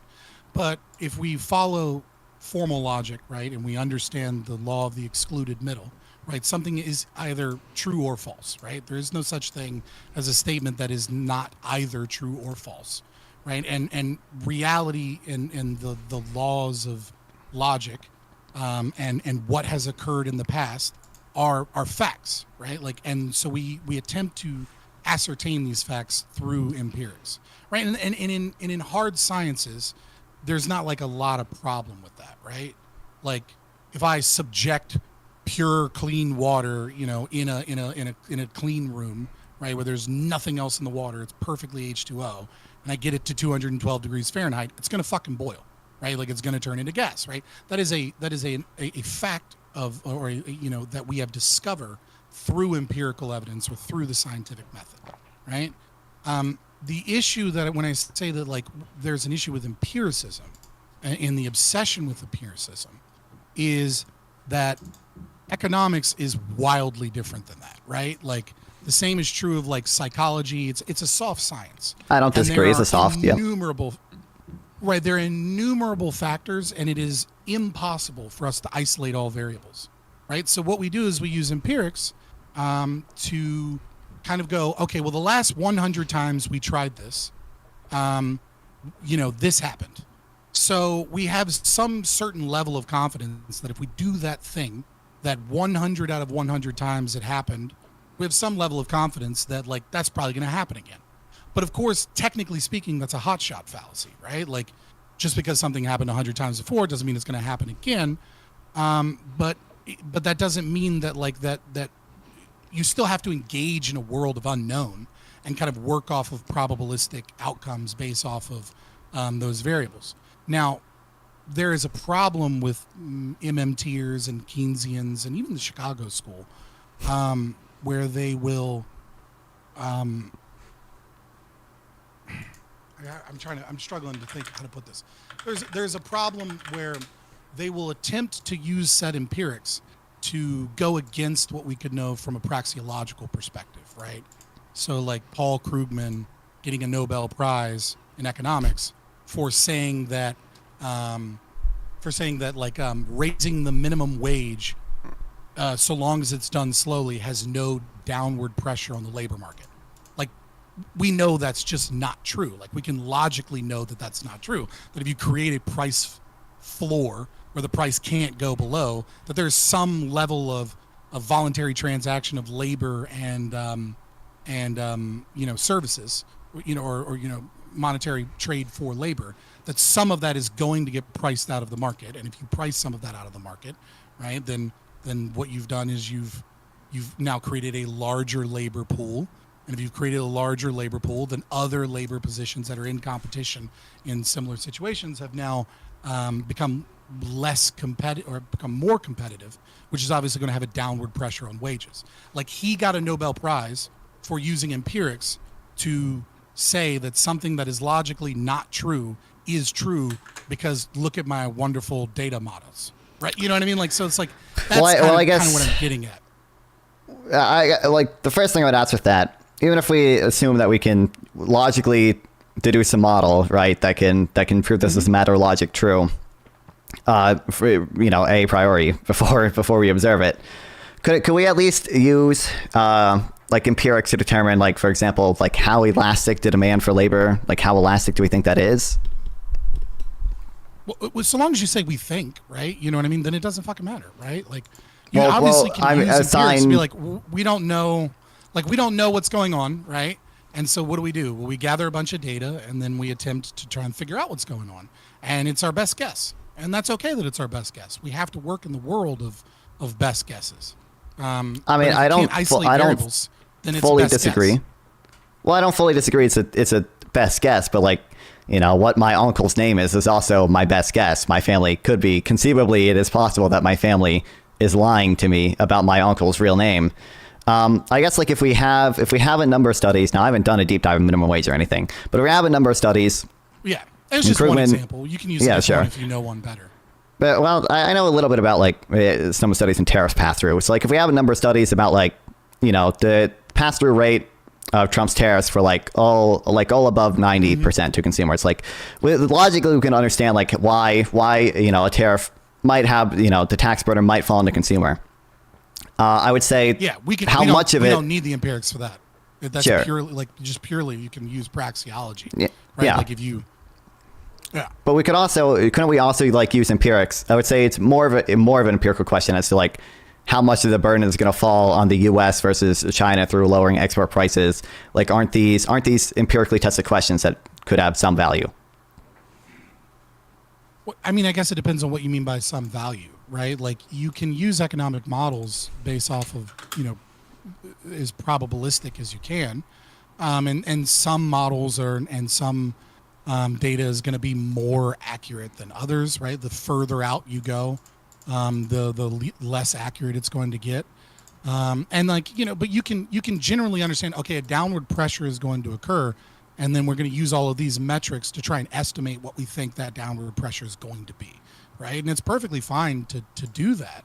But it's like when I say that the left has this kind of obsession with empirics, which is what I was kind of saying before, is that like, for example, right, when Kamala Harris put out her tax plan and when Donald Trump put out, they both put out their economic plans, right? Sure. You had all of these economists coming out of the woodwork being like, well, Donald Trump's plan is going to cost us this much and Kamala Harris's plan is going to cost us this much. And it's based off of this understanding of like, well, this is how much tax revenue will be lost by cutting taxes to this degree, right? And that is a wildly, hilariously dumb claim for any of them to make. I challenge all of those PhD professors and people who've been, studying and engaging in their job and workplace and economics to actually back up that stupid fucking claim, right? Because like we have things like the Laffer curve, right? Like sometimes when you lower taxes, you increase productivity. And when you increase productivity, you increase the amount of economic transactions that occur in the marketplace, and thus you increase tax revenue.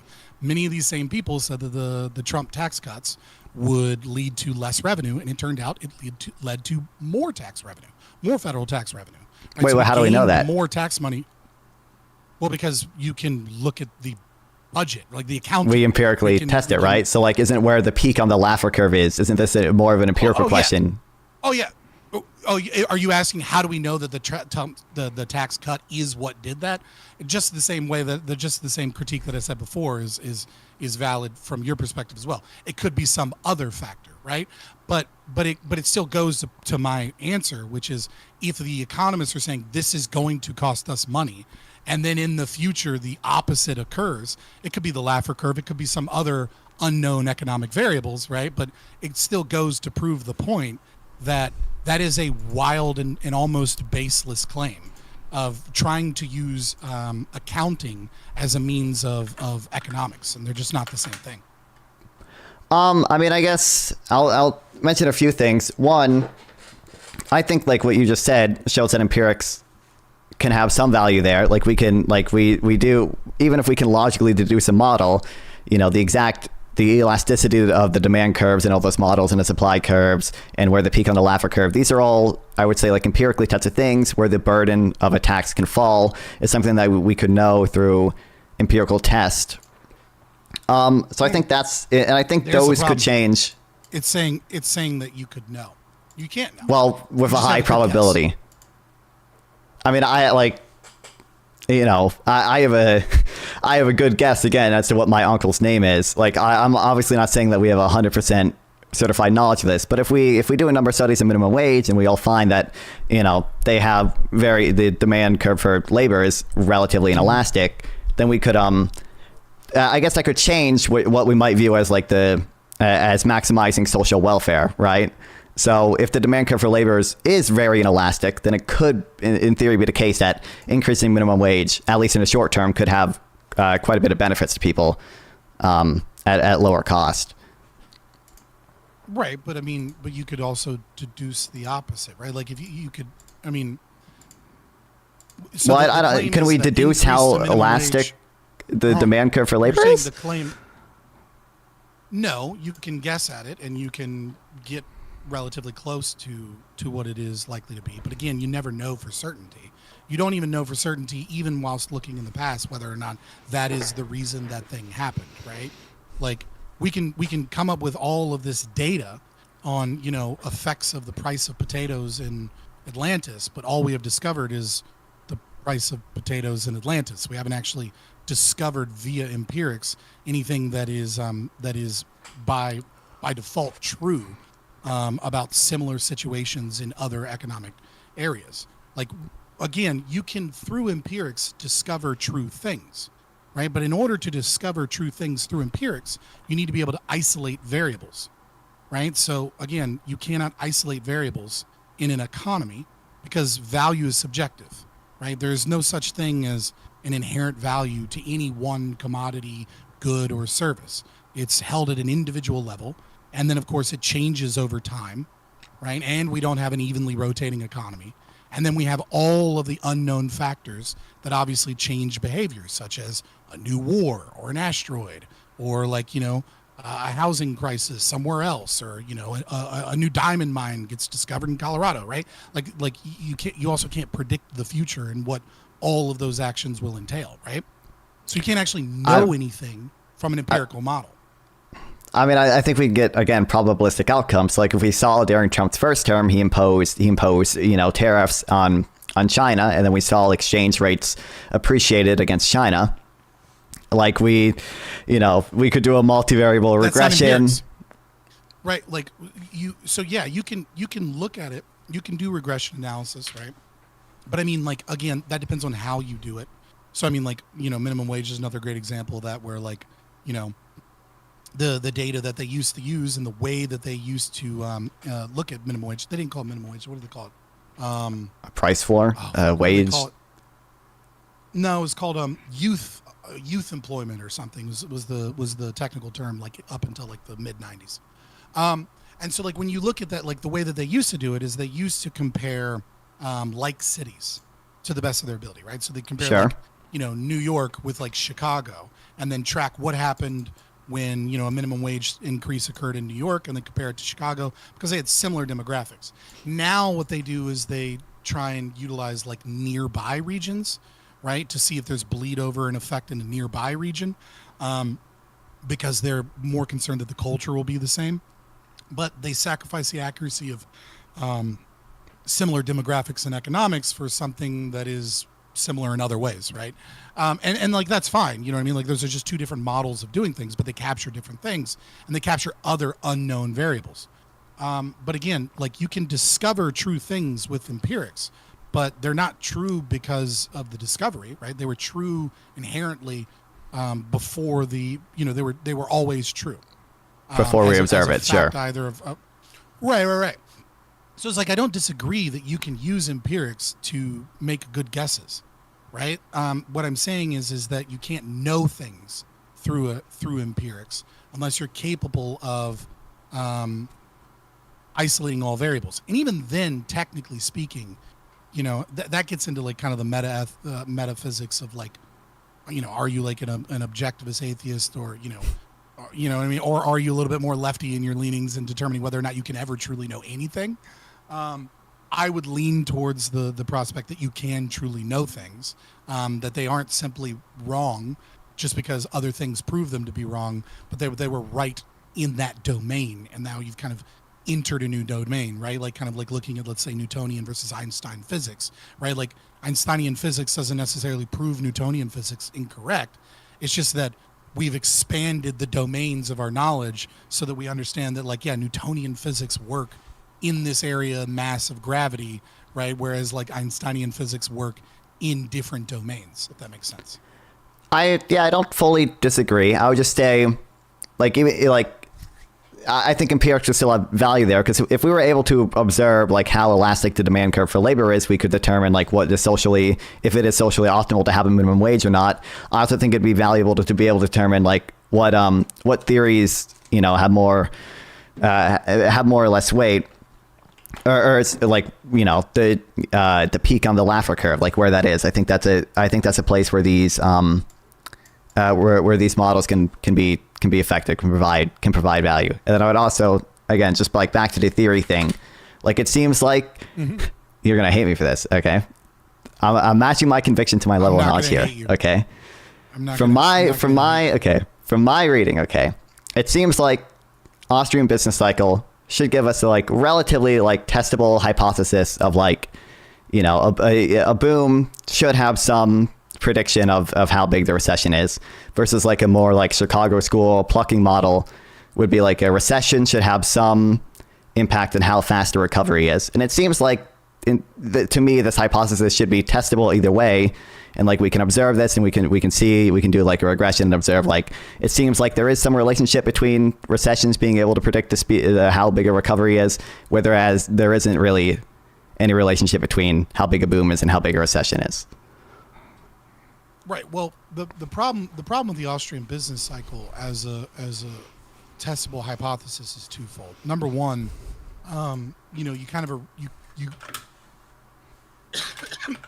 nobody has a capitalist economy, right? I mean, like, we get really, really close in, like, Honduras, Prospera, but, like, even they pay a tax to Honduras, right? So that is kind of like a free market economy.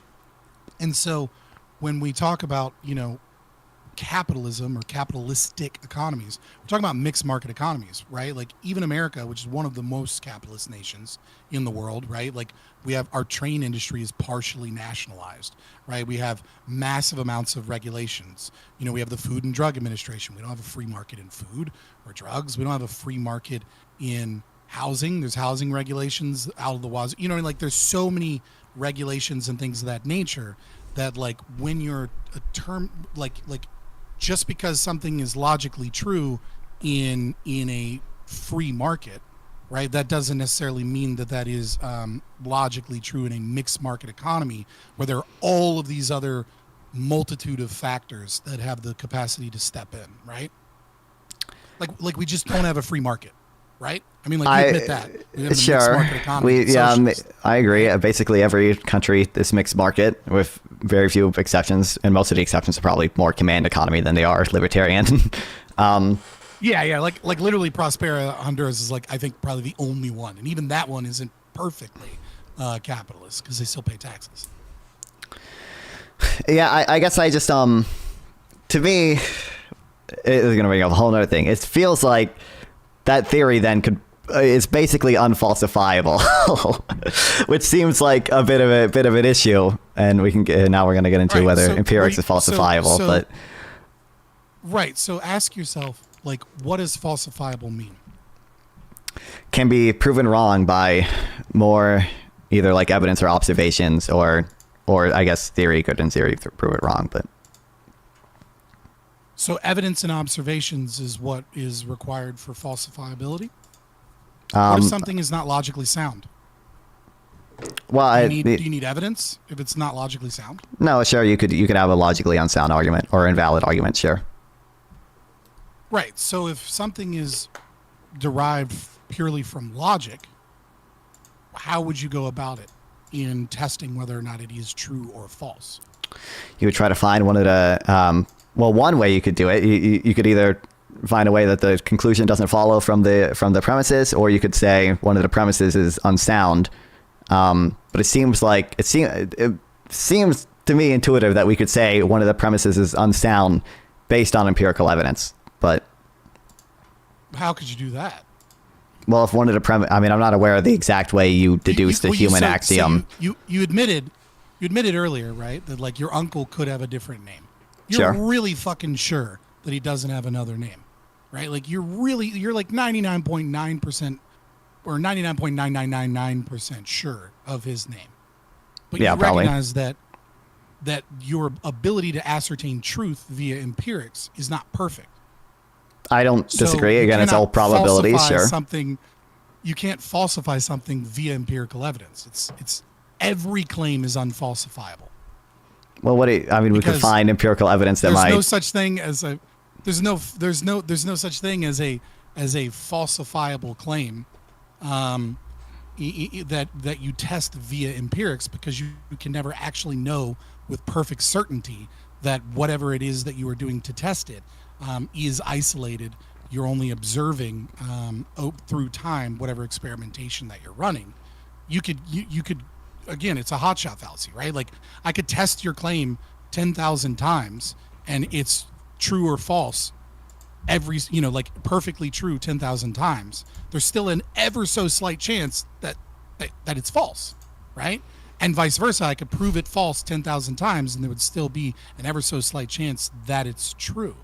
So like this kind of like Popper's kind of, revolution in falsifiability via empirics is not in and of itself logically sound, which is the primary means by which you would determine whether or not something is true or false, is going to be whether or not it is logically true or false first, right? And if it's not logically true, I don't need any other evidence to try and come to some probabilistic understanding of whether or not it is true. If someone says A equals not A, for example, right? They violate the law of identity.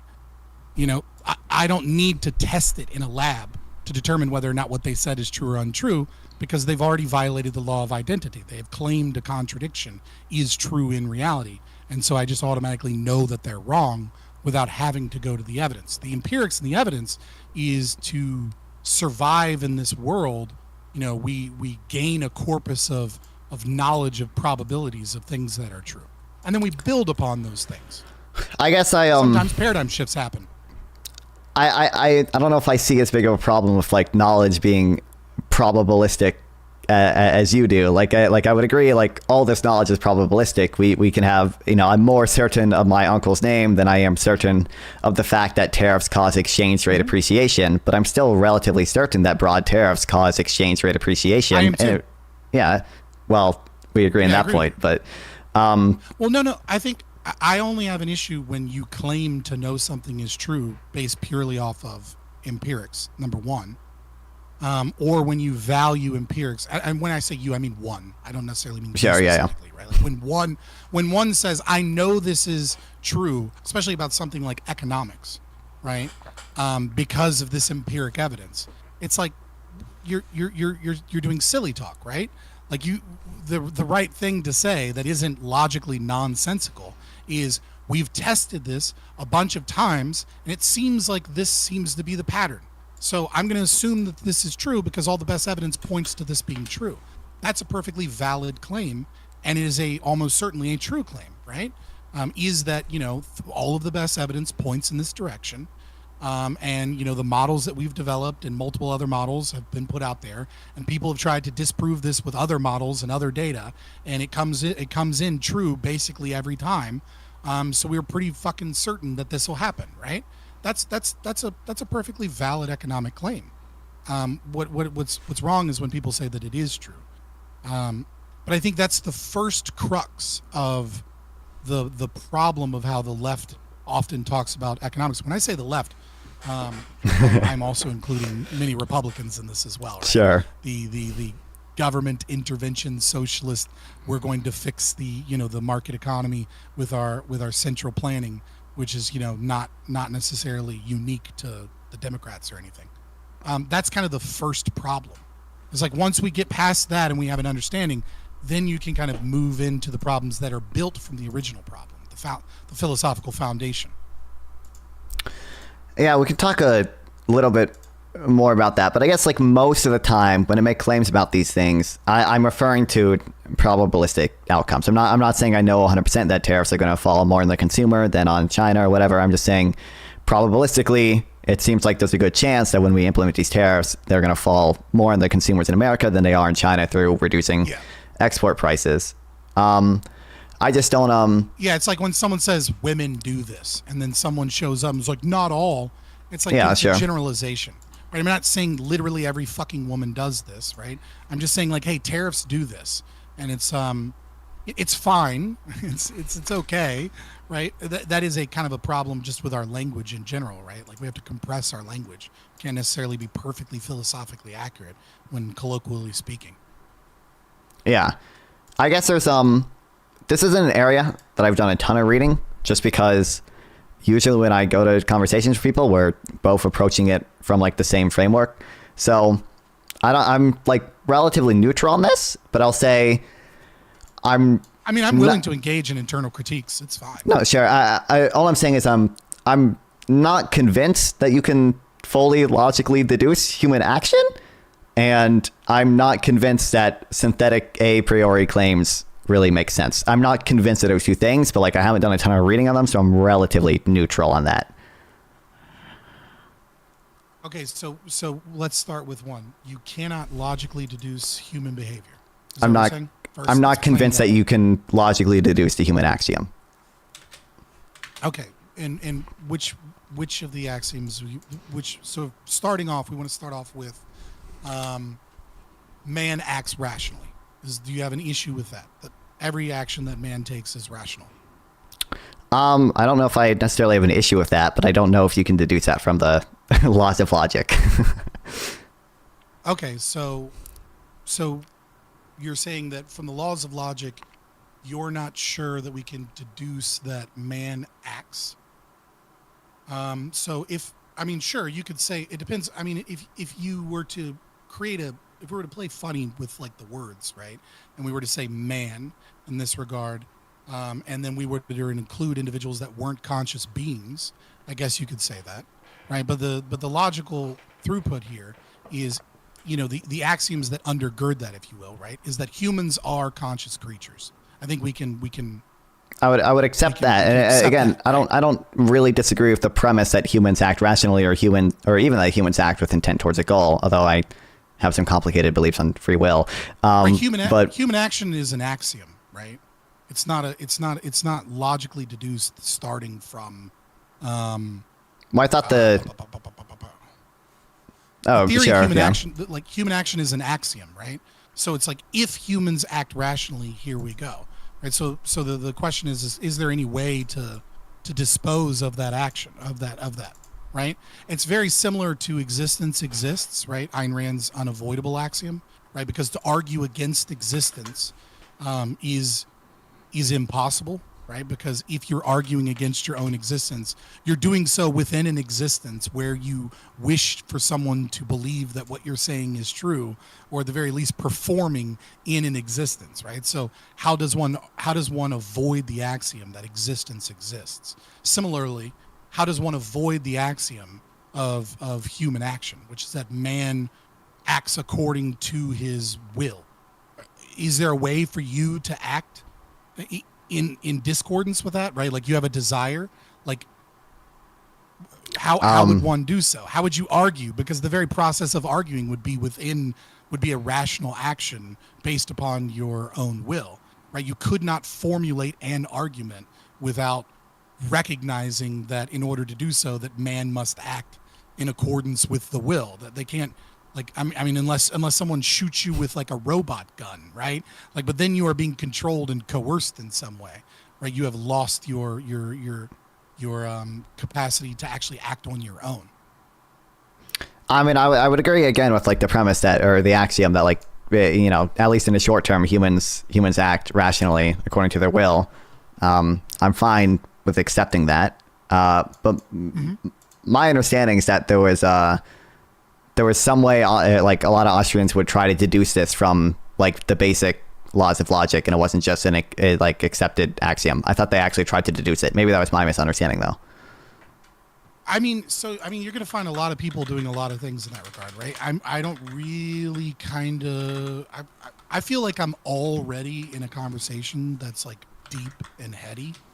So I don't know that I want to start with existence exists, the three laws of logic, then Habermas's performative contradiction, and then, you know, engage in argumentation ethics as put out by the primer and the latest primer in 96, I believe, by Hans Hermann Hoppe, and then get into a theory of conflict and like deduce all, you know what I mean? Like there is a way to deduce the non-aggression principle from logically speaking, and then there is a way to deduce, you know, justifiability of conflict avoidance in terms of ethical systems and frameworks. And then from those things, you know, you can then kind of like undergird a necessity for human action. I think it's way easier to just say, in order to, like, it is an axiom, take the axiom or don't take the axiom. If you choose to avoid the axiom, in what fucking way are you going to make an argument that man doesn't act according to his will? Like, you can say it's deterministic, right? You can be a determinist and say that they lacks that choice. But like, even if you are a determinist in that regard, there is still a desire or will coming from that individual that they are acting upon. There is just this claim that the chemical processes in your brain, etc., of like the precursors to that have created that desire or that will to begin with anyways. And so it's like, you know, we can get into the debate of free will versus that in that regard, but either way, the outcome is still the same, right? Because like the argument of the determinist and the argument of the person saying man acts rationally are both saying that they have a will and they act in accordance with their will and desires. The determinist would just say that those will and desires are shaped by nature, you know, and chemicals and, you know, the long chain of events that led up to it. Yeah, sure. I would agree. Humans will only ever do things because they want to or because they are forced to. I would agree. They act in accordance with their will. But I guess like my point there is just if you're like claiming to know something as like a law of logic, you shouldn't just do like the, you know, accept the axiom or reject it. And if you reject it, there's, you know, the intellectual price tag of doing that. It's just, if you're saying you know something, in your sense of knowing, then you should be able to logically deduce it, and maybe you can do that. Well, From the what I've logical read, deduction is I'm not the convinced logical that you can do deduction that. is by negation, and pretty much every philosopher would agree that by negation we know truth, with the exception of Hegel. But I mean, Hegel denies the existence of reality and attempts to square that as a rational argument. It's simply not. But nevertheless, but I'm just, steel manning to the best of my ability. Yes, Hegel is the only, Hegelians are the only ones that deny that humans act rationally based off of their desire. But there is no logical justification for it. I mean, other than the primacy of consciousness, and the primacy of consciousness is circular logic, whereas existence exists is an unavoidable axiom. Where the primacy of consciousness it's true because I say so. Right? Sure. Whereas the logic of the existence exists is an unavoidable axiom, or that man acts rationally, it's true because it's not possible to argue that it is untrue. It's impossible to do so. I guess to do so becomes a contradiction. When you say by negation, This you're is not saying where I thought this was going. By the way, I thought we were going to mostly talking about tariffs. we can talk about that in a second. Sure. No, I didn't have any structure for this or anything. I was just, and again, I'm relatively neutral in this. These are things I'm just not convinced of. So when you say it's proved by negation, you're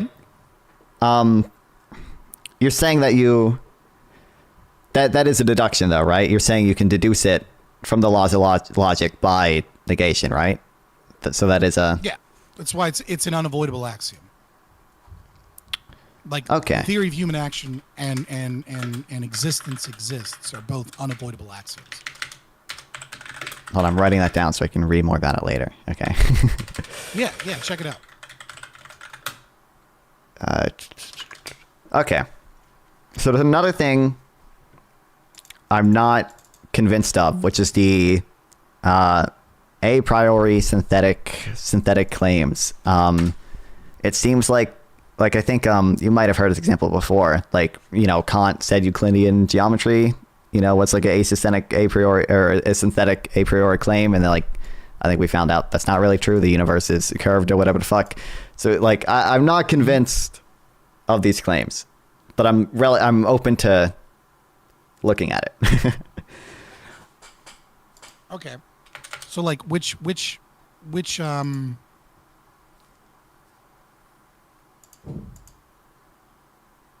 I'm trying to think where I want to go with this. I don't know that I want to get into methodological interventionism.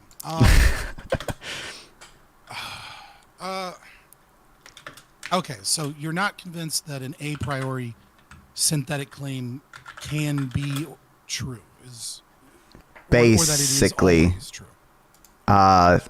Okay, but one could make one that is untrue, right? Sure, I guess. Oh, you're gonna say, right? Yeah. Well, so why could they not make a claim that is true? Why is that not possible? I'm confused. Here, I shouldn't say it should. I shouldn't say it precludes the possibility of it being true. I think it's possible that it is true, but I don't know. I guess I'm not convinced that they can be proven true without more reasoning behind it, without empirical observations. Does that work better? Okay, right. So just for the record, right? We're getting into Kant, which isn't really anything to do with libertarianism. Right? Like the synthetic claim here, at least from I guess Kant's perspective, would be if A then B in terms of economic models. So that's kind of what you're saying, going back to the minimum wage claim, if a price floor is increased, then B. You're saying you're not sure that whether or not that can be proven logically true, that you would need empirics in order to determine whether or not that is. I would say I would say if the empirics observe that that isn't true, then the a priori synthetic claim is probably false. Probably is doing a lot of work there, right? Probably is is carrying over the fact that I mean, we can know with X% certainty, X% high of certainty that it is false. Right. So, but that's the issue. Is like, so when we stick with if we assume that human action is true as an axiom, right? Because it's an unavoidable axiom. And then let's say let's move into minimum wage, right? So man acts rationally according to his will. And so a man is going to trade goods and services, based upon the subjective theory of value, right? So we can logically know that if man acts according to his own will, we know that if I have $10 and you have a widget and you want my $10, you value $10 higher than you value the widget, right? And vice versa, if I value the widget more than my $10, all things being equal, right? So it's like there isn't like a trust issue here. Yeah, sure. Ceteris paribus, yep. I don't right. Like you don't value it like $9.99, but you devalue the physical act of lifting your arm at more than 1 cent. Therefore, you don't make the trade, right? But like all other things being equal, that the trade will occur because of the subjective theory of value, right? So that isn't a priori, or at least from Kant's perspective, that would be an a priori synthetic claim, right? Well, I guess I can know that is logically true because I know the preceding things are true. If we're capable of observing human action, and we observe that an increase in the minimum wage doesn't lead to any increase in unemployment, I'm not saying studies show that. I haven't looked into it too much. But if we observe that this doesn't in fact happen, I think that observation of human behavior probably means more. They probably took a misstep somewhere in the logic of trying to deduce this stuff. Well, no, I don't disagree, right? I don't disagree that you can utilize empirics as a means to question the logic. But the problem is that the empirics don't prove the logic false. Right? They just, well, if you believe something to be logically true, right? And it is, and there's like a contradiction in reality, right? Which is to say that like it's always false every time you check. I was going to say we could probably prove a contradiction. Well, you can't prove a contradiction, but you certainly want to reevaluate. Sure, yeah. Right. You certainly are going to want to reevaluate your logic there, right? Because it is also true that people could believe something is logically true, but it's not logically true because there's been some fault in their logic, right?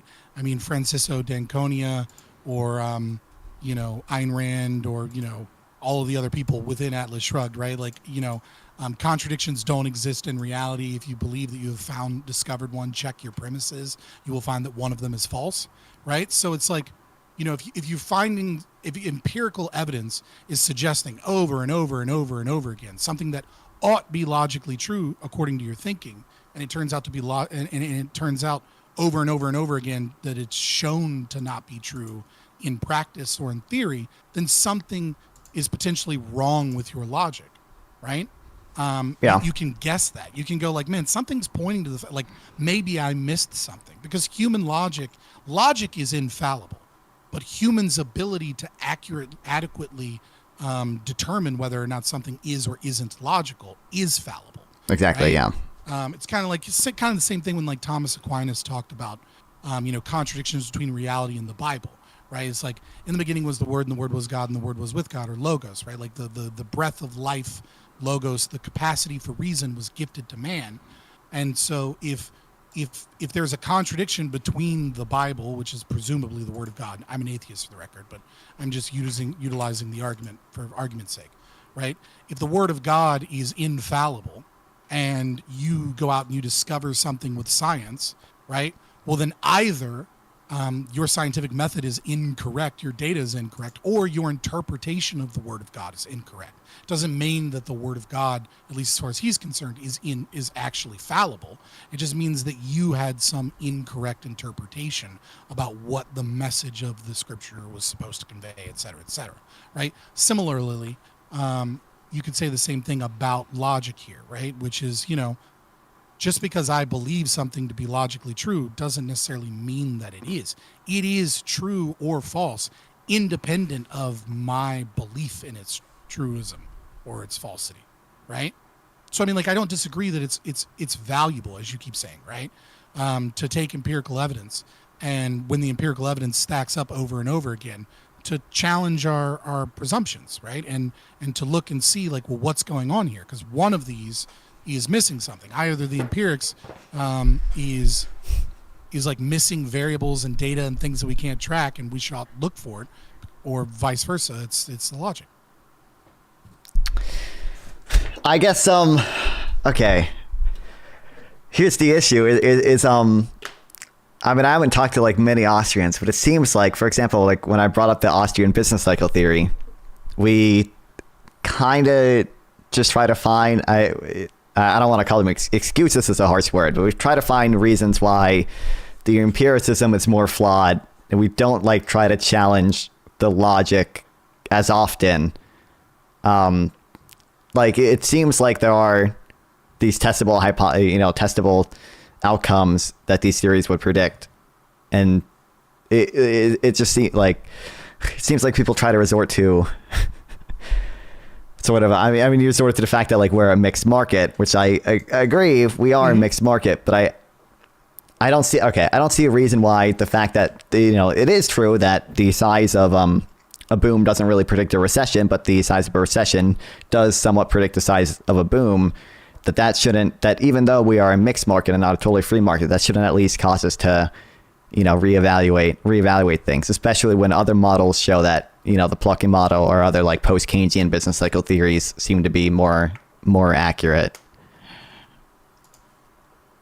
Again, it's if you have a model with some level of predictability, probabilistically speaking, and you seem to see a pattern emerge from your model, right? And that model contradicts something that you've logically deduced purely from logic, okay? It is true that one of them is wrong. That is true, right? One of them is wrong. We can agree to that, right? Sure. Either the model's predictions are incorrect, or the logic is incorrect. Okay. Sure. Now, but if you attempt to use the empirics as proof that the logic is incorrect, then you have made a grave mistake in your thinking. You've now moved into the realm of irrationality, of non-thinking, of non-reasoning, right? If you instead say, I challenge the logic because I'm seeing all of this evidence that what it is that you are claiming, logically speaking, is untrue, right? It's perfectly fine to then go back and review the logic and see if you can find any weakness or any flaws or any things that there are different variables that could explain why there's a leap in the logic, right? Like we say A equals C, and you're like, but there's this B variable that hasn't been accounted for. There was a logical leap from one to the other. But if you can't find a logical leap in it from one to the other, then you haven't proven it false, right? You've just proven that either one of these two things is false.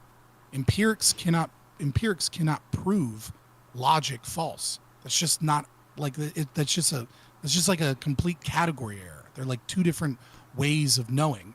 Logic is one that if your logic is true, it is true.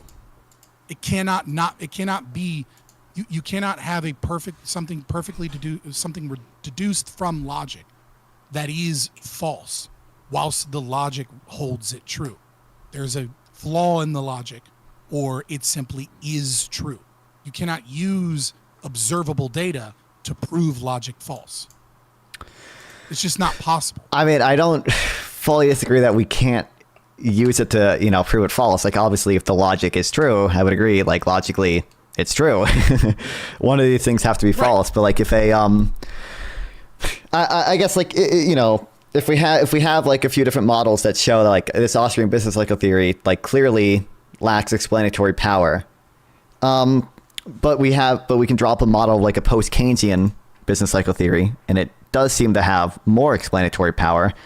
Even if I'm like, maybe the Austrian business cycle only applies in a total free market, like, why would I not at least put more weight in the post-Keynesian business cycle theory in predicting the future than I would the Austrian business cycle theory?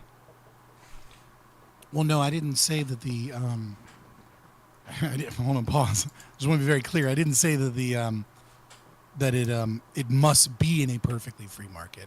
I'm simply saying that if it is predictive of the human behavior, but if you interrupt and you stop the market from behaving according to the principles of people, according to the desire and wishes of people, you're going to get some form of different outcomes.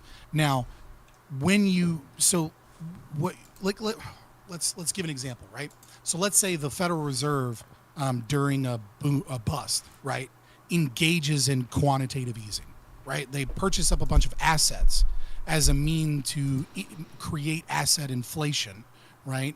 And to like remove. Well, usually it's to change long-term interest rates, right? That's my understanding. But sometimes, yeah, it's used to stabilize asset prices. But sure, okay. Well, you're right. I think because is probably the wrong way there. I just mean like that obviously causes asset inflation. Sure, it does. Yeah, sure. I didn't mean to say like that was the logic behind it, right? Yeah. So and then you apply and then you go, oh well, we came up with this model, and this model it seems to be more predictive than the Austrian business cycle. It's like, well, is your model what is your model capturing? Your model cannot capture all details, right? Like, your model is leaving data out, and one of those data points might be that inflation, for example, that is, you know, held up in one form or another, doesn't necessarily instantaneously, you know, hit the market. You know what I'm saying? Sure, yeah. You know, it takes time. It takes time for different inflationary actions to necessarily balance within the market. So just yeah, I mean, sure, like obviously, whoever you give the money to first, right? So it's like we might measure a boom and bust with one model, right? And go, well, it seems the boom was actually better than the bust in this 4-year period where there was a 2-year boom and there was a 2-year bust, right? But the problem is like, what is the bust portion of like inflation that's just kind of sitting out there somewhere? Right, the market hasn't necessarily adequately, you know, like our models for understanding what the inflation is by like looking at the consumer price index and looking at all these different indexes are always missing data, right? So, for example, we look at CPI. There's like a calculation, I think it's like 7% for assuming an increase in quality of goods, right? Because, you know, a car made in 1990 is not the exact same car made in 2024, right? Like, the car is safer in 2024. The car probably has better acceleration. It gets better gas mileage. It has different features, right? So you can't really compare a car in 1990 to a car in 2024 and be like, well, this is the inflation of cars, because we're not actually measuring quality. So we kind of try and guess quality. Yeah, we do the hedonic adjustments. Yep. Yeah.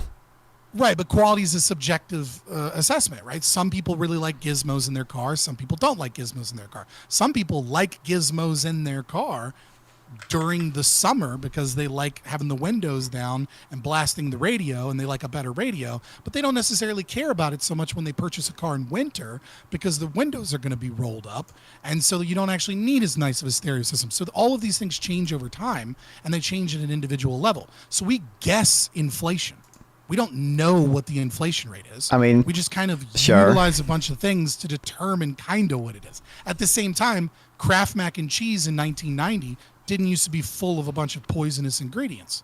But Kraft mac and cheese in 2024 has got like yellow dye and a whole bunch of other preservatives in it that like didn't exist before. Now, you might say that that's, that they're still relatively similar products. But I don't think it would be a controversial claim to say that Kraft Mac and Cheese's quality of ingredients has gone down, whilst potentially the manufacturing and, shipping, et cetera, of the product has increased in capacity, right? So it's easier to ship Kraft Mac and Cheese around, et cetera. So there are all of these variables that are impossible to measure because they're based upon value, which is subjective.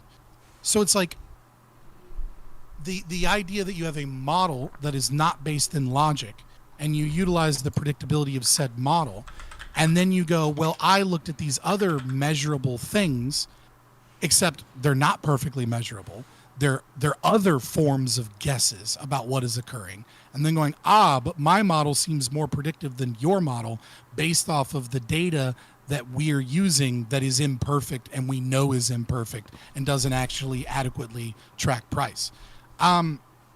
It's fine to look at your model and say, hey, my model seems to have some level of predictability.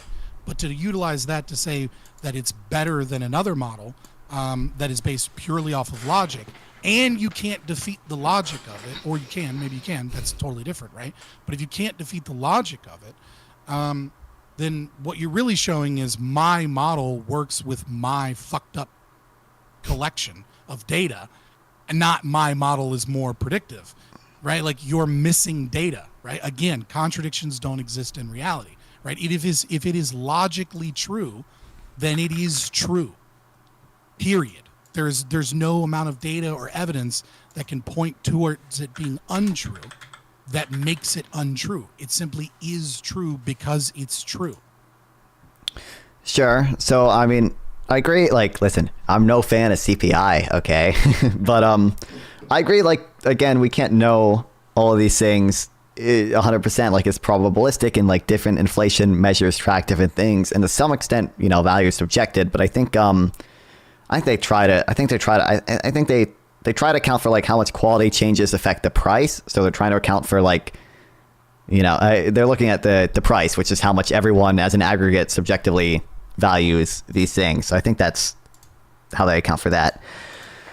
But I guess yeah, I mean, they try. I mean, like it's like I don't begrudge Chicago School or any other economists attempting to try and understand things by looking for patterns and data and trying to get the data as close as possible as we can, right? But I mean, like, it's the same reason that the economic calculation problem exists. It's the same reason why central planning can't compete with the market, is because the attempt to discover information costs money. Sure. Right? Yep. The attempt to discover price and potential future price costs money, and the more you try to get more and more accurate, the more money and the more resources it costs to ascertain that data. And you kind of do like a risk-benefit analysis, right? Where after a certain point, you're not going to, because like if we wanted to know inflation of Kraft Mac and Cheese, right? We could take literally 90% of all of the funds that every single human being in America makes, and we could devote it towards this problem. And we would get way fucking closer in understanding Kraft Mac and Cheese and the price changes. We would have way, way, way better data because we spent trillions of dollars to discover this question, right? But what would be the trade-off? And the trade-off would be like economic ruin and collapse and like all of the social services that we use being dried up and like a market that doesn't like it would be disastrous. It would be like apocalyptic, right? So like we go, well, how much money, how much are we willing to spend to discover knowledge in this domain? But we ought understand that knowledge is imperfect knowledge. Hey, listen, tell that to all the MAGA people who defend tariffs, and tell them that the government does not have the information required to know what jobs should be here and what jobs should be overseas. You think I don't, brother? Like I shit on MAGA for the tariffs all the fucking time. I find that both the left and the right have pieces of the truth when it comes to tariffs, and they lean in really hard to like their pieces of the truth. Just from a logical perspective, right? Not like from an empirics-based perspective, but just there are things that can be logically deduced as true from praxeology, and like people only take portions of that. So like I hear from the right all the time, oh, well, China pays for it. And then I hear the left go, no, they fucking don't. the American importer pays for it. And it's like, well, both are fucking true, obviously. Yeah, there's some Like, incidents on yes. both. Yeah. Well, like, obviously, technically speaking, the person who pays the import tax is the person that is importing it, right? But China pays in the sense that there's a supply and demand equation. And if I'm selling things and all of a sudden they become more expensive to sell them, then all of a sudden you have incentivized by artificially increasing the price of a good that it comes from an outside region. You have incentivized new players to come into the market because of the higher price, and therefore you're going to have this supply and demand situation where there is internal supply at a lower price, and either China is going to have to figure out how to lower its prices and to be able to compete, or they're going to have to figure out where to sell it elsewhere. Right? Like that is, or they're going to have to cut manufacturing. But in all of these instances, they pay for the tariff and we pay for the tariff. We all fucking pay for the tariff. I mean, yeah, sure. I mean, I agree with that. And I point it out to people as much as possible. I just like, obviously, I think there are quite a few people out there who like literally believe that China is somehow paying money to the U.S. Treasury, or that like U.S. consumers bear literally none of the burden of the tax because China subsidizes 100% of the export cost. And again, I do think this is an area. There are definitely people that believe that. Yeah. Yeah, sure. And this is an area again where I think empirics are probably useful for trying to determine how big the incidence is on either country. Do we agree empirics could be used here at least? Because this is an area where I do cite empirics quite a bit.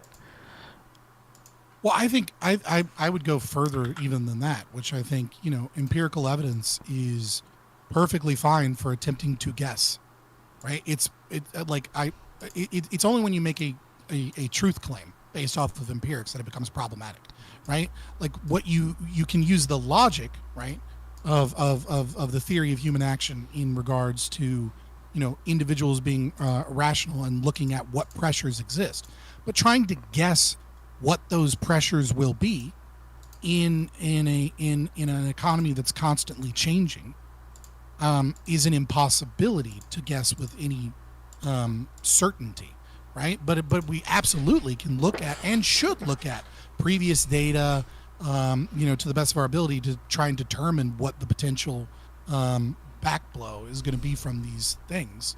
But again, it's just so long as you're not making a truth claim, it's fine. Who cares? Okay, yes, sure. Give me the data. Let's try and figure it out. You know what I mean? Yeah, great. I guess okay, without I don't want to retract the whole empiric conversation about the whole truth claim stuff. So I'm curious, what did you want to talk to about tariffs then, or what did you expect to be talking about tariffs? I have to go. I mean, I would just assume that's where the conversation would naturally flow because that was the inception of the conversation. Yeah. But I was willing to be a springboard about it. One of the things that's like, so tariffs are bad, right? Tariffs harm. Everyone is harmed by tariffs to some degree. Right? Yeah. We don't know what that degree is, but we know that everyone pays a price for the tariff. The consumer pays a price. The producer pays a price. Even the manufacturer, who logically pays the least price, right, which is the individual that goes into a market because the price has been artificially raised, that wouldn't have gone into the market, and or the individual that ups production because the raise of the price has made their goods more competitive, right? So like their widgets, we put a tariff on widgets, in Americans that aren't utilizing the tariff, right? Well, they're paying tariffs on whatever it costs to produce the widgets, right? Yeah. But if the widget itself also has a tariff, right, then there are some people who will enter the market and begin manufacturing in America as opposed to other countries, because of the fact that the price has been artificially raised. And then there are people who are already producing the widgets who can now, up their manufacturing or, potentially increase their price even. So that they can make larger profit, right? Obviously, in situations like this, it's almost certain that the business would be better off decreasing price, right? So that they can increase rate of profit, so that that would probably be the best business decision for most individuals there. But I mean, again, it depends on the good and the goods that we're talking about, right? The problem that I have with with many people's understanding of tariffs, especially, is understanding if we're in a trade war. And we kind of already are in a trade war with China and Europe on many goods and many services. Yeah. And so tariffs can absolutely, and I don't think Trump talks about this way at all. And neither does J.D. Vance, but J.D. Vance writings do, which is very interesting. So it's something that I think Trump and J.D. Vance sold this more to the stupidity of the voter base in very, very simplified terms, because they know that most people aren't going to understand tariffs no matter what, right? Left, yeah, right, and people have the zero-sum bias and anti-foreign bias, and like all those biases both go along great with tariffs. So, right. So it's like I do think there is some merit to utilizing tariffs as a tool. I wouldn't say it's justifiable. I'm a fucking libertarian and an ANCAP, right? Like, sure, yeah. Do this. But nevertheless, like for example, car manufacturing. Almost every European country has tariffs on American-made cars, and we don't. Well, this was set up after World War II to help their domestic manufacturing and allow them to be able to export things. Well, it's like, okay, well, why the fuck didn't we do something about this? I don't know, in the 1970s when like Detroit was fucking, and Detroit, Michigan steel was being a problem, and when like car manufacturing was being shipped to China and Mexico, and when we were like, utilizing, moving manufacturing down south where like union labor laws were less stringent, right? Like we were having, since the 70s, we have been having a collapsing manufacturing industry in cars, and yet during that entire process, Europe has been like, we will sell you our BMWs, we will sell you our German cars, but we will not buy yours, but we'll artificially raise the price, right? Like this is not a friendly market in that regard. And so it's like, well, what if, Trump utilizes tariffs and then, I don't know, RFK and Trump go to Europe, right? And they go like, look, we'll fucking sell you, like you get rid of your meat tariffs, for example. Yeah. And we'll put in the same regulations that you already have in Europe on your meat, right? And then they sign a trade deal.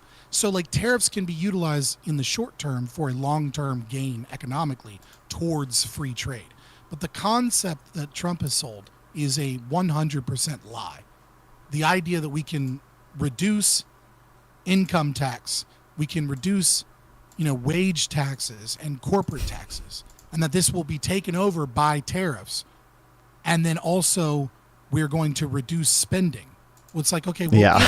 if the tariffs work, if the tariffs fucking work and they bring back domestic manufacturing, well, then over time we lose money on the tax that is the tariff. Okay. Yeah. And that means we either have to reduce spending or increase income wage taxes. Like we have to do one of those, right? I'm all for reducing spending, obviously. But you get what I'm saying? So like there is an absolute lie. But also, nobody talks about tariffs in that way with the left at all. Like they're just engaging in this surface level understanding of tariffs to like call out the lies of MAGA. And it's like, sure, but it's just like, is anybody on the left genuinely interested in like American prosperity and success and truth? Or are they more interested on dunking on the right? And I don't see a single like left-wing streamer or personality that is actually focused on like going forward and having truth and learning and like gaining for our country. They're more trying to get the dubs on the dumb righties for like audience capture and clout. I would say we're probably all interested in American prosperity. It's just that we obviously have way different ideas of how to get there. I guess I would I kind of agree, especially like normie Democrats probably don't have that great of understanding of tariffs, and they'll just be like, oh, Trump won because he said he hates inflation, but tariffs are inflationary, which actually isn't even really true. Tariffs aren't really inflationary. They just lead to a one-time increase in the price level. They don't actually necessarily increase the rate of inflation. Yeah, it depends on what you mean by inflation, right? Like you're talking about like, money supply. Yeah, absolutely, you're right. Yeah. You're talking about like a classical definition of inflation. Yes, 100%. Yeah, but I guess again, like something like the reason I was being mean to Pentuple on Twitter. It's Yeah, because I remember who it was. Yeah. yeah, it was because I feel like a lot of these people don't match their level of conviction with their level of knowledge. If you're making a claim like Democrats don't know what a tariff is, it's like, okay, well, like come on stream and like let's hash out who seems to have a better understanding of what a tariff is. And now we might disagree. Like obviously you and I disagree on like the whole foundation for like how we should determine whether tariffs are good or bad, like whether empirics is more useful or when empirics is useful versus when praxeology is useful, and whether these things can be falsified. That's a more understandable disagreement than like if someone is just like tweeting out like you don't understand what a tariff is, but then you won't even talk to me about it. We'll see. True, for real. Hey, listen, some of them did. CTV was willing to talk to me. Okay, I'll give credit to CTV and you. You're here right now. Sure. Yeah. Well, I mean, I'm fairly competent on my economic knowledge. Like I'm not like clearly or anything, but I mean I feel like I have a decent understanding of economics, better than most, I guess, streamers. Yeah, and I do think it's not necessarily my area of expertise either, to be fair. Yeah, the point you made that like tariffs can be used in a good way to reach an end result of free trade. Like I would agree with that. That comes up a lot in my tariff debates. People are like, oh, Trump is gonna just use these tariffs to negotiate. It's like, Trust well, I agree. plan. Yeah, if he does do that, that's a good thing. But it's a good thing because the end result is free trade, which is what I want, right? Now I am curious because you're libertarian ANCAP guy. Go ahead. Obviously there are a lot of countries like the EU and like even in China even more that have different regulations that have different that subsidize industries. And a common response is like, oh well, why shouldn't we tariff these countries that are subsidizing their industries or have super weak labor regulations as unfair competition? I'm curious because you're a libertarian, what your response to that is. I would say there's this really, really good book. It's an old book, but it's still a great book. It's called The Four Little Dragons. It's got a much longer title. It's an economic book about like Taiwan, Japan. Oh, Beijing, sure. Yep. And like how they engaged in market manipulation and anti-free trade policy, whilst the United States basically just let them do it in the aftermath of like I think maybe it was South Korea, but I can't remember exactly. But it's been a while since I've read it, but it's still a great book. And so there was a ton of market manipulation and anti-free trade kind of things, like, right? So the Chinese, for example, like the Japanese government, where did all these fucking Hondas come from, right? Like why does everyone drive a Toyota and a Honda in America, in like this small island nation, and like how did that happen when we had this massive car industry? One of the things that Japan did is they heavily subsidized the car industry, and they utilized a rebate system where they heavily subsidized car salesmen in America, right? So they would say, like, if you sell a Toyota, we'll give you $2,000. Just sell a Toyota, we'll give you $2,000. And so they were utilizing their tax base to essentially gain a market capture, because there is an understanding that there's a brand loyalty, right? That there's a price to getting into a market. And then once you're embedded in the market, you can get rid of those initial costs, right? And then people will continue to buy a Toyota or a Honda for their next vehicle, et cetera, because there's brand recognition, there's brand loyalty, et cetera, and it allows you to establish a foothold in those things. So it's like I don't know exactly how I feel about it. It's kind of like I would have to look at it at an individual basis. Right, Mm-hmm. because I look at a trade war much the same way that I might have previously, before I was a full-blown libertarian, right, have looked at a real war, right, which is like, well, what is the goal here, right? Like, if you give me an action, I want a goal, right? Like when we look at like the Iraq invasion, right? It was like, we had this mission accomplished banner that was like so, famous, but it was like, well, what was the goal of the invasion in Iraq, right? Well, it was. The stated goal was, Saddam Hussein at first. Okay, well, he had nothing to do with anything, really. You know what I mean? Like, we just... Yeah. Like, and then we were just there constantly. Like, the goal is to stabilize the region. Okay, well, how are we doing that? Did you guys not pay attention to Charlie Wilson's war? You know what I mean? Like, none of you read that fucking book? Clearly you didn't. So it's like, at an individual basis, I am fine with the state, I wouldn't say fine, because nothing that the state does is justified, right? But if we're in a trade war and they're going to make it illegal by, because they have a monopoly on power and violence in these trade regulations, right? Make it illegal for the businesses to engage in, in anti-free trade, et cetera, because they're using their violence in that regard. Well, then they've kind of taken up the responsibility of fuck you, Bert Stein. What the hell?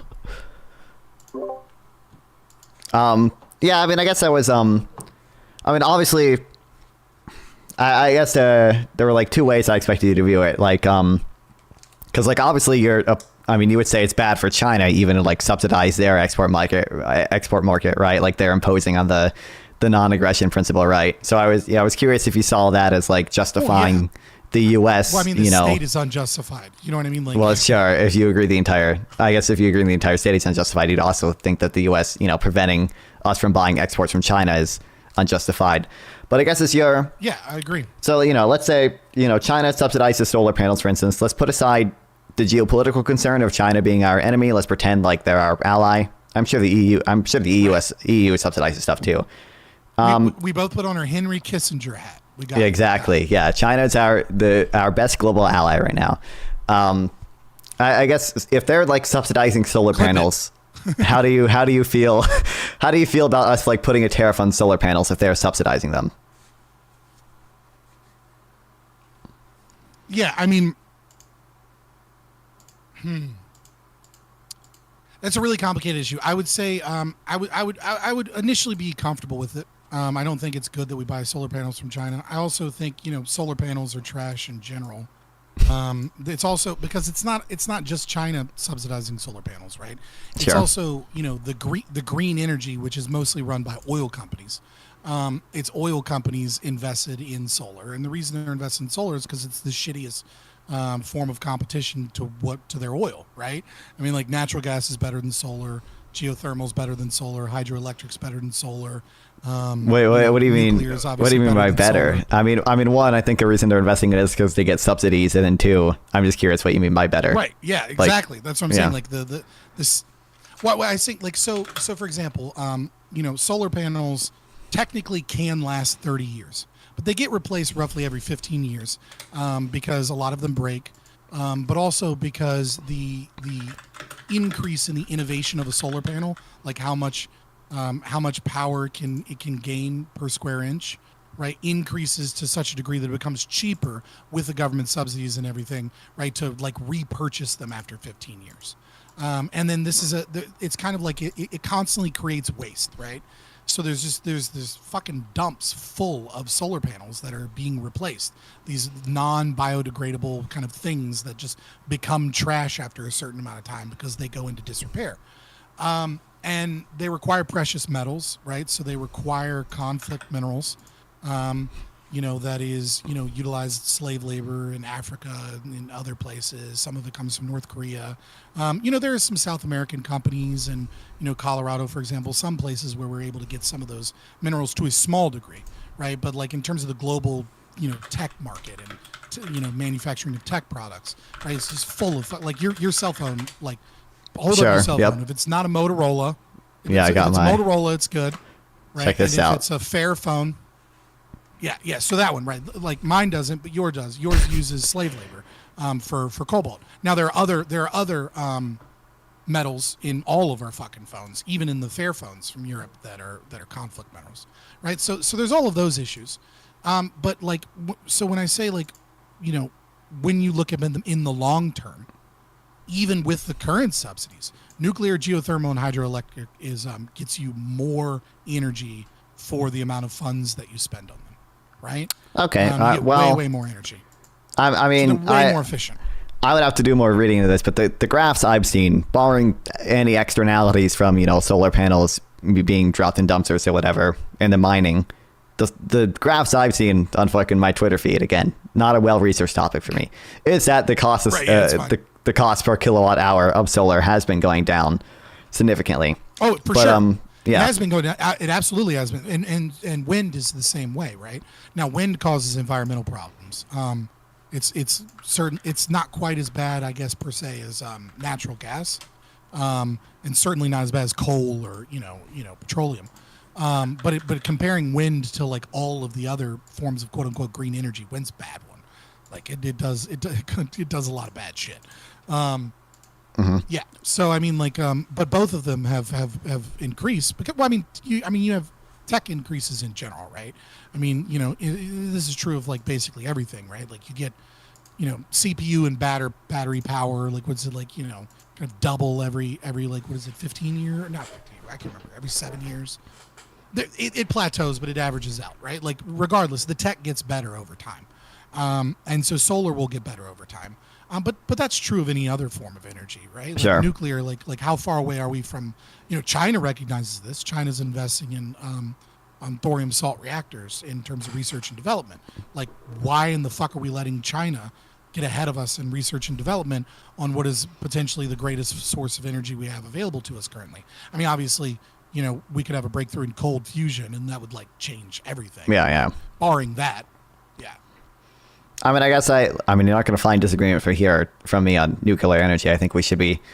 I mean, I wouldn't even be opposed to subsidizing nuclear energy to some extent, but Well, you don't need to subsidize. Just get rid of unnecessary regulations. Like nuclear energy, like it can take like 2 years to like get a fucking permit to do certain things, right? Like the cost of nuclear is so fucking high because it is massively overregulated. Sure, that could be true. Yeah, I mean, I would imagine it's true considering people, I think, are unjustifiably scared of it. But I guess barring externalities, we got so sidetracked. My question is just because this is one of the harder arguments that I deal with sometimes. If there is X country who's our ally or enemy, doesn't matter, that they're producing X good, and the reason they're better at it is because they're subsidizing it. Or I shouldn't even say better. The reason it's cheaper. Like China's EV market. Yeah, exactly. Is because we're subsidizing it. I'm curious because you're an ANCAP who would disagree with that subsidy, but also would probably disagree with the state being justified in doing anything here. What the appropriate response is to that. Yeah, no, I said like, at an individual level, I have no problem with a tariff. I have a problem with it, right? But I kind of already explained the logic here, right? Which Sure. is that like we're not allowed, like the state has made it illegal for us to engage in like anti-competitive things in terms of like creating a cartel our own, right? And being like, we ban these things. Like we would be sued for that in certain courts and things of that nature. So the state has taken that responsibility. And in this regard, if they're stealing from other people to try and flood a market with cheaper goods, that is only cheap because they have engaged in aggression in that regard, and the goal is to reduce aggression in terms of that subsidy and create a freer market, and that is the stated goal, and like it's within the law. Yeah, sure. I'll stand behind a law that says like, this is done until such a time that China gives up on this, right? Because it's a defensive tactic. Right, against theft and fraud, right? A lot of what China does is theft and fraud. There's a whole thing. So, like intellectual property is another huge one, right? Like they steal China, that. Yeah. China rightly doesn't believe in IP, right? Oh wait, I IP's forgot. bullshit. Yeah, you don't believe in IP either. Yeah. Right, but it's like, but we're all engaging in a world like IP exists. Right. And so like this would be where I would like separate from a conservative opinion on that. Right. I would absolutely be vehemently against a new tax to try and force China into engaging in intellectual property laws. Right. Because what you're saying is I'm going to give you an aggressive tax on America so that I can force other people in other countries to engage in additional aggression. And then once they engage in that additional aggression, I promise to take away the extra aggression I gave you, right? Like, it's just bad all around as far as I'm concerned. Yeah, that makes sense. I was just curious what my chat is giving me shit for the way I pronounce nuclear. Oh, yeah, no, I had your chat open. I saw, didn't Apparently they say I we said, both? Like, nuclear. Yeah, I don't know. Whatever. Listen. That's how we pronounce it in Virginia. Yeah, my chat's used to my mispronunciations by now. But I was just curious what you thought of that, just because again, it's, you know, if you don't think any state action is justified, I was just curious for your opinion on that. I don't know. Is there anything else? No. I'm pretty good, brother. I was just it's nice to meet you. Yeah, absolutely. Yeah. You know, most of the time that I end up meeting like streamers in a debate scenario, it's like on some fucking panel somewhere. Yeah. And it's a terrible way to meet people. It's like always like, it's like, cause I'm just like, listen here, you dumb commie fuck. You know what I mean? Cause I got to get my point out. I'm like, I gotta make it quick, you know? But you can have a little bit more charity in a 1v1. Yeah. Hey, listen, I'm sure maybe we'll end up on the same panel someday. We might even end up taking the same side on some things, I'm sure, with the tariffs and with the, I mean, I'm generally a pretty free market guy, you know, I'm with banned from a lot of places. I don't play nice with others. Listen, I'll get there one day. That's the goal, right? It's the. I've been on a bunch of panels. Like, you know, it's like, yeah. It is what it is, brother. It was nice talking to you. Absolutely. If you have any questions or anything, or you're curious about libertarian perspective, both to your audience or just to you in general, Fabian Liberty on Twitter, Fabian or X, stupid fuck. Fabian Liberty on X. Not to be confused with XXX. And same thing with, on YouTube. I'm on other platforms, but I'm really only streaming to YouTube currently. Yeah, that makes sense. Yeah. Someone in my chat told me to get you to read Human Action. No lefty is going to read fucking Human Action. That is such a difficult fucking Listen, I will read excerpts of it. I will read excerpts of it, I'm sure, because it's probably mentioned. He will read the Wikipedia mentions and Googleable things. Exactly. To argue against it. Exactly. Because he's already decided it's wrong. Exactly. I will confirm my priors, and to do so, I will read excerpts of Human Action in debunks of Human Action. I'm sure I'll read a little bit more into the praxeology stuff. You did give me something to think about the human action axiom thing that I did. I took notes on. But yeah, I appreciate the conversation. I'm sure we can set some more stuff up in the future. Yeah, my DMs are open, and you know, there you go, brother. Nice meeting you. Yeah, nice meeting you. Thanks. Peace. Peace out.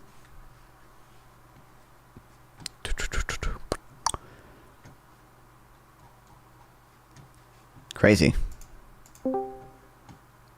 What's up? Yo, what's up? Hey, how's it going? Good. Did you watch the whole thing? I think so. It wasn't long, right? It was like an hour. No, yeah, it was only like an hour. I don't think I asked him. I mean, you just DM'd me like literally at the end, ask him if you think measurements mean anything in economics. At the beginning, we did kind of go over like, don't you think like if we agree that in principle, like a tariff could have the burden on either the country that's reducing their export prices. No, but if he says that measurement means anything, like, look, Austrians contradict themselves so much. Okay.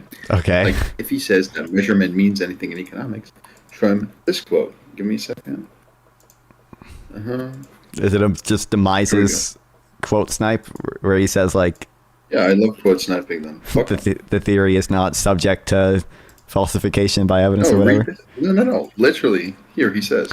In the field of praxeology, in the field of praxeology and economic, did he mean no sense? In economics. No sense can be given to the notion of measurement. Yeah, awesome. Yeah. Or like, you know, Austrians will like hate when you have aggregates, right? Like, you know, GDP. Yeah. Consumption and whatnot. But then you read Rothbard, and he has his own, like, what was it, like GPD or something? Gross private product or something. And that also is like, it's like GDP without the G. So it's like that also uses aggregates. But what are you doing? It's like, I don't know. A lot of these people. But either way, fun discussion. I'm not the biggest fan of Austrians. That's it. I gotta go though. All right. See you. Bye. That was fun and not intolerable. Switch to this scene and this scene, and then close that, and then have this here. And then I can close that, and I can move this.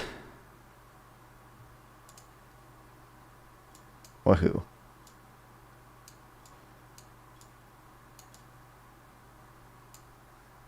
All right, there we go. Oh wait, let me stop virtual cam and then turn it off in Discord.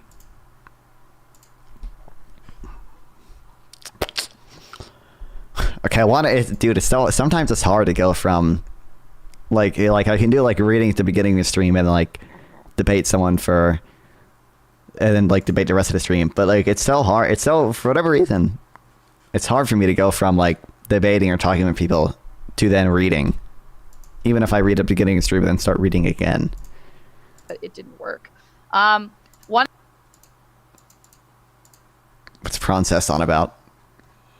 Well, I'll get this for one. I'm going to say this 1 second. But also, like, there's still some stuff we do to pay for. For example, if we want to do Area 15, which I think we definitely want to do, that has like costs tickets. No clue what he's on about.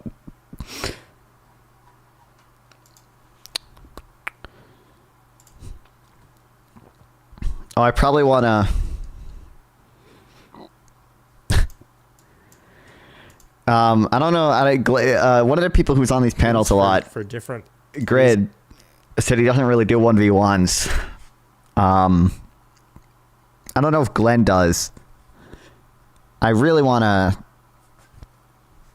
I'd want to do a 1v1 with Grid on Jan 6 because I feel like if I'm reading like the actual Jan 6 report like for it, it's kind of, I don't want to say it's bad faith, but like it's kind of like it's kind of weird to like join a panel where like everyone's just having like a fun time, just be like, Grid, I read 600 pages about January 6th.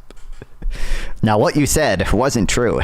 Like I just feel weird doing that, so I want to have like a more formal thing. I'm sure, I don't know, Glenn I think does do more 1v1s, but I kind of want to do that. But you have no perspective. Remind me in the early 2000s when I was on my debate team, I had said, brother, you have stream room perms. I never removed them. If you want to yell at me, join the stream room. I don't know what you mean by I have no perspective. We talked about this before. Private product remaining means of national income, similar to the more commonly encountered GNP, since government is financed through taxation and any resulting output is not usually on the market. What value is described, distributed, counted in GNP. Murray Rothbard developed the GPP, gross private product, and PPR measures. GPP is GNP minus income originating in government and government enterprises. PPR is GPP minus the higher of government expenditures and tax revenue plus interest received.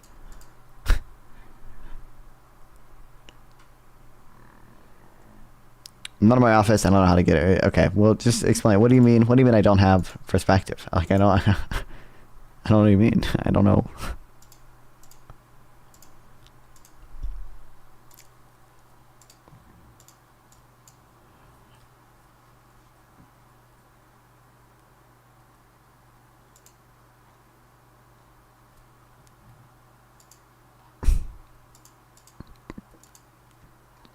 You know what's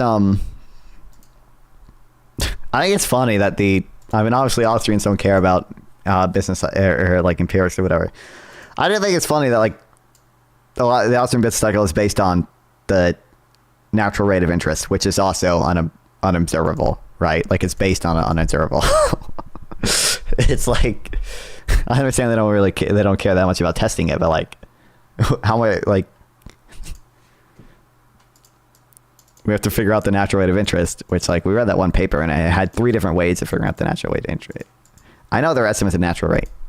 I read that paper that had different estimates of the natural rate, but oh, okay. Yeah, they tried to estimate it 3 different ways, but I mean, even there was a paper in NBR, which is funny.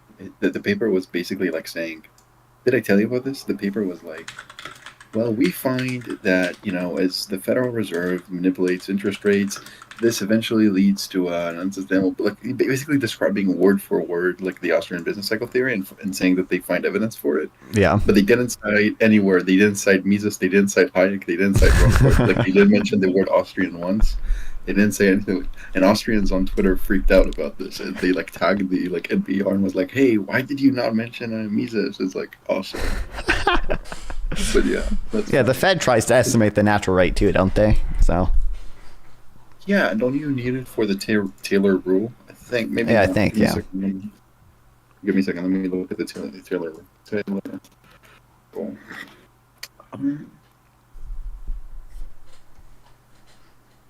One second.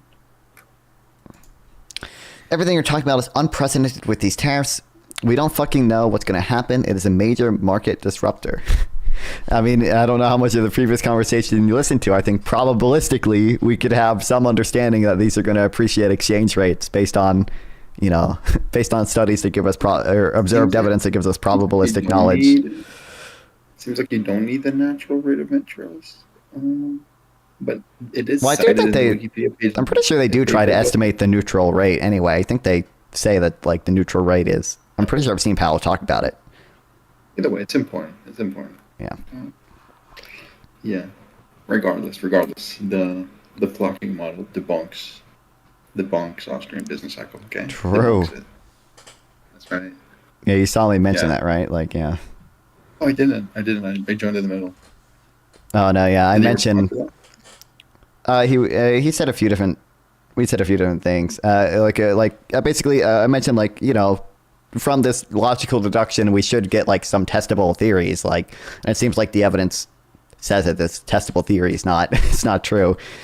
And I think there we move to like, well, one, you know, we're all mixed market economies. We're not a Austrian business cycle is like, you know, free market economy, so it might not fully apply in mixed markets. And then like two, like you know, if the logic is true, then the theory would be false, right? Like one of these two things is one of these. The theory, yeah, I know. If yeah. the logic is true, the theory. Is sorry, if the logic true. is. Look at the world. Yeah. Yeah. If we look in the world and the theory is false, that means your logic is false. Great, you got it. Well, but he's gonna say, how do you know the model isn't false, right? Like that. I look around, bro. Yeah. Yeah. Well, you see, that's why this is like. You see how like insane that is, right? Well, yeah, I mean, it's kind of like. I like I mean, I can understand where they're coming from, but like like most like any like normal person, it's gonna like look at this guy and he's like, oh, this guy literally does not accept evidence at all, and it's like no. Also, look, I mean, you don't need evidence for mathematics, right? Like some mathematics things look unintuitive, but then we find out that they're true. Okay, cool. Sure. But in mathematics, you deduce everything very rigorously. If you claim that economics is logic, you need to deduce stuff. They've been challenged about this from like the 1980s, and they never did it. They never do it. Like you cannot have like economics just from like two axioms. One, because that's logically impossible. You need multiple axioms, even if you think some of them are obvious. You still need to make them explicit. Second thing is, we know we have counterexamples. Like we know there are some commodities whose demand curve is upward sloping. It's rare, but we know they exist.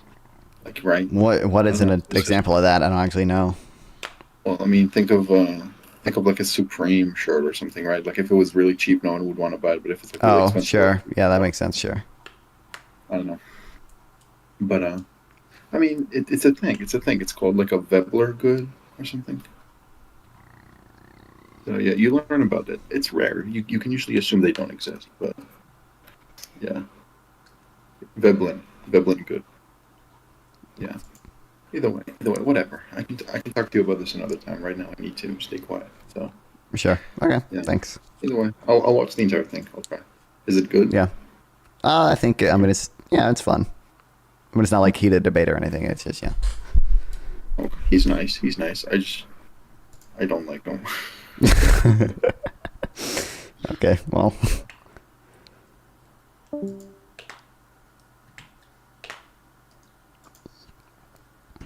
Y'all's probabilities and models are bullshit. You argue from a position of authority.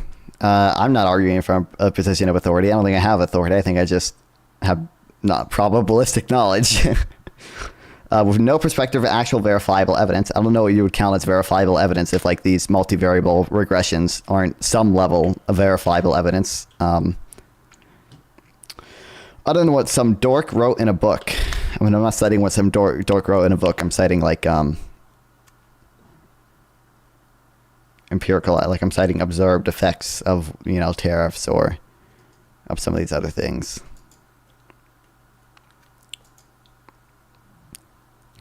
I think we'll all just be excited to meet each other. Like, even if it's like, I don't think people doing anything interesting. I don't even think I can join this guy's thing, but it's just Woodworthy coming soon. I don't know if I care that much about it.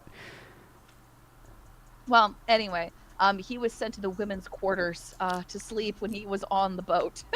Crossing the Atlantic. I don't know how that story ended. It is sadly lost to time.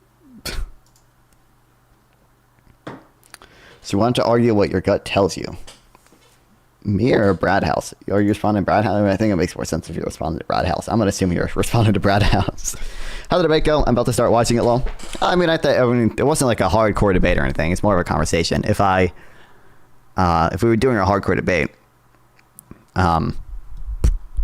you would have known because I would have done in a bad faith amount of research into into these things. Still, you know, that's the strategy. I read what the liberal media says and I mindlessly repeat it. Don't you know? I read what some dork wrote in a book. That's the strategy. That's the strategy.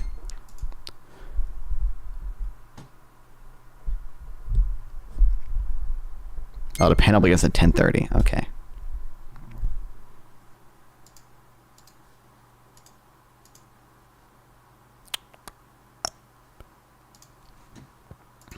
We'll read the coup and search for legal theory until then, because I feel like right now that's what I'm interested in.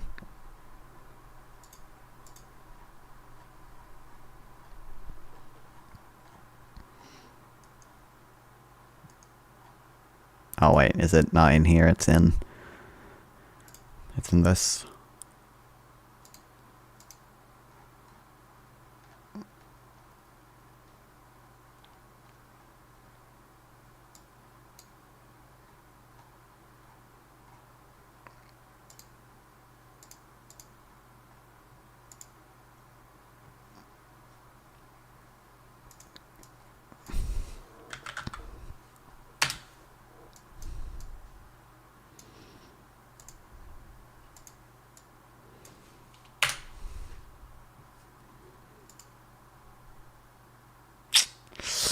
So, how's your day been, chat? Well, what's up with you guys? What's up with you guys?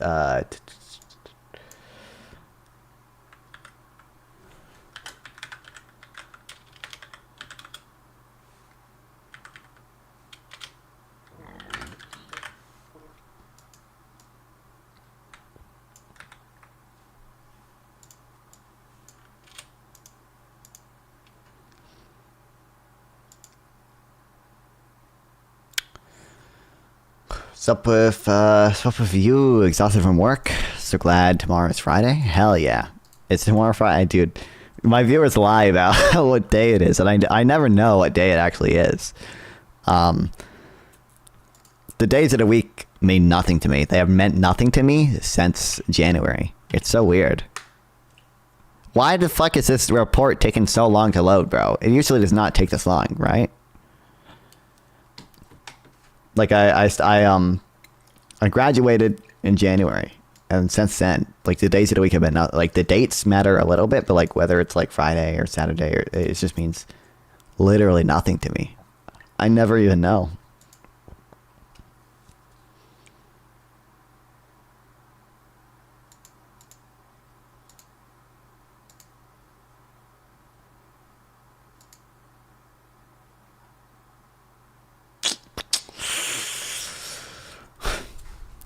Okay. Yes. Why is it? Why?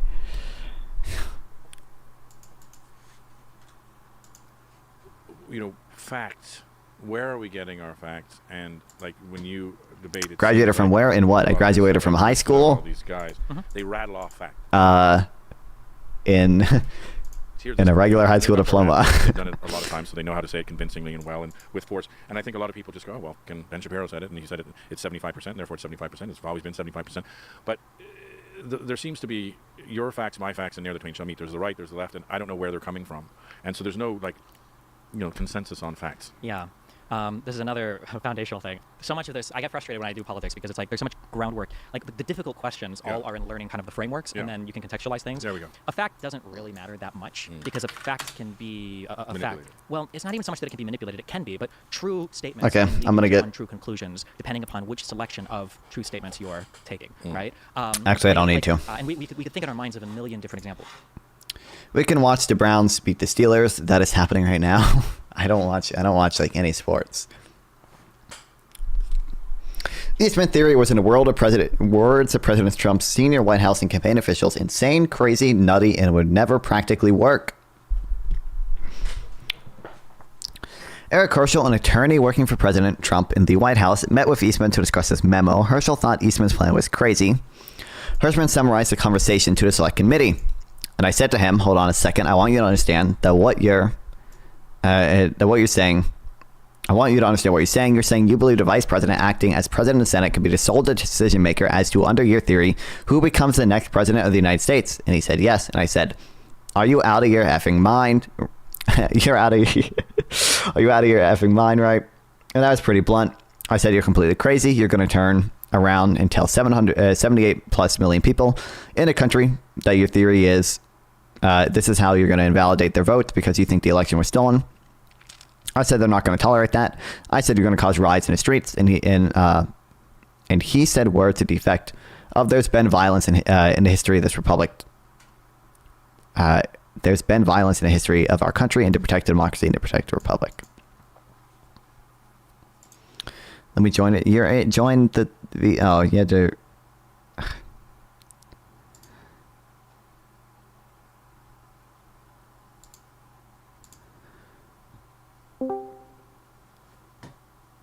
Welcome back. Am I on there? What'd you say? Hear me? Yep. Okay. Yeah, man. So I want to talk to you about these tariffs again. Mm-hmm. Is the voice quality better this time? Or are we all ching-delayed like last time? It's pretty good. It's still about the same, yeah. Okay. So I think that, I almost want to kind of use an analogy. I'm an analogies guy. All right. Okay. Let's just go to 2020, like I was saying in the comment section. I don't know how old you are. I think you're pretty young. But let's just go to 2020, and you're doing this shit, and, all your figures and charts that you like to read, all the little think tanks you're getting your reports from and all that, they're all saying that we need social distancing and all the things that we now know are wrong. So you know what I mean? I think the way that you debate and argue, there's no possibility that those charts are wrong. Whenever, on so many instances, to be clear, in I don't most think cases, that turns out to be the case.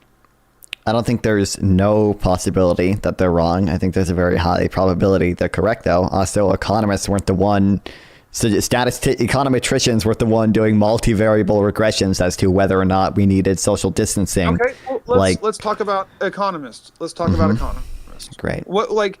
What do you think the economists, all these, the heterodoxy amongst all the economists in the 1990s, whenever Bill Clinton, Democrat, and the Koch brothers, Republican donors, are colluding to get NAFTA going? What do you think the economists are saying at that point in time? Because they're all for these no tariffs and the same no tariffs, complete free trade, love NAFTA. What do you think they were saying the effects it would have on the middle class were? And union jobs and the labor, community. Well, I don't know. I don't know what effects they would say it would have on union jobs. If they said it would help union jobs, they're wrong. But I think they said that NAFTA would have net positives, and I think they were right. NAFTA did have net positive effects. In what way? Because we had cheaper trinkets. Part of it, yeah. Because I know last time we talked about you I only think you were talking to me, and I heard you speak about someone brought up that our economy was 80% in the service sector, and you were like, that's a good thing. That's a good thing, and to a degree, it is a good thing. Do you think there's any limits on that? Do you think there could be any negatives from so much of our economy being based off the service side rather than manufacturing and goods and more tangible items?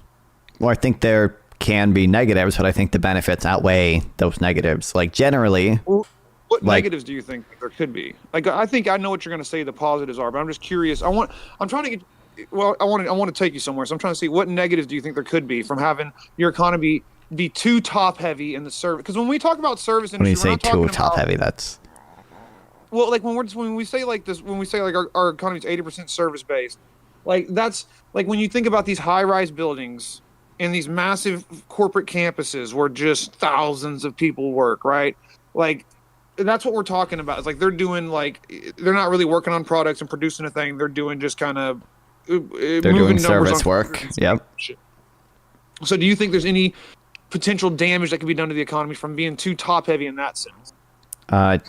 Damage to the economy? Not particularly. I think the big concern would be damage to national security because we can't manufacture needed military equipment. Yeah, I mean that's a case I would make, but I don't even, I think that's an obvious one. But like, I think there's actual economic damage to be done from it. Like, not even like on a defense base, but I think there's actual economic damage to be done. Well, what's the economic damage?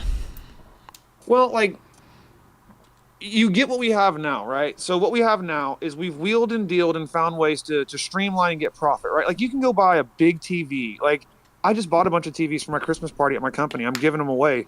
And like, I got a 65-inch TV for $500. 65-inch, and I got a 55-inch for like $350 or some shit. Cheap. I got a big-ass grill for my guys for next to nothing, right? Thank you for the 5 bits, Wyatt. Kanye West. I appreciate it. Welcome back. In the fucking 60s, when we were making everything in America, it was like a whole week's paycheck to get a barbecue grill, right? So I can see how you're like, look at this positive we have, right? But the exchange of that is that, yes, we get these trinkets for cheap, right? But where the money actually goes now is the things that are vital, the industry items. That, like when I say industry, I mean things that everybody buys, right? Things that are ubiquitous: cars, homes, clothing. A random dumbass shadow right now. Well, clothing wouldn't really be part of industry, but they get to where they're so top heavy on this service side. There's so many fuckers that got to get paid along the way, and we found so many jobs for people in this sector that where it used to be there wasn't that many mouths to feed in the 90s, and you could work at fucking Subway and McDonald's, have two people, and actually, live in an apartment and get by. You couldn't buy a bunch of trinkets, but you weren't worried about your livelihood. Whereas now, yeah, you can get fucking trinkets from China across the sea, you know what I mean? But you can't afford a home. Well, I think the home ownership, I don't think really has anything to do with free trade. I think the free trade actually helped with housing affordability. I think the housing affordability issue, which I agree is a big issue, is because we artificially restrict housing supply with zoning laws. That's the big issue there. Yeah, but that's you're part of the problem on that too, to a degree, right? Because you're the quote deep state liberal, right? Yeah, that's me. I am the deep state liberal. That's me. Well, like, I mean, or is that like are you being like facetious with that? I think it's a pretty accurate description of who I am. Yeah. I think so. I think you're a technocrat, is what I think. I think in your heart, you're a technocrat. You're a fucking Obama style, pre-fucking woke, technocrat. I think you believe people with, advanced degrees should be creating systems, and the plebeians don't have the ability to really understand it, is what I think. Well, I mean, I don't know what you mean by I think the free market does a good job at deciding these things essentially. So if the free market, if people don't think, but the free market is dangerous. Like I like to think of like a diamond shape, like you go too far one way or the other, it's bad. You go too far to the right, you get, it scales, the economy of scale. Are you in school? Nope. You're not. Wait, actually, no, wait, yes, I am. Never mind. No, I am. I forget. I am in online college. Sorry. I forgot. What are you studying? Right, I'm just getting like a poli-sci bullshit. I'm planning on getting an economics degree. Okay, are you studying that shit yet? Have you learned about economy of scale? I'm familiar with economies of scale. Yes, obviously. Okay, well, if you use the same logic that Adam Smith used with capitalism and shit, and the free markets in the original, or even what Karl Marx used with his socialism theory and people needing to own the means of production, they kind of predicted out to the future. They're saying fuck, hey, I don't have to explain Adam Smith to you, but even with socialism, they're like, hey, if we don't stop this now, all the machines are going to take the jobs and no one's going to have any money. And it's the same way you can kind of predict out with like a free market to a degree. With the economy of scale, eventually one company's going to own everything. Like in theory, it's not necessarily going to happen, but like I do have the due to PDF economy degree. of scale and corporate mergers and multinational deals, and globalism, you literally could get to where one company has more power than any one government.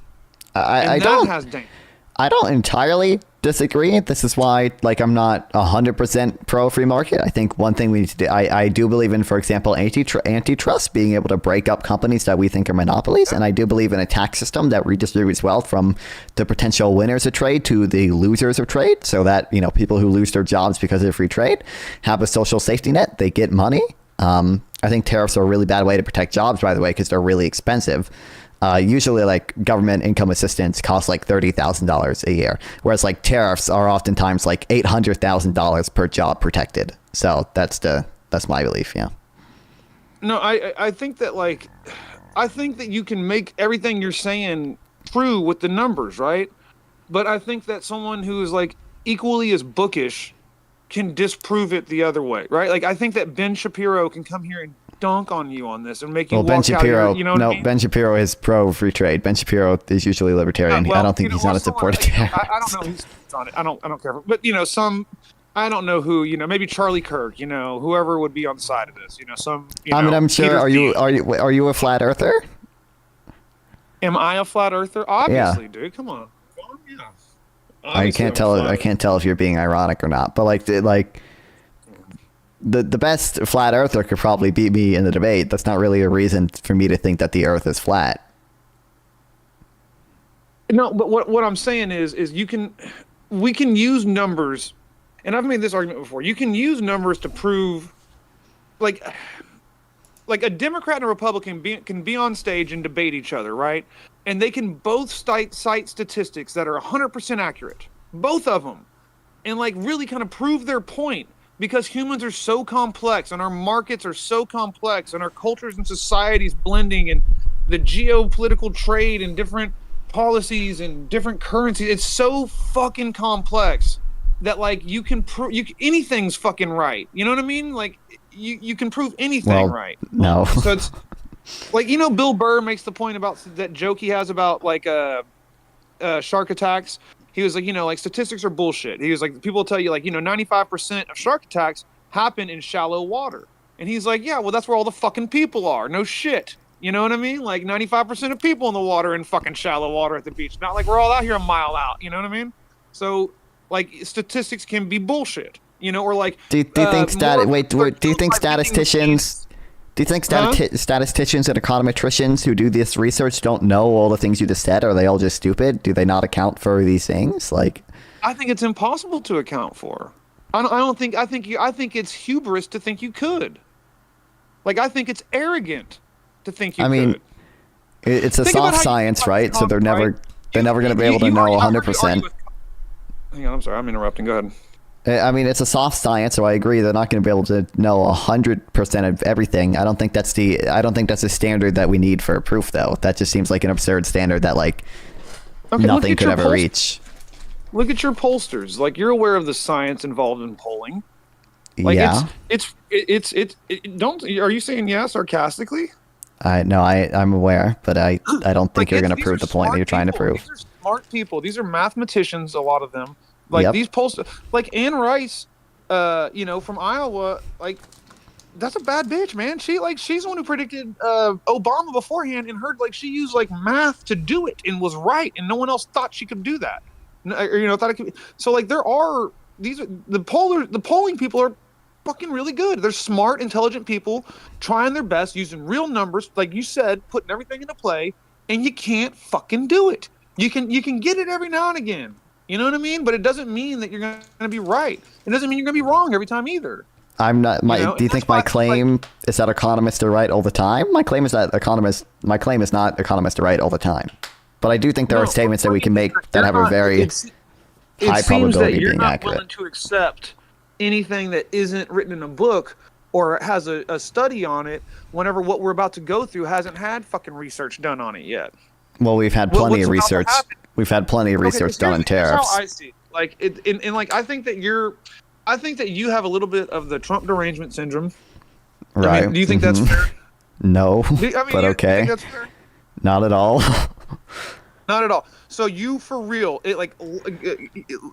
gun to your head, you think that fucking Donald Trump doesn't know what a tariff is? For real?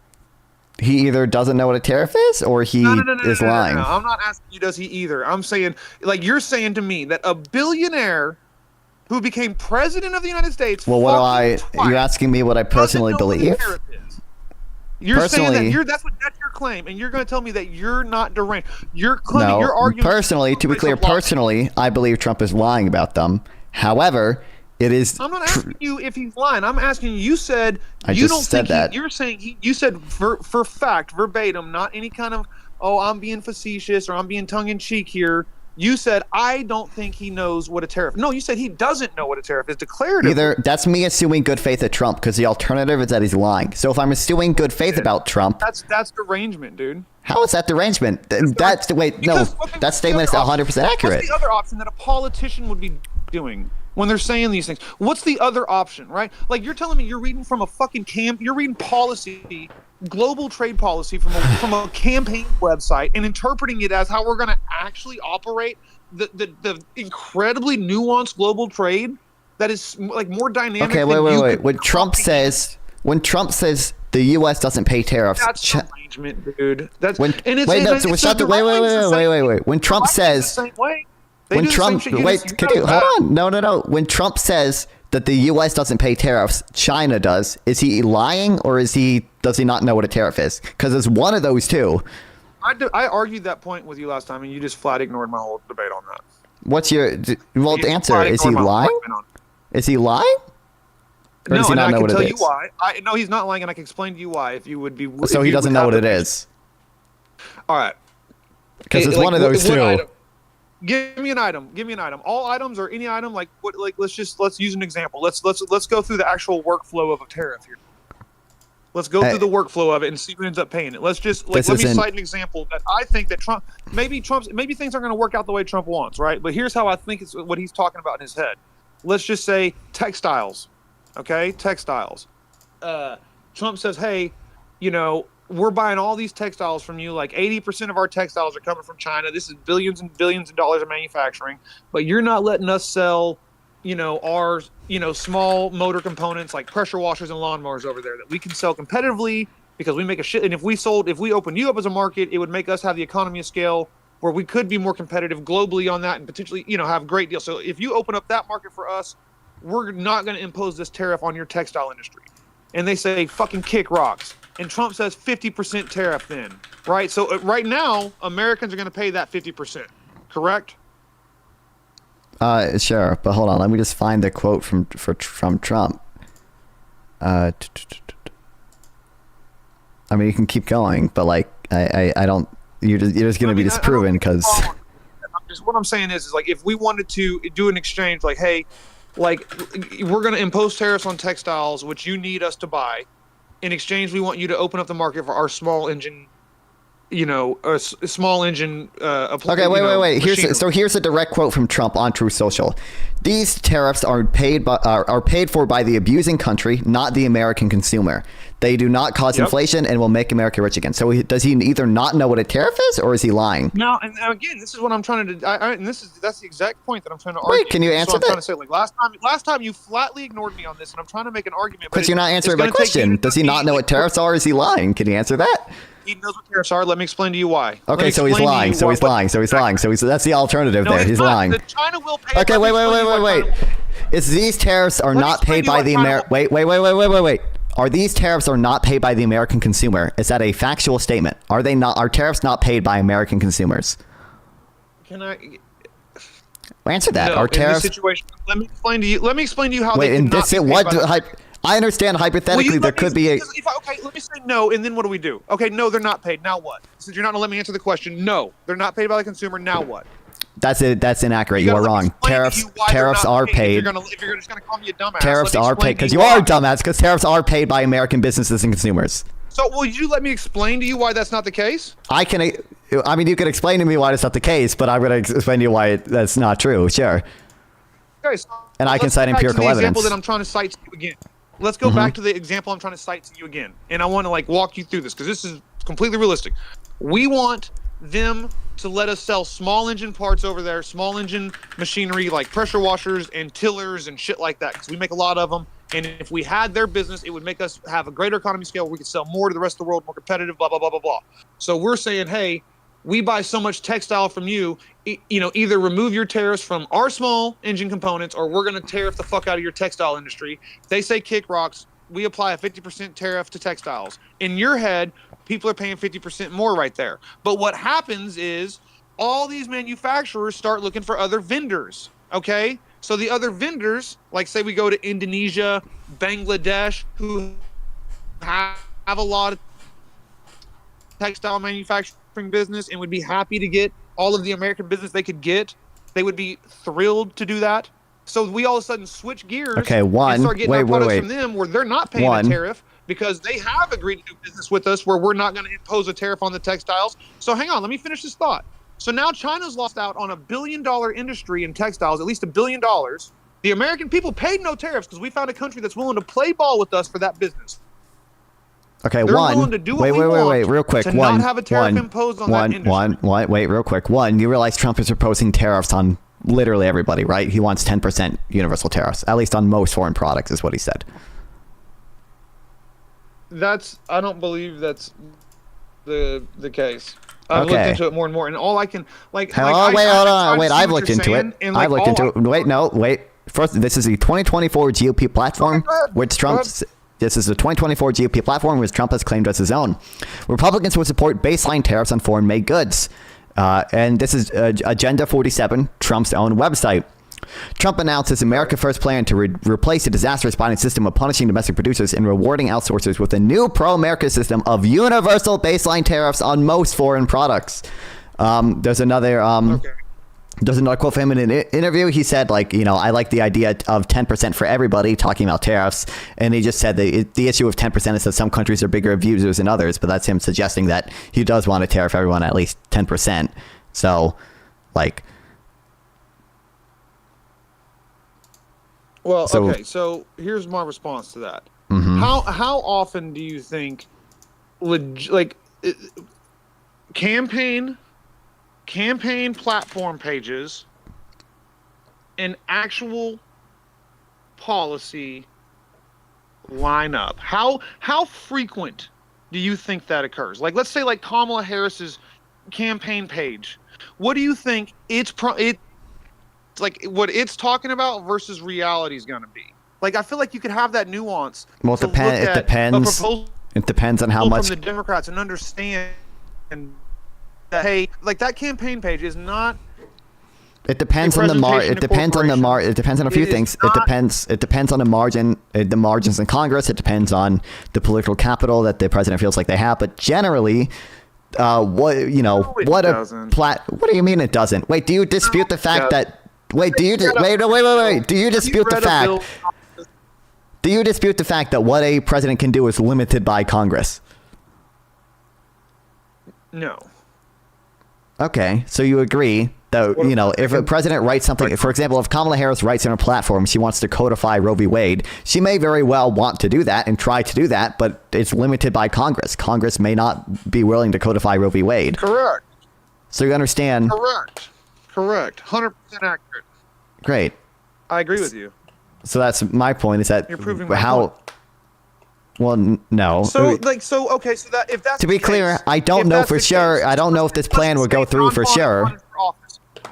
Let's just say Non-Fawn is running for office now. Mm-hmm. Okay, you're gonna be fucking President Bookworm, and what's your campaign page gonna be like? Is it gonna be like, okay, we're gonna amend Section 203C of the World Trade Commission, Article 4.-2, where soft items and gross, catalytic converters. Wait, do you agree or disagree that?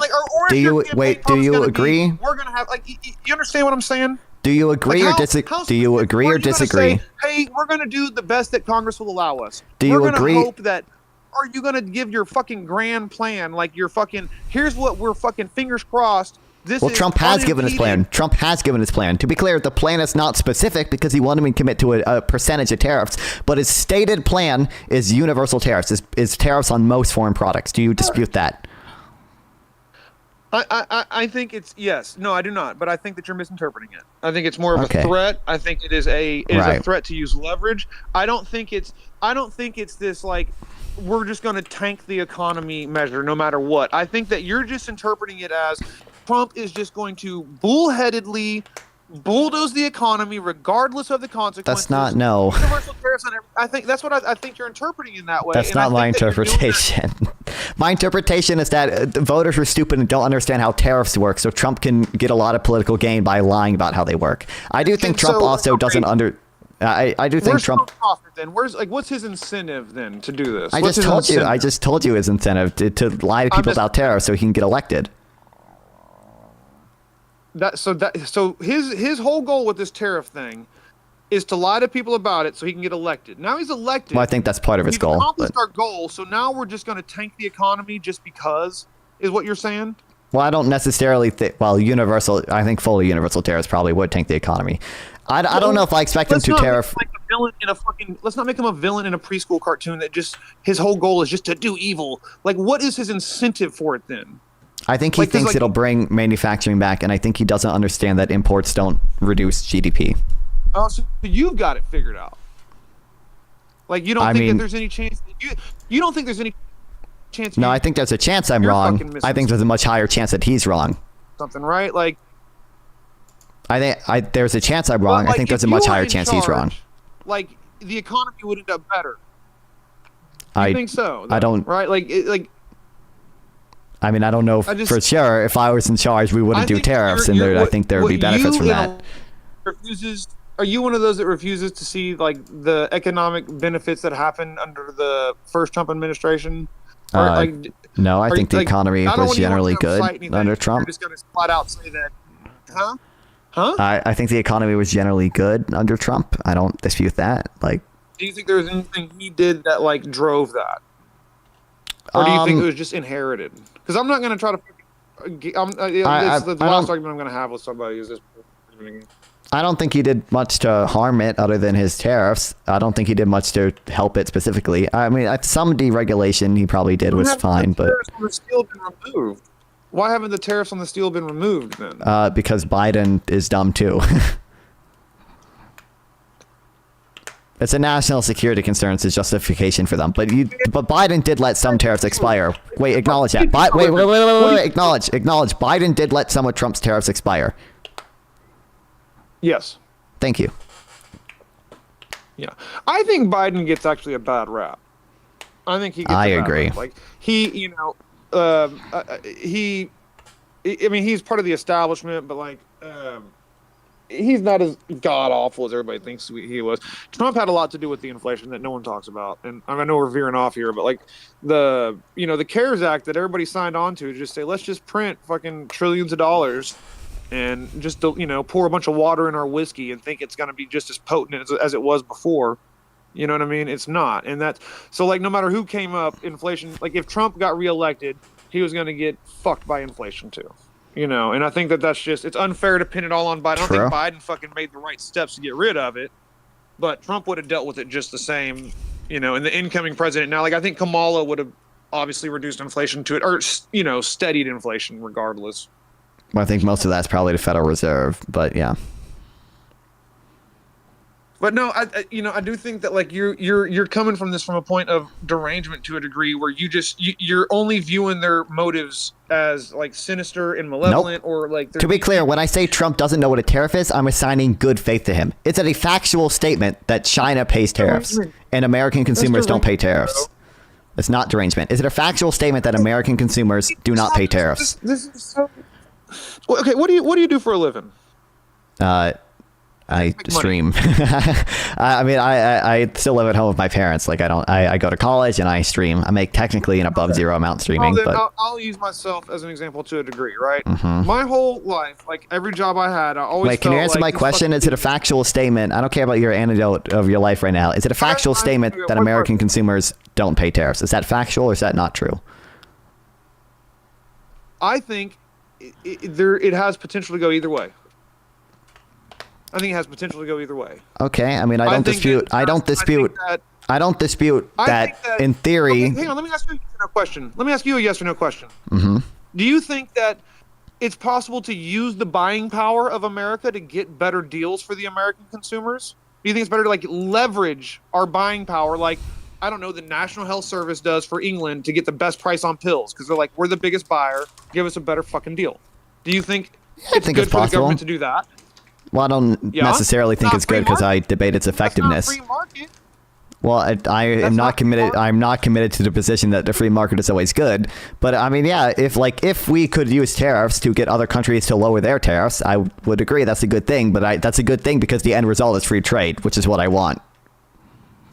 I think that's what everybody wants in the end. But like, there is no other country that has like this free trade like you're talking about. It doesn't exist. What do you mean? There's no other Singapore is like the closest we get. Singapore and fucking Thailand. Like, I mean, we. Wait, what do you mean free trade? Like I'm talking about? I just want us to have minimal tariffs. A lot of countries have minimal tariffs. Almost no country has what Trump is proposing, by the way, which is like an effective average tariff rate of like 15%, which is. Dude, we can sell our vehicles more competitively in Europe than they can sell their vehicles. Look it up. Yeah, that's bad. Nope, I understand. Nope, I understand. People mention it. Are you telling me I'm wrong?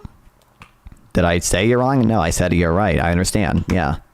Okay, well, okay, what 80? I'm not even gonna argue with you on this. This is a fact. 80% of Germany's economy is based off manufacturing, right? We agree. It's not. We're not arguing that. I haven't looked into it, but sure, I can accept that. Whatever. Yeah.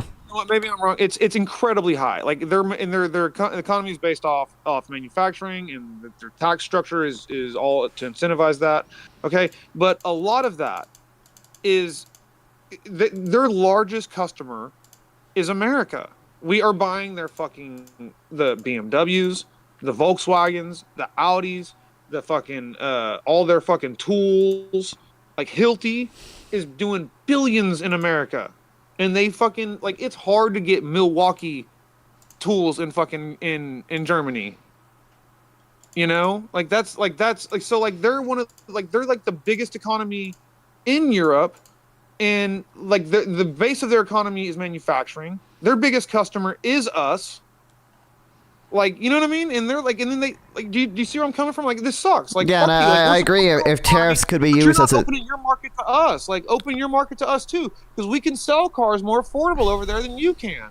I agree. If tariffs could be used to bring down their tariffs too, then I would agree. The end result there is good because the end result is free trade. I also think it's in the United States. To be clear, Great. I like that you said that. I have never said that because I think free trade is good. If the end result is free trade, then I'm all for that. I also think that regardless of what Europe does, it's in the U.S.'s interest to engage in essentially unilateral free trade and not have tariffs. I could see why you think that, but I think you're wrong. Like you said, like let me just, since you said the goal is no tariffs, let's say this, that if Trump's tariff policy leads to less tariffs overall, I would think that's a good thing, sure. But would you admit it? Yeah. Would you then say like, oh fuck, maybe the billionaire that got elected president twice did know what a tariff was, and the guy that lives with his parents was kind of foolish for calling him an idiot? Like, do you not see the fucking craziness in that? Do you not, like, that's the part that I don't get. It's like, Trump has given me no good reason to believe he either knows what a tariff is or is not lying about it. Like, dude, like, okay, you know who Jerry Jones is? Nope. He's the owner of the Dallas Cowboys. He's like a billionaire. You know, he's very famous, oil tycoon, very rich. And like, I met this guy, and Ross Perot. Do you know who Ross Perot is? Nope. Okay, fuck. He's another billionaire. But these are billionaire tycoon guys. These motherfuckers are like, you meet these guys, and it is another level, dude. Like, they will fuck your wife. Like, they will like. I'm telling you, man. Like, and so it's really easy to just see someone on TV and think, oh, they're idiots. Like to be clear, I think another possibility is Trump does know what a tariff is, and he's lying about it. Okay, well, to be clear, if that's like, if you sound dumb if you say anything else, to be clear. But right? I sound dumb if I say anything else. Dude, don't argue. Don't say that Trump doesn't know what a fucking tariff is. If you're saying that, you're coming from a place of bad faith. You know. Nope. No, wait. That's me assuming good faith because when Trump says, wait, shut the fuck up. Wait. When Trump says U.S. consumers do not pay tariffs, that is not a factual statement. Considering the fact that. Nope. Considering that is not a factual statement that U.S. consumers do not pay tariffs, Trump is either one, doesn't know what a tariff is, or is two, lying. If I assume good faith, I just assume Trump's a fucking retard and doesn't know. If I'm assuming bad faith in Trump, then I say Trump is lying. I just explained to you how it's possible. Like, if we leverage our business for tariff, because I don't think. Wait, that's not that. No. Again, I think that you're taking. The U.S. consumer would still pay the tariff. It's just that the end result is less tariffs overall, which is a good end result. But the U.S. consumer is still the one paying the tariff. Did you ever do debate in high school? Nope. And shit? Nope. Fucking A. You have no real world experience. Okay, let me just say that all the evidence you have for Trump's tariff plans, do you think that is actual credible evidence from people who can back it up and say, oh yes, we can fact check this and verify that this is the proposed fucking plan? Or do you think you're just I'm quoting from his own website. I get it. You're going from a campaign website and you're talking about global fucking trade based off campaign talk. If you think the fucking message he's given to the farmers in Iowa on the fucking grandstand is what he's going to implement, you're the one who's got fucking derangement. That's insane, dude. If Trump is making a statement and that statement is not accurate, there are two possibilities. Either one, he doesn't know that statement is inaccurate, or two, he knows that statement is inaccurate and is repeating it anyway. My position is that when Trump talks about tariffs, possibilities, right? That's the thing. You're certain there's nothing else involved, right? There's no other. Well, what would the other possibility be? The other possibility is that he's fucking using rhetoric that people can understand. He's not talking to fucking nerds. He's talking to fucking landscapers, dude. He's talking to fucking high school dropouts. Mm-hmm. He's saying, we've lost your fucking jobs. I'm going to get it back. And if we don't get it back, I'm going to make these big companies that shipped them off fucking pay for it. That's not what he's going to fucking do. That's how he's getting.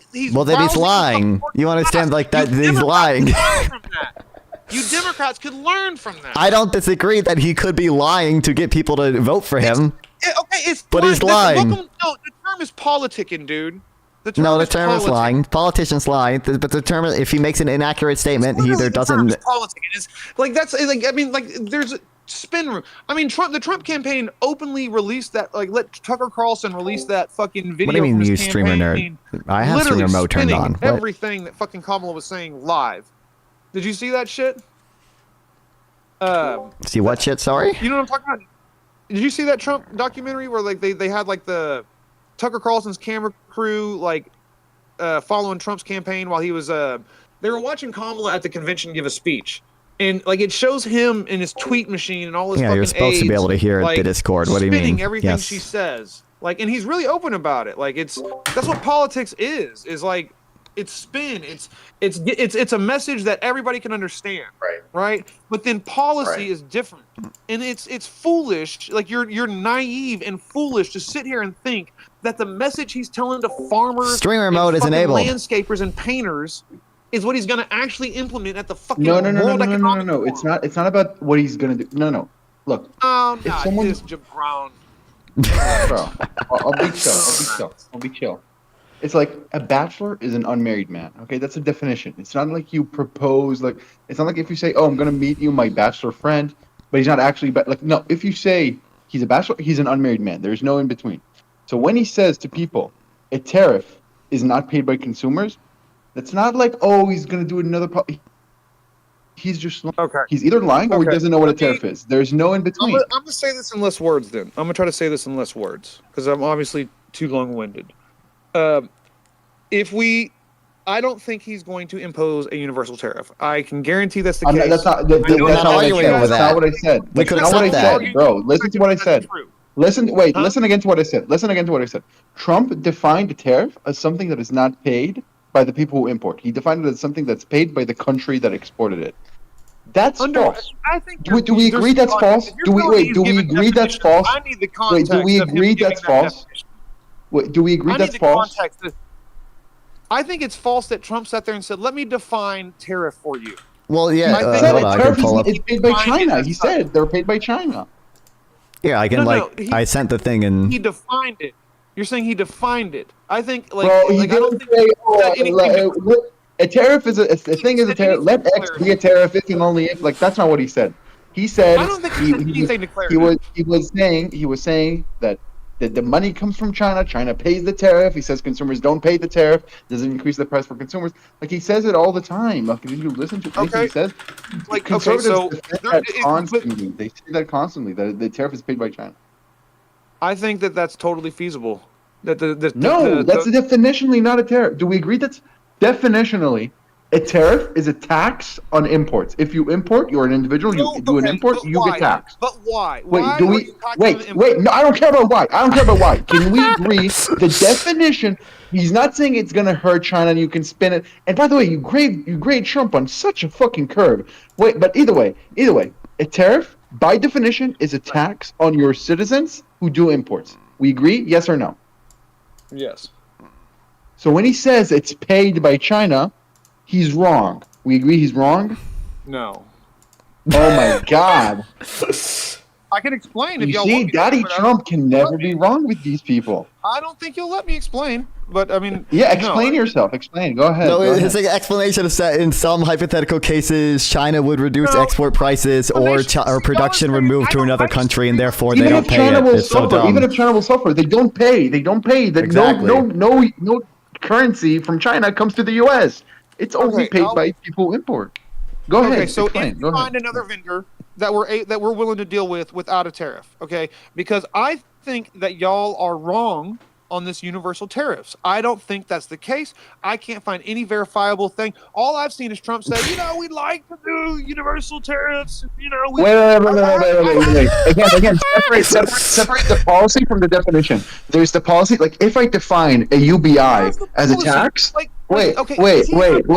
If Andrew Yang said a UBI is a tax, that's wrong. That's wrong. Now he may not end up not doing UBI. Cool, but he still said something wrong. So separate the definition of what he said from what he's going to do. I'm not talking about what he's going to do. I don't know if he's going to do universal tariffs. It's going to be hard for him to do that. I think I'm saying there is a dichotomy here. Trump said an intrinsic characteristic of a tariff is that it's paid by China. That's false. Straight up, no economist said that. Therefore, you're adding context and shit to it, dude. He never said that the intrinsic characteristic of a fucking tariff is that it's paid by another country. He never said that. You're creating that. Do you think I need to quote him verbatim, bro? Do you think I need to quote him verbatim? He did say that. Let's come to something we can agree to. Trump said that the tariff is not paid by the American consumer; it's paid by the country we impose it on. Let's debate that. Yeah, that's what you're saying. That's what he said. He said that. Okay. He didn't say that a tariff is defined as a fucking fee another country pays. That's not what he said. Okay, so under the and listen. So we're gonna have to. If you want me to explain to you my side, you're gonna have to understand that I don't think he's gonna impose universal tariffs. I can guarantee you he won't. I promise you, semiconductors will not be tariffed.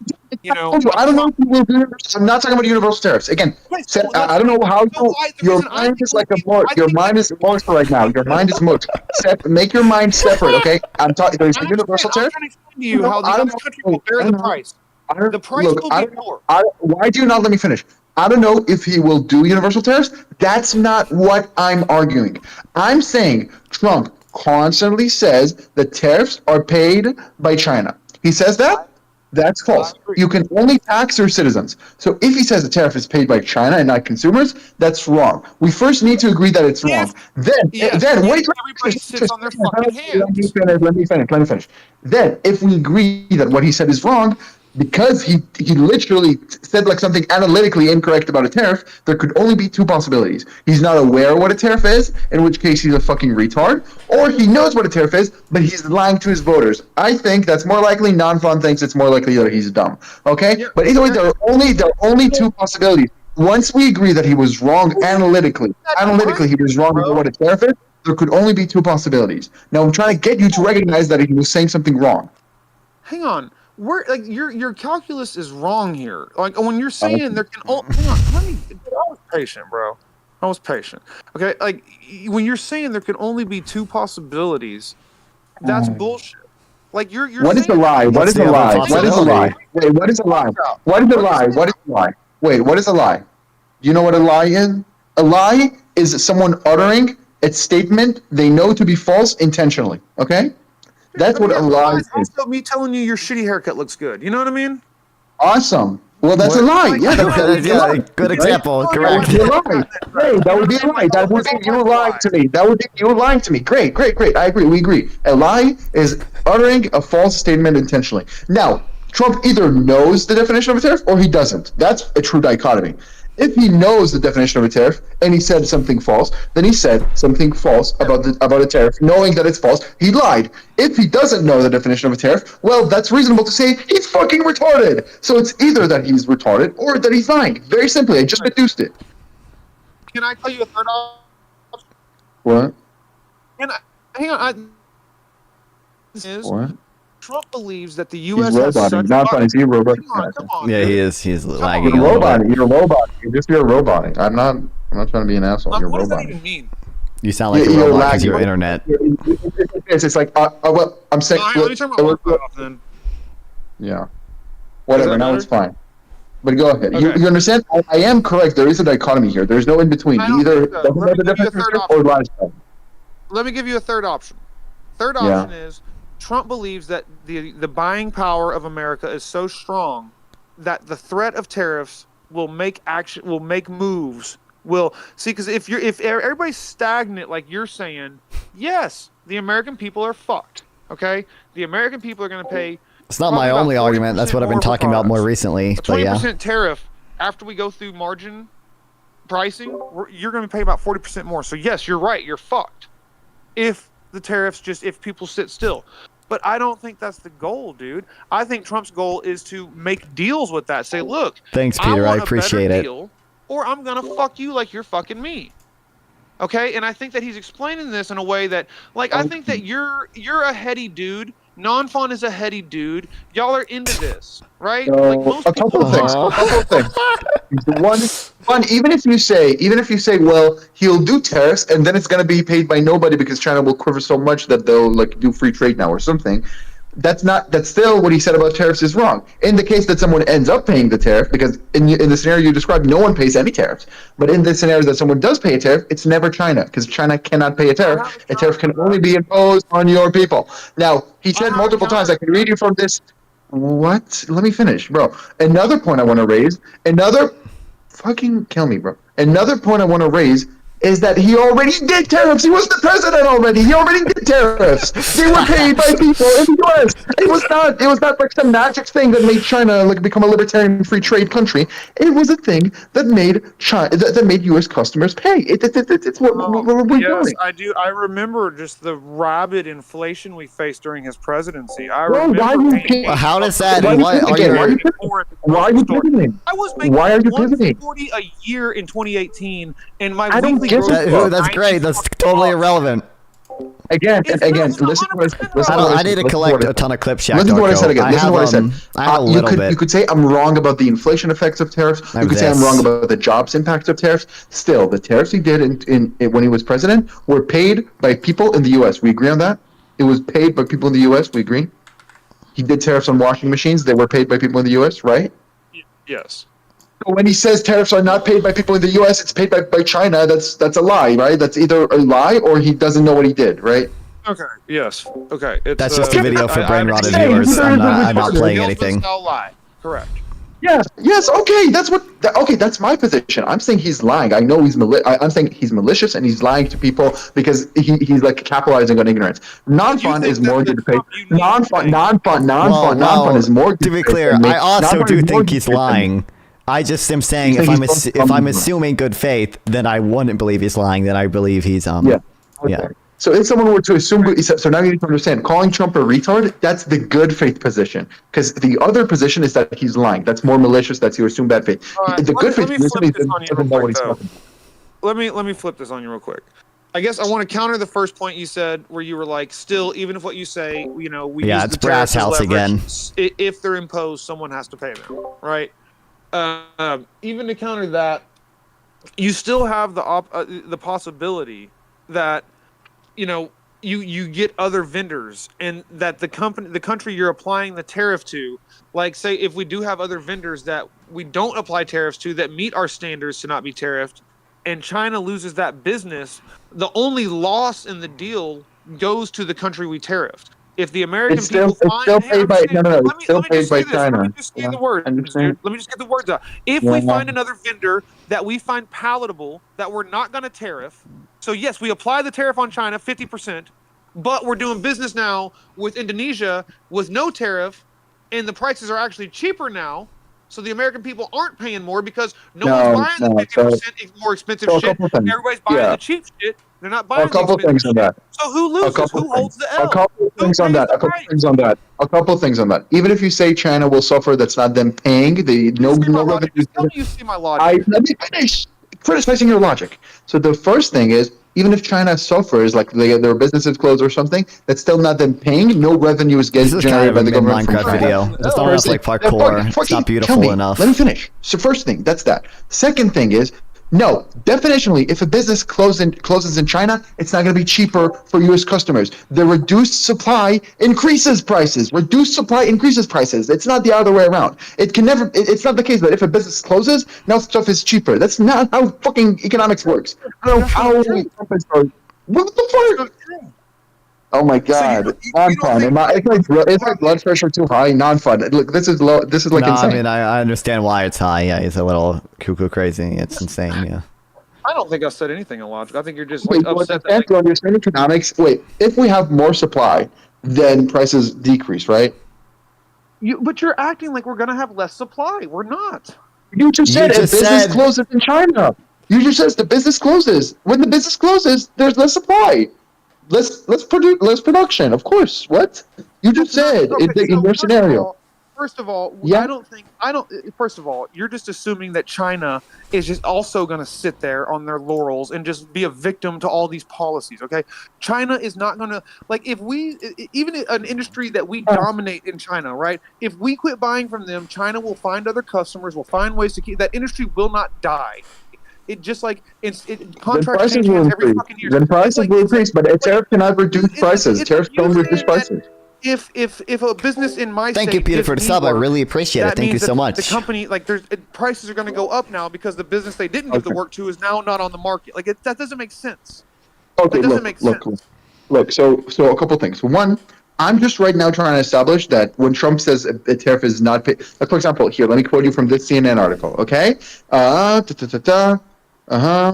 In September, he repeatedly claimed during an interview with Fox News, it's not a tax on the middle class, it's a tax on another country. Another time, then he said during a rally in Wisconsin, it's not going to be cost to you, it's going to be a cost to another country. So he constantly says that tariffs are not paid by anyone in the U.S., they're paid by China, okay? That's what he says. That's definitionally false. There has never been a single dollar from the United States that has been generated by China. Never, ever. It's never happened.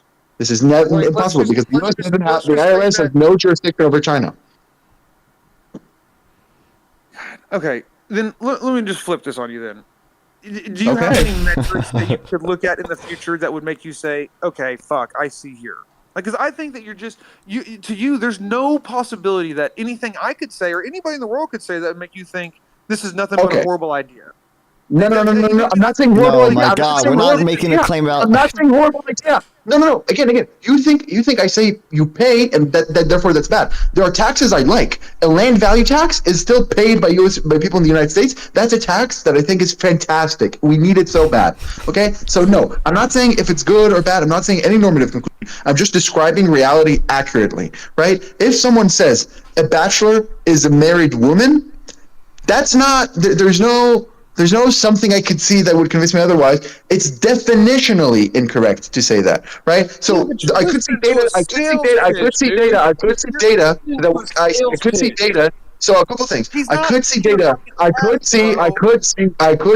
that would make me think, oh, tariffs are good. I could see that. I don't think it's the case. There's no data that I've ever seen like that, and no economist agrees. But there could theoretically be data like that. There could never be data.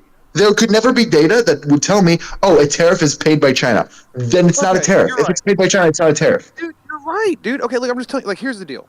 He's bullshitting, dude. Okay, he's lying, however you want to say it. I don't think it's as malicious as you do, Yes, he's bullshitting. He is saying something he's not when he's giving a great speech, or not a great speech, like a speech to a big, great crowd from the grandstand. I don't think he's getting into fucking detail. I think he's bullshitting. Capitalizing on ignorance.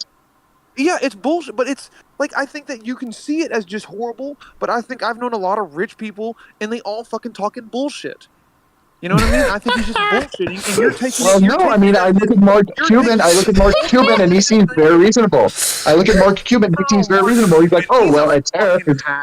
You know what? Tell me one lie. Tell me one lie he said about the tariff. One lie. I'm waiting. You can't predict what's going to happen. I'm not up to speed on Mark. Bro, if he said, okay, wait. Are you against minimum wages? Are you against price controls? Yes. To a degree. How do you know what's going to happen? Well, you can't predict what's going to happen. What do you mean? What do you mean? How do you know? Wait, Kamala says she wants to do infinite price controls. How do you know what's going to happen? Or bad? How do you know what's going to happen? Just supply and demand, human nature. Oh, so we can't predict what's going to happen based on supply and demand. So when Trump, okay, so wait. On the topic of price controls, just very quickly, what do you think about Trump's price controls? Which ones? Well, do you agree? He wants to cap the interest rates on credit cards. That's a price control. That's a Bernie policy. He's more extreme than Bernie. But to be clear, he's more extreme than Bernie on this. Bernie wanted to cap it to 15%. Trump wanted to cap it to 10%. He said he's going to do that. I don't know if he will, but he wants to. I mean, look, I think there's probably some bullshit in that. I think it's probably. I think you're. And you can argue this how you want, if it's good, bad, horrible, but I think, he's just talking out his fucking ass. Okay. He suggested we nuke a fucking hurricane, dude. I don't, you know what I mean? I agree. He's been saying, well, I think he might be actually dumb. I think with the hurricane, don't you know anybody like that, though? Don't you know anybody like that yeah, I know a lot of dumb people. Well, I try not to talk to rapists, so I don't know anyone like Trump. Yeah, you got to look. I mean, whatever. It's just look. So when the thing is, he already did tariffs. So there's no universe in which he's either monumentally retarded that he did policy and he doesn't even know what the fuck that is. What were the negative impacts of his tariffs? Because I had a family to take care of. It made things more expensive. It didn't bring back increase prices for consumers and hurt American jobs. And decrease productivity. Yeah, here. For example, I can walk you through it. Wait. I can walk you through it. No, I don't care. I don't care why we lost. Right now. I'm not playing politics. I'm just describing reality accurately. Okay. So he did tariffs on steel. He does. Okay. Do you want me to walk you down why tariffs on steel are bad? Look, we can understand that very simply. It's very simple economics. Sure. So first of all, a tariff makes the commodity more expensive. That's definitionally true. Right? Yeah. It makes the commodity more expensive because either you buy it through imports, which are now more expensive because it's a tax on imports. It's going to increase the price of imports. So either you import it, which is going to make it more expensive, or the businesses move to the United States, and then they're going to make it more expensive because if they could produce it for cheaper in the United States, they would have done it already. Okay? Correct. So either so no matter what the thing that you tariff is going to increase the price, is going to be more expensive. Now when you do a tariff on steel is not just a final commodity. It's used by so many other things. In fact, for every job that works in steel manufacturing, there are 80 jobs that work in industries that consume steel. Therefore, if you make steel more expensive, you maybe protect some jobs that produce steel in the United States, but you hurt 80 times more jobs, right? Because now the thing that they require to produce stuff is more expensive. They can employ less people. So all in all, you hurt a lot more people than you help. What were the verifiable consequences? Let's zoom out now and look at America as a whole, because I don't think that Trump is just president of the steel market, right? Let's zoom out and say Trump did this pretty much day one. He ran on this shit, right? This was implemented he did the tariffs on steel in 2018. He did the tariffs on steel in 2018. Was it 2018? It wasn't 2017. Steel and aluminum was 2018. I thought he did it right out the gate, but I could be wrong. You can only do it. You can do a tariff for when the president issues a tariff. When a president issues a tariff by... What were the consequences? Like, because we have studies. Decrease productivity. Yeah, I can so to be clear, I don't think you'll accept any of these studies. I guarantee you're just going to say these are like woke studies or whatever. But yeah, there's I can cite multiple papers at you. Things were worse under Trump than they are now. Does that? Right? Wait, that's not how it works. Holy That's shit! not how it That's an works. unbelievably retarded statement. To be clear, I don't think having tariffs precludes the ability of the economy being good. I don't think having tariffs even precludes the ability of the economy being better under Trump than it does under Biden. It makes the economy less good than it would have been. Exactly. Okay? Look, I believe there are good reasons to believe that. If Trump went to a certain factory in the United States and just bombed it, like the U.S. economy would not be affected that much, right? Like if he goes to fucking Wisconsin and bombs like one factory, I mean, production in Georgia is not going to change. Production in Pennsylvania is not going to change. Like the U.S. economy will not. What he did was bad, but the economy will still be good. Okay, and then it's gonna be still better than after fucking COVID, where every country on earth had massive inflation. Okay, so like that's a bad metric. It just like was it better or worse 4 years ago? Therefore, everything did necessarily is better or worse, right? We have studies, we have careful designs, we have economists who train in statistics and economics for like years of their life to get they gave for this. Okay, so what kind of inflation rates do we have under Trump? Holy shit! No, we can see immediately after employing the tariffs on. Let's go. Let's stop COVID. COVID never happened. Let's go to November 2019, and let's go back 40 fucking presidents or however far you want to go back. Wait. Right now, I'm just saying. You don't have an education. I'm not trying to be demeaning. I don't have a formal education in economics. You don't have a formal education. You know who does? The people who wrote the studies looking at the impacts of Trump's tariffs. Right, so non-fund can look at these studies. Non-fund can people wrote studies. Okay, dude, go look at all the fucking predictors from 2007. Go look at every goddamn economic fucking study that you can look at from 2007 before 2008 happened. They were all fucking wrong. They were that's not how it works. That's not what I'm saying. I'm not saying they predict stuff to be good. We look at the impact of policy. Okay, again, if Trump went and just bombed the factory, do we agree that if Trump right now bombed a factory in in Wisconsin, then the economy will still be good, right? It's not like we're going to have a recession if he does that, right? So does that mean what he did was good? No. If he bombs a factory in Wisconsin, the economy will still improve, but it's not going to be good. So I'm saying your methodology is dumb. The methodology of just let's look at the entire. He did some certain policy. Let's look at the entire economy that policy and the year after. Therefore, it was bad or good. Like that's not how we measure things in economics. That's not a good way at all. Instead we do multivariable regressions. We already agreed that tariffs increase the price of the commodity. So I don't know why you talk about the overall inflation rate of the economy. Okay, y'all remember what led to the Dodd-Frank Act? No. Okay. Well, nor do I care. That was in 28, right? 2008. The crash of 2008 led to it. 2010, I believe, is when it was enacted. Or 2011.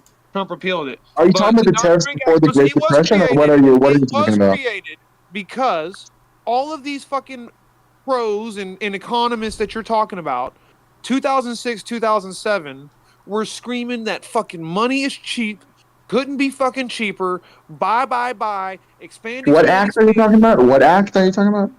The Dodd-Frank Act. It was a bullshit. It's not that important, but it was created because of the 2008 crash, okay?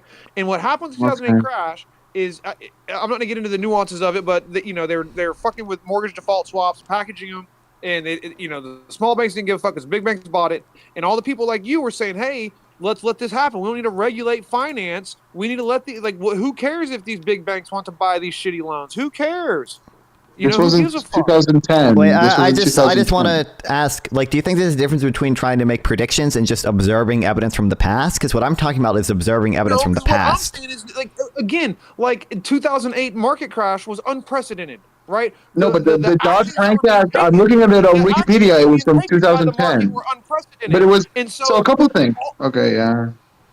So you don't know what's going to happen. This is an unprecedented. So all your facts and figures. Wait. Because what he's talking about now is truly unprecedented. Right now, I don't want to. Wait. Can we just put aside for a second what will happen? That's how we know. That's how I know you never read a study. A study doesn't make predictions. That's not what a study does. Exactly. It looks at evidence from the past and examines the cause impact of certain policies. That's how a study works. It's never you never see a study. That's a report. You're gonna see maybe reports, or like sometimes like hypothetically, you're gonna find like a policy paper that says like hypothetically we predict that if you deregulate zoning laws, you're gonna see a 12% increase. Something like that, right? That's like you could see stuff like that. But overall, when studies are analyzing the impacts of policies, they already look at data that we have, right? Like they plug it into the models and they see the effects of stuff. So a couple things. One, the Dodd-Frank Act was in 2010. I don't know how you say it caused the Great Recession, if it was after the Great Recession. No. It was a reaction to it. Okay, good, whatever. I mean, the Great Recession arguably happened because of deregulation of banking, not because of regulation of banking. Yes. Like the Glass-Steagall. I mean, there's literally a picture of Bush from 2003 of them cutting red tape. Like they had a chainsaw. They had a. Oh my god. Swaps, not deregulation. Okay, whatever. Either way. Either way, that has nothing to do with what I'm saying. It's like, look, it's just when we have studies on minimum wages or like on price controls, right? Like rent control. Rent control is horrible policy, terrible policy, and we know that from the studies. The studies don't make prediction. They don't say, oh, if California did right now, it did rent control, then blah blah blah. We predict some bad stuff. Sure. That's still a good argument against rent control, but still that would be. But that's not. We have actually the evidence of what happens. Rent control has been applied in high urban density, population dense areas forever. That's not. And tariffs have been implemented by Trump. American tariffs with this economy is novel bullshit. It is novel. What? Trump already did tariffs. We know that. You asked for the impacts of. You asked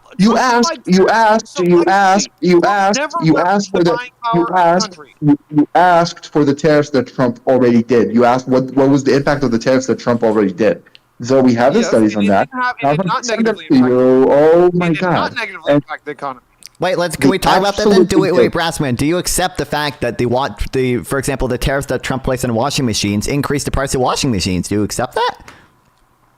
Yes. He already said he would, right? Yeah, he needs to accept that it makes it more expensive, but it hurts. So we have studies on tariffs. They reduce productivity. When you reduce productivity, you reduce wages. They reduce employment. That means they create more employment. They increase inequality. They reduce exchange rate. They increase exchange rates, which hurts exports. Okay, because also like exchange rates move in the opposite way, in the negative direction of the tariff. Yeah. Okay, whatever. But bullshit theory there. And they also make stuff more expensive. I mean, and they reduce growth. It's just like tariffs. We have studies on this. We have massive studies if you're just looking at it like a fucking bureaucrat.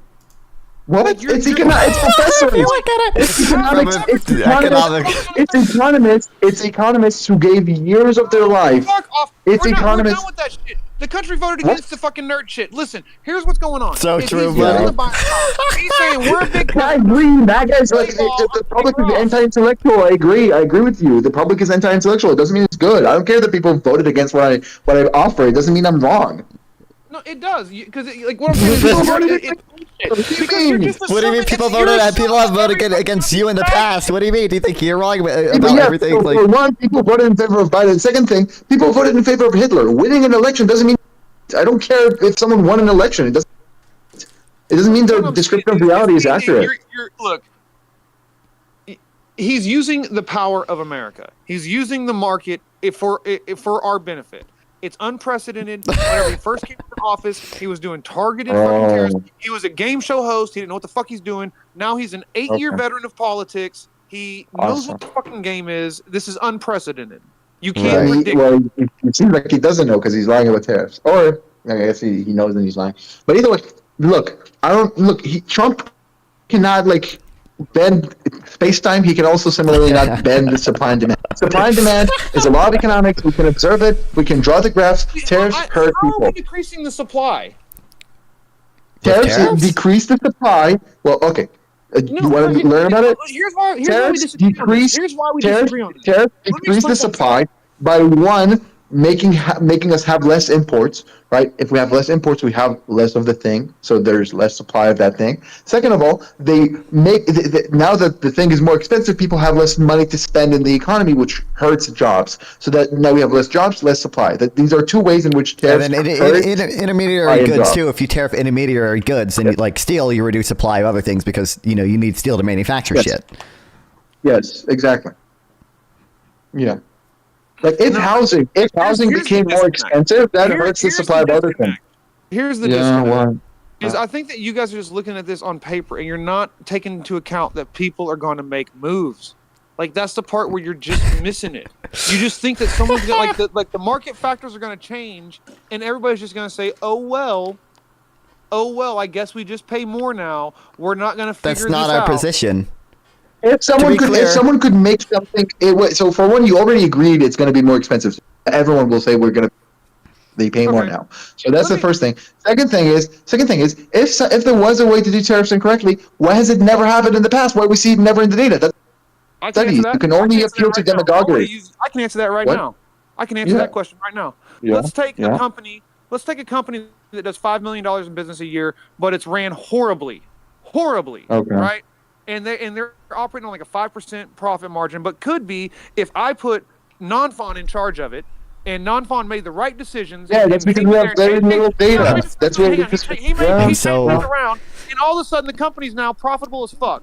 Why didn't they? No, do but those if we decisions have the before? same, I Why agree. didn't they make those decisions I agree. It's before? possible. I agree. Look, but if we have now imagine we have the same country on the same company on every country through multiple administrations throughout history, and every one of them did a variation.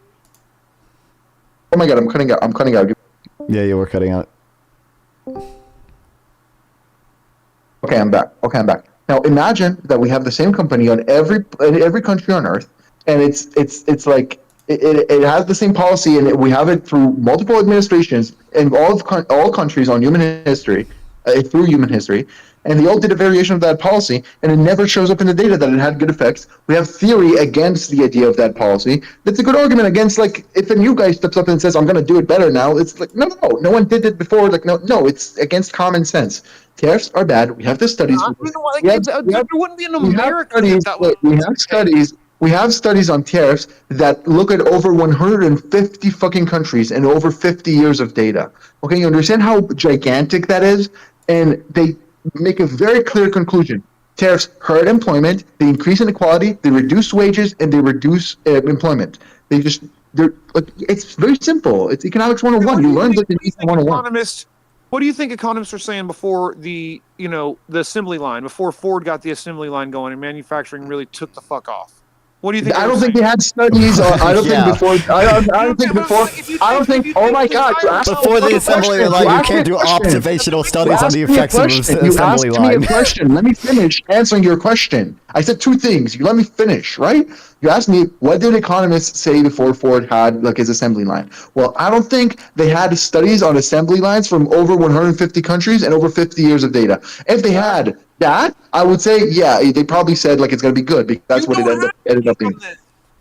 We have studies on tariffs from more than 150 countries. I have and a ton of studies on tariffs I can cite, like GDP per capita. What's our GDP per capita? like 50 in something the thousand. US, I don't know. it's like 60K. It's like 75K. 84K. 84. It could be. Let me see. US GDP per capita. I want to say 81. Okay. I said 75. It's kind of off. Okay, whatever. Who's number What? two? Who's number two? I would assume. We have the same numbers here. Who's number two? Wait, I don't think the US is even one in GDP per capita. Number two is, I think, Luxembourg, right? Luxembourg is like super. There are like tax havens that have higher GDP per capita. Ireland. Ireland has a very low corporate tax, so a lot of corporations move to Ireland and it inflates their GDP artificially. But I think it's Luxembourg. For any kind of sizable population, right? Like you take. Why are you asking this? Why are you asking this? We have. Okay, because here's why this is unprecedented. The reason that you can have all the economic studies for the 150 years and the wealth of that is worth fuck all is because you have right now a customer that is 330 million people, $84,000 deep a piece in their pockets. Okay? If they want to make a fucking deal, you come to the table and say, what do I got to do, daddy? It's not. Bro, you're the only one saying this. That's not how economics works. When you go to an econ 101 class, oh my God! I let you finish. I let you finish. I let you finish. When you go to economics 101, they don't say, okay, well now the policymaker just comes into the room and says, well, let's look at the peas in the pockets of the consumers. That's not how people talk. That's not how economics is. You'll never find this in a textbook. That's not serious analysis of policy. Well, no, we're talking economics. We're talking about implementing taxes as policy. Economics is the language of policy, right? If we're talking about policy, we're talking economics. Going to respond. What? And that's what's going to affect the market. You realize, like, a basic supply and demand model the supply and demand model for tariffs shows businesses responding and building more industry here. Like, that's what the supply and demand model shows. It shows there's going to be more quantity supplied domestically. The supply. There's no models for this. There's no models for. You've never read. Wait. You don't know any models. Wait. Not fun. 1 second. Wait, the guy. Can you define comparative advantage? Do you know what that is? Comparative advantage, like. Honestly, I don't know. I'd have to just take context clues to kind of determine what that. Do you know what production possibilities frontier is? Do you know what a production possibilities frontier is? Production possibilities frontier, like the ability for like a third world country to be developed to produce. Do you know what? Do exchange rate. If the dollar is stronger, is that good for exports? Yeah, we're done with Fabian. If the we dollar's strong, already it's not chatted. good for exports. That would hurt exports. Okay, you got one of the three questions Yeah, right. one of the three right. I don't Thank know you. why you confidently talk. I don't know why you confidently talk about trade economics when you don't know the basic terminology of the field. Don't talk about it. Just say I don't know. So, like, okay, if you're asking me if the dollar is higher, does it help our exports? Obviously, fucking not, because it costs us more money to pay people to make shit. And more money than they that's right. You got that right. You got that answer right. No. You got that. You got that one question right. But when we look, when you open anything, when you read anything, I think probably every article I ever read about trade mentioned comparative advantage. Right? When you go into trade economics, they're going to mention comparative advantage. That's the most basic idea. Wait, let me fucking finish. So when you open and when you read anything about trade economics, comparative advantage is like the most basic concept. The fact that you confidently talk about how the field is taught and the concepts in the field, and you have very strong opinions about policy that the field has studied extensively, and you don't know anything about the field, shows that you don't care about don't try to play this game about I'm actually right on the field. No, you've never read anything from it. That's where you're wrong. Because it's not theory to me. And also to say that we don't have models that explain this when you can't even name any of the models. I'm a fucking capitalist. Okay, this isn't theory to me. I am a capitalist. Okay? Capitalists have theory too. I don't care. There are so many capitalists who are economically illiterate. I'm a capitalist as well. It's coming out of my fucking checking account to pay payroll taxes for my staff. No, look. I don't care. I don't care about that. I don't care. Look, I'm also a capitalist. I don't talk. I don't look. Shut up. If someone is, oh my god, let me finish my example. Someone can be a capitalist in the sense that they support capitalism, but still they should not have strong opinions, or at least debate people about trade economics if they don't know the basics of the field. Similarly, I'm not a biologist. I'm never going to debate a biologist on evolution because I don't know what an enzyme is. Do you know what an enzyme is? Probably not. So don't enter a debate about evolution if you don't know what an enzyme is. Similarly, I do know economics. Here's what that's a bullshit statement. That's a bullshit statement because we're not talking about. Wait. I believe in evolution. I don't know how to define I know how to define an enzyme. I'm lying, but it's perfectly fine for someone to believe in evolution and not define an enzyme. But if you're gonna challenge the consensus of biology, and you don't even know what an enzyme is, I'm not gonna take your position seriously. We're not talking about biology. We're talking about It's an analogy, brother. It's an analogy. It's an analogy. At the end of the game on this, everybody engages in the fucking market every day. I don't. Everyone else that has a body. They are biological beings. Doesn't mean they know anything about biology, dumbass. Listen again to what I said. Listen again to what I said. Wait, listen again to what I said. You, just let me finish this. I asked you, do you know what comparative advantage is, which is the most basic thing in trade economics? You said no. Fine, you don't have to know it, but you also have positions that go completely against the consensus of trade economics. Now, let's make an analogy. If you have someone that disagrees with evolution and they don't know what an enzyme is, there's no problem in not knowing what an enzyme is. There's a problem not knowing the basics of biology and then going completely against the consensus of biology. No one should take that position seriously. Can I counter that? Yeah. Let's just say, because obviously I knew what it was, right? I don't know your definitions, but I think it was very clear that I'm not in deep waters here in this conversation, and I completely understand the concept without any other. It's not like you had to fucking get the whiteboard out and explain this to me. Like I intuitively and inherently knew what the fuck you were talking about. Just because I didn't know your fucking definition doesn't mean I don't have an understanding. What do you think is comparative? What do you think comparative advantage is? Comparative advantage? It sounds to me like the market factors giving you an edge, like either like because of the cheap labor or because of the availability of resources or even perhaps maybe infrastructure, possibilities that give you an advantage over international competition, which could either hurt or fucking help industry, is what I would assume. Kind of. You got it, kind of. But again, it's a guess. Again, if I define to you, I agree. And a polypeptide probably is a chain of peptides. Like I'm just guessing, right?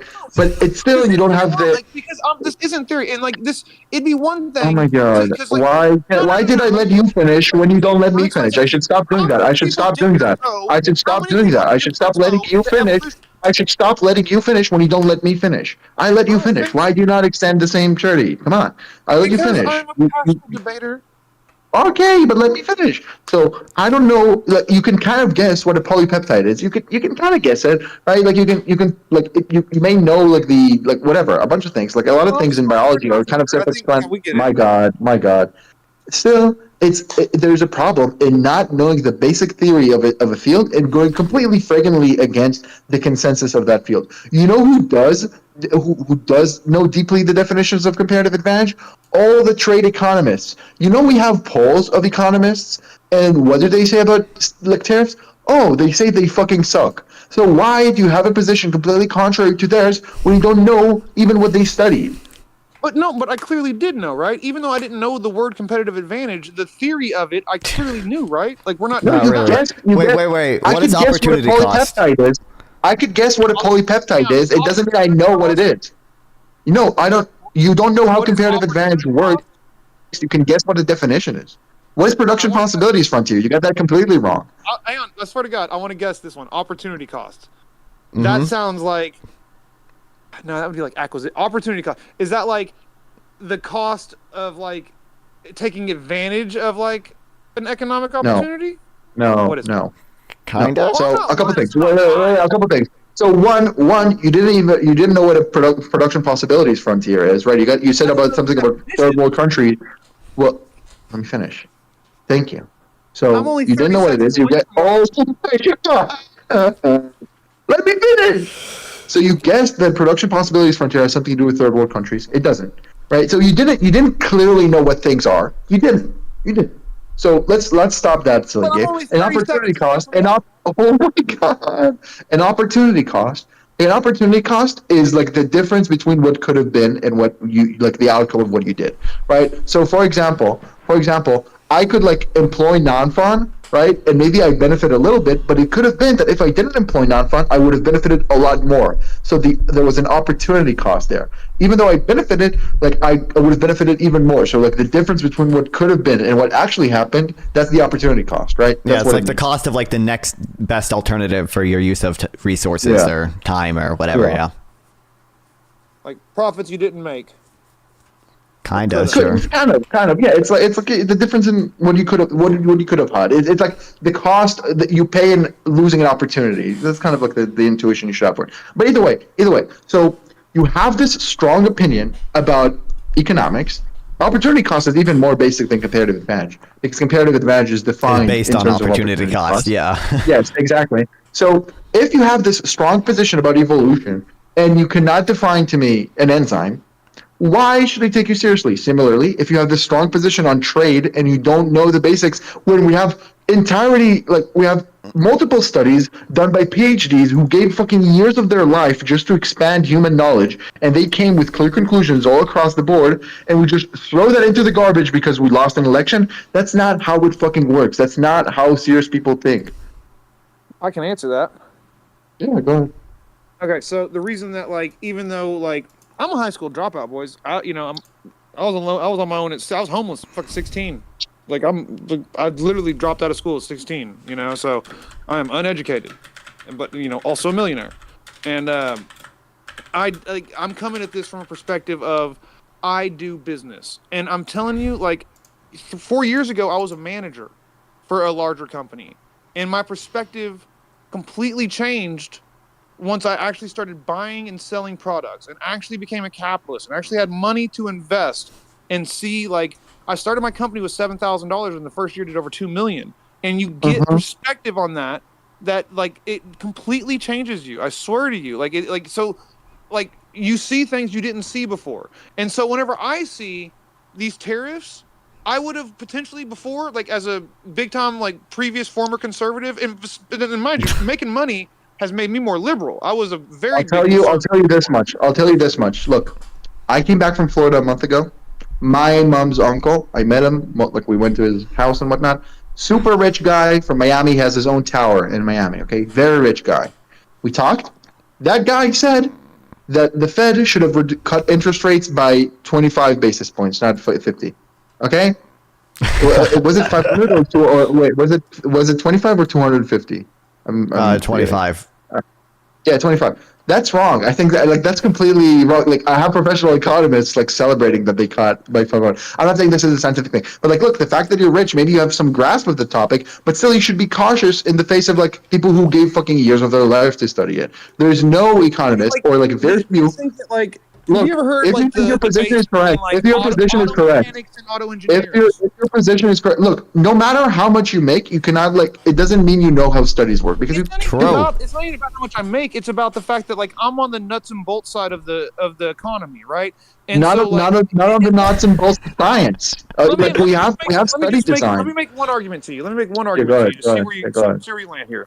Yeah, Okay. yeah, I'm waiting. Like, it's the classic argument of, like, engineers for auto manufacturers and mechanics. There's, like, TikToks full of videos of, like, you know, the engineer fucking hates us and shit, right? Because the engineer has all these studies and all this research and shit, and it's just, you know, but then whenever we actually go from paper to car, shit ends up being a little fucky. And the mechanic, the guy who actually put it together, sees things differently than that guy. And so me, as a guy that's actually in the field, buying and selling and making shit happen, like, I see this as opportunity. I see it as nothing but opportunity.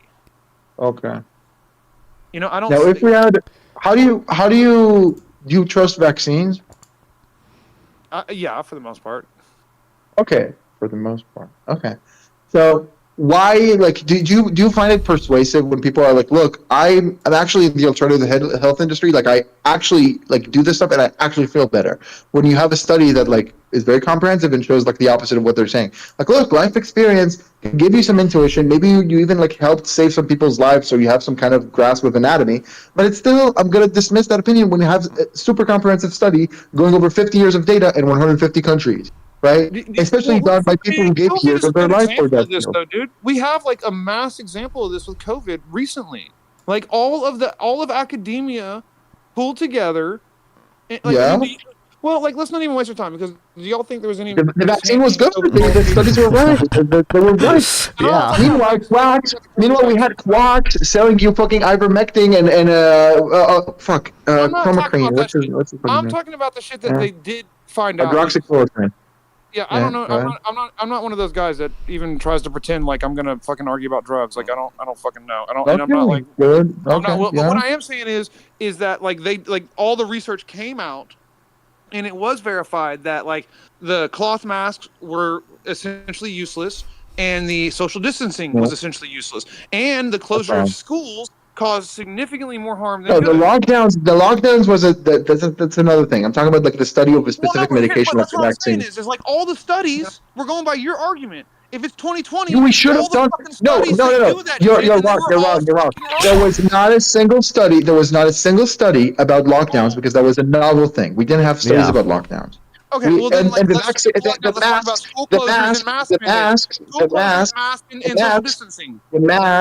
masks work it. We had a study, like, we know how COVID spreads. The masks help. Dude, Johns Hopkins debunked it. Johns Hopkins or whatever. I forget what that's wrong. That's wrong. That's wrong. They debunked it themselves. Their fucking own people said it has been proven ineffective. An N95 or greater works, not a fucking cloth mask.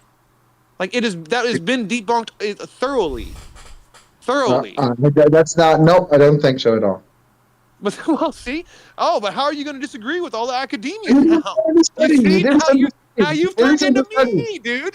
You didn't send me the study. You just said Johns Hopkins. You didn't send the study. Show me the study saying actually masks don't reduce spread. All right. So you don't think you don't believe that the mask mandate? I'm looking at like school 50 closures, and all Google the results studies they right now. had, They do reduce spread. It was proven to not be true. That's great. Okay, wait, I'm not. Didn't sound like a thing. It was proven. Like Sweden fucking didn't do shit. Sweden got especially hard. Sweden got hit especially hard. No, they didn't. Yes, they did. No, they did not, dude. Their numbers were fucking like below me, and then they recovered faster than everybody else. Also, they did wear masks in Sweden. I don't know what the fuck you're talking about. They did wear masks in Sweden. What I'm saying is they were wrong on a lot of that shit, and they've been proven wrong. And if you actually go back and do the research and like unbiased look at what all the experts said, like you're saying to do now, they were fucking wrong. And if you go back and you look at all these Here, wait, shut the fuck out, shut the fuck out, shut the fuck out, shut the fuck out. Here. January 11th, 2021, okay? An evidence review of face masks against COVID-19, okay? Right? That's the bullshit. Give me... That's the bullshit one. That's the bullshit one. You're reading debunked research. Thank you.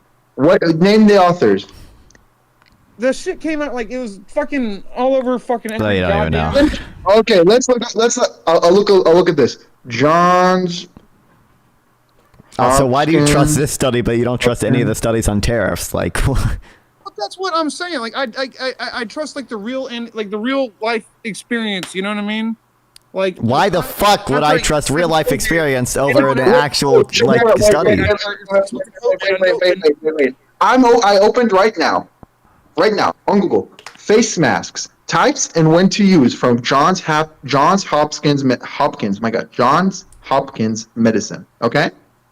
Right? Yeah. First line from January 11th, 2024, okay? Face masks provide protections against transmissions of respiratory viruses. Additional steps to help the spread of... oh my God, I cannot read. Additional steps to help the spread of respiratory viruses include hand washing, respiratory etiquette, and avoiding others when you are sick. Seems like the first line literally says, social distancing and wearing masks. We know that works. I don't know of any study. I told you the wrong one. The one that came out is Oxford. Oxford study. Oxford. Right okay. Yeah, you know your shit. You know your shit. Zellinger, Nadine Brunoviskaya. Link it. I don't know what to spell them. Link it. Just link it. But they said effectiveness of cloth face masks to prevent viral spread. A meta-analysis. The effectiveness of cloth face masks to prevent viral spread has not yet been conclusively established. Wait, I just fucking opened here. This is from 22nd of May. This is from... Wait, say that again? They basically say that the cloth masks were found to be ineffective compared to fucking N95 and did not slow the spread. Wait, cloth masks or are you talking about the normal masks? Cloth mask. Like, any mask that's not an N95. Okay, maybe. I don't know about that. I was claiming that masks normally. I mean, like there was a lot of the school closures thing has been, and that one I don't think you'll argue with me on. Like they had all like there was all types of research that said we had to close the schools, and it was the right thing to do. It wouldn't have. Are you saying even the blue masks were bad? Are you saying even the blue masks? The blue? What do you mean blue mask? Yeah, the normal masks. The blue masks were not N95. They were not N95. Can't you have N95? I just here another thing. This is from 2024. Okay, 22nd of May, 2024. New comprehensive review provides strong evidence that masks and respirators effectively reduce the transmission of respiratory infections like COVID-19 based on an analysis of over 400 studies from multiple disciplines. What date? 2024, May 2024. This year. Oh, that one's bullshit. Okay. That was bullshit. Okay. Wait. So they should have closed the schools. That's not the argument we're making right now. Just before we do this, Mr. Expert on studies about what's the name? It's been a while since fucking virology. Expert on virology. Can you like what is what's it called? Fucking expert in it? How do you know fucking better than me? No. That's why I defer to academic consensus. No. Okay, great. Wait. What is the R naught? What is an R naught of a disease? What is an R naught? I don't know. Bro, I want to leave. I don't care about the core conversation. I want to leave. I want to leave. I want to move. I want to leave. I want to But I leave. know I they want shouldn't to. fucking I want to shut go. schools I want to down. go. I want to Fucking go. Research said they should, and that was fucking wrong. You know what I mean? Okay, wait. All the economists said that we shouldn't have fucking regulated. We shouldn't regulate fucking the stock market shit or the That's the not finance true. market in 2000. Yes, they did. Plenty of economists want to regulate the stock market. That's not true. There's not nearly as much consensus there as there is on tariffs. And also, economists making predictions is very different than economists observing historical evidence. Like what all the things we're quoting here, or at least I'm quoting here, is like It's not even economists observing. Also, economists are also bullshit. Economists are usually correct about predictions. The fact that they get some things wrong doesn't mean they're useless. Yes, they do. Yes, they absolutely do. So they predicted the 2008 crash. I just said the fact that sometimes you don't predict stuff well. Bro, also, another thing. This is what I fucking hate about anti-intelligence. It's like the alternative, the people who like, the people who are not like professional economists, they are way more wrong, right? Like they predicted like 10 out of the last 2 recessions. They're like always predicting a recession, and it never happens. Okay, like so no one holds them accountable because they're not in an academic environment. Meanwhile, the entire field of economics, they got something wrong one time in 2008, 20 years ago. Forever, we can dismiss what they have to say. It's like bull fucking shit. Also, it's not even true. There were people predicting the crash in 2008. People made money off of it. People were Dean literally. Baker. Yeah, Okay, Dean let me ask you Baker. this: Do you think? Because I know the answer to this. Do you think the Trump team has any economists supporting what they're saying will be a positive? One, I know some Trump economists don't even know that imports don't subtract from GDP. One of the Trump economists. Outside of your bullshit fucking. Wait a second. Non-fun. Brass, what's the equation for GDP? What's the formula for GDP? The formula for GDP. That's gross domestic product. So that would be like the I guess it would be like the total revenue of the country divided by the people. Is that how you figure it? That's per capita. No. That's per capita. That's GDP per capita. What's the equation? What's the formula for the total revenue? The total revenue. There are 2 formulas. Look, they both say the same thing. Okay. I don't know. So why are you asking me about the GDP of the United States when you don't know what GDP is? Wait, why did you ask me 15 minutes ago? Why did you ask me about the GDP of the United States when you don't know what GDP is? Yes, I do. Okay, yeah, I do know what it is. Bullshit. Also, like this is a tweet from. So do you think that like not knowing what it is, like, because to me what matters is the GDP per capita. That's what shows you fucking. You don't even know what it is. Yeah, regardless, GDP per capita is GDP divided by population. Is also GDP per capita is less important than.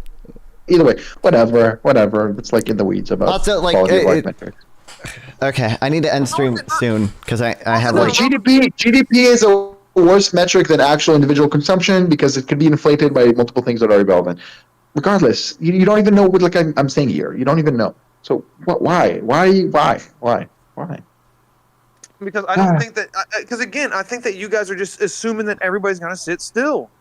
People aren't gonna sit still. Like okay, wait. I need to. Wait. No, hold on. Wait, I need to end stream. I need to end stream soon. Okay, relatively soon. I just want Brass House to concede that on the like Econ 101 model of tariffs, we don't assume things stay still. In fact, the Econ 101 model of tariffs shows that more goods are going to be produced domestically. Concede that. Acknowledge that, please. What? Yeah. I mean, I believe economics is the least static field. Economics. Wait. Just saying, economics is the field where things are the least static. Like they constantly will tell you about how much economics is the language of incentives, right? Where like you see how people change their behavior. Exactly. So when we analyze the incentives of people under tariffs, when we oh my God, when we employ a very simple understanding of incentives and we analyze tariffs, we see very reasonably why they will reduce productivity and wages, why they will reduce jobs, why they will make finish school, and I was married and not interested in this either. Like, by understanding that people will change how they act, we know that it will be worse if we do tariffs. Now, I'm saying if Trump ends up doing universal tariffs, that will be pretty bad for the economy. It could still be a good economy. We just know it's going to be less good than what it could have been. Okay. Well, I will concede what Non-Fawn was asking me to concede there And I will admit Okay, that, like, thank you. what you're saying, like, I'll admit that what you're saying is a complete possibility. But I'm just curious. Eastern Standard Time, Chris. If you could steel man EST, my perspective. the New York time If you- zone. Yeah, your It's perspective, 11:30 p.m. is here. like, look, economists have been wrong in the past. Not like an asshole. I'm not being an asshole. I'm not being an asshole. I know what a steelman is. So your position is, look, maybe economists are completely against my position, but they've been wrong in the past, and also it's hard to extract things from data, and Trump is going to shake things up. He's in a unique moment in history, so past data does not apply here. Now, if we look at the tariffs he's going to do, we can understand that they will bring back jobs because now we have the outsourced jobs in China. Once we do a tariff, it's not going to be profitable for them to produce in China, so they're going to go back to the United States, and then we're going to get more jobs. That's what Trump is advocating for. That's what he's going to do, and now he's more skilled, so we can employ that better. He has more ability to pass it through the Senate. He has more executive power, all that, and so like we could expect that. And also, things are going to be like yeah, we could compare it to the Biden years, and we're going to see that things are going to be a lot better. That's like your position, basically. Pretty much, yeah. Yeah, pretty much. I mean, I think you're missing. I don't think. And I can explain how every single level there is retarded. Like I can explain to you how every single argument there is retarded. We've gone through this. Well, yes, he doesn't. I think it's more about like creating us, like, you know, a better opportunity for us to sell there too. But I think you nailed my shit. So maybe we just disagree. Yep, you guys disagree. Here. Let's make this. If you have free time, there's a great book. Okay, non-fun knows what I'm going to say. There's a great book called "What's Wrong with Protectionism." It very layman friendly, goes out over a bunch of data and debunks one by one every argument for protectionism that protectionoids make. Okay, it's a very comprehensive book. It's only 150 pages. It's like very short. Okay, it's a very good book. You'll see that they don't assume things are static. You see that they will employ very basic things from trade theory. And also the Econ 101 model is actually wrong. Non-fun said the says that jobs will come back to the United States. Actually, the more nuanced models show that actually protectionism actually reduces jobs. Yeah. I just wanted him to know that the Econ 101 model doesn't assume static things. It shows there's more production in the US. But yeah, I agree. Obviously, I don't think it brings jobs back either. Yeah. Well, I mean, it makes my mouth water thinking about it as a businessman. I get excited about it. About tariffs? Why? How is it going to benefit you? Do you outsource your thing? No benefit. No business wants to be tariffed or to pay tariffs. I think that here's. I'll be honest with you. And this is a genuine statement. If you're saying, how do I think this benefits me, right? 'Cause I'm not an import-export guy. But I think that if the government, this is an honest opinion. I think if the government is going to focus on domestic product, right? And that's they're focused on using the American economy to benefit Americans. I think that means they're going to need more production out of me here in America. I think they're going to deregulate to allow me to get into areas I couldn't get in before. I think it's going to create such a need for work here that I'm going to be able to capitalize on it. I think there's. You're talking about Trump overall. Trump can do other good things. He did some good things already. He did mostly bad things already again. But I'm just saying he could do other good things. I'm fine. I'm saying universal tariffs. I don't even think he will end up implementing it because people will oppose it. I don't think he's going to do it. Look, the only way you want a tariff is for other people to be tariffed. You want to be protected and collect rents over other people. That's what you want to do. If you're you never should be excited that you are tariffed or that I'm excited that the market factors are changing, and I feel like it's going to be good for the little guy. It's like every company wants to be a monopoly, right? If the government says we're going to create a monopoly, very happy if it's you, but you should be very sad if it's not you. Yeah. So similarly, when a government says, actually, look here, non-fun asks this question a lot, and it's fantastic. I should ask it way more. Not fun. You constantly ask me. I think it's a great question. Would you be happy if California tariffed Georgia now? Would you be happy if they did that? Obviously not. It would be terrible. Right? It would hurt both of them. Yo. Yeah. Yeah. Yeah. Okay, can I? So it's the same. It's the same with China. It's the same with every other country. Also, keep in mind. And wait, close. These are your closings, okay? Closing statements now. Conservatives never. Wait, you need to end the screen. I do. Yeah, please. Wait, just the last thing. They never respond to the idea that businesses will. They always assume the businesses will move to the United States. Why would they not move to Mexico or another country? Right. So yeah, there's that. No, I agree. All right, see you, fellas. See ya. Bye. Non-fun. We need to talk about Austrian economics. We need to. Okay, you can do that. We could do a review of the, what's his name? Fuck, I forgot his name. Scott. Mises. Oh, Yeah. sure. Fabian Liberty, I think. Scott was his name. Yeah. Either way, yeah, fun things. Because he's wrong. Yeah. True. Whatever, bye. All right, I'll read more about it, but yeah. Yeah, bye.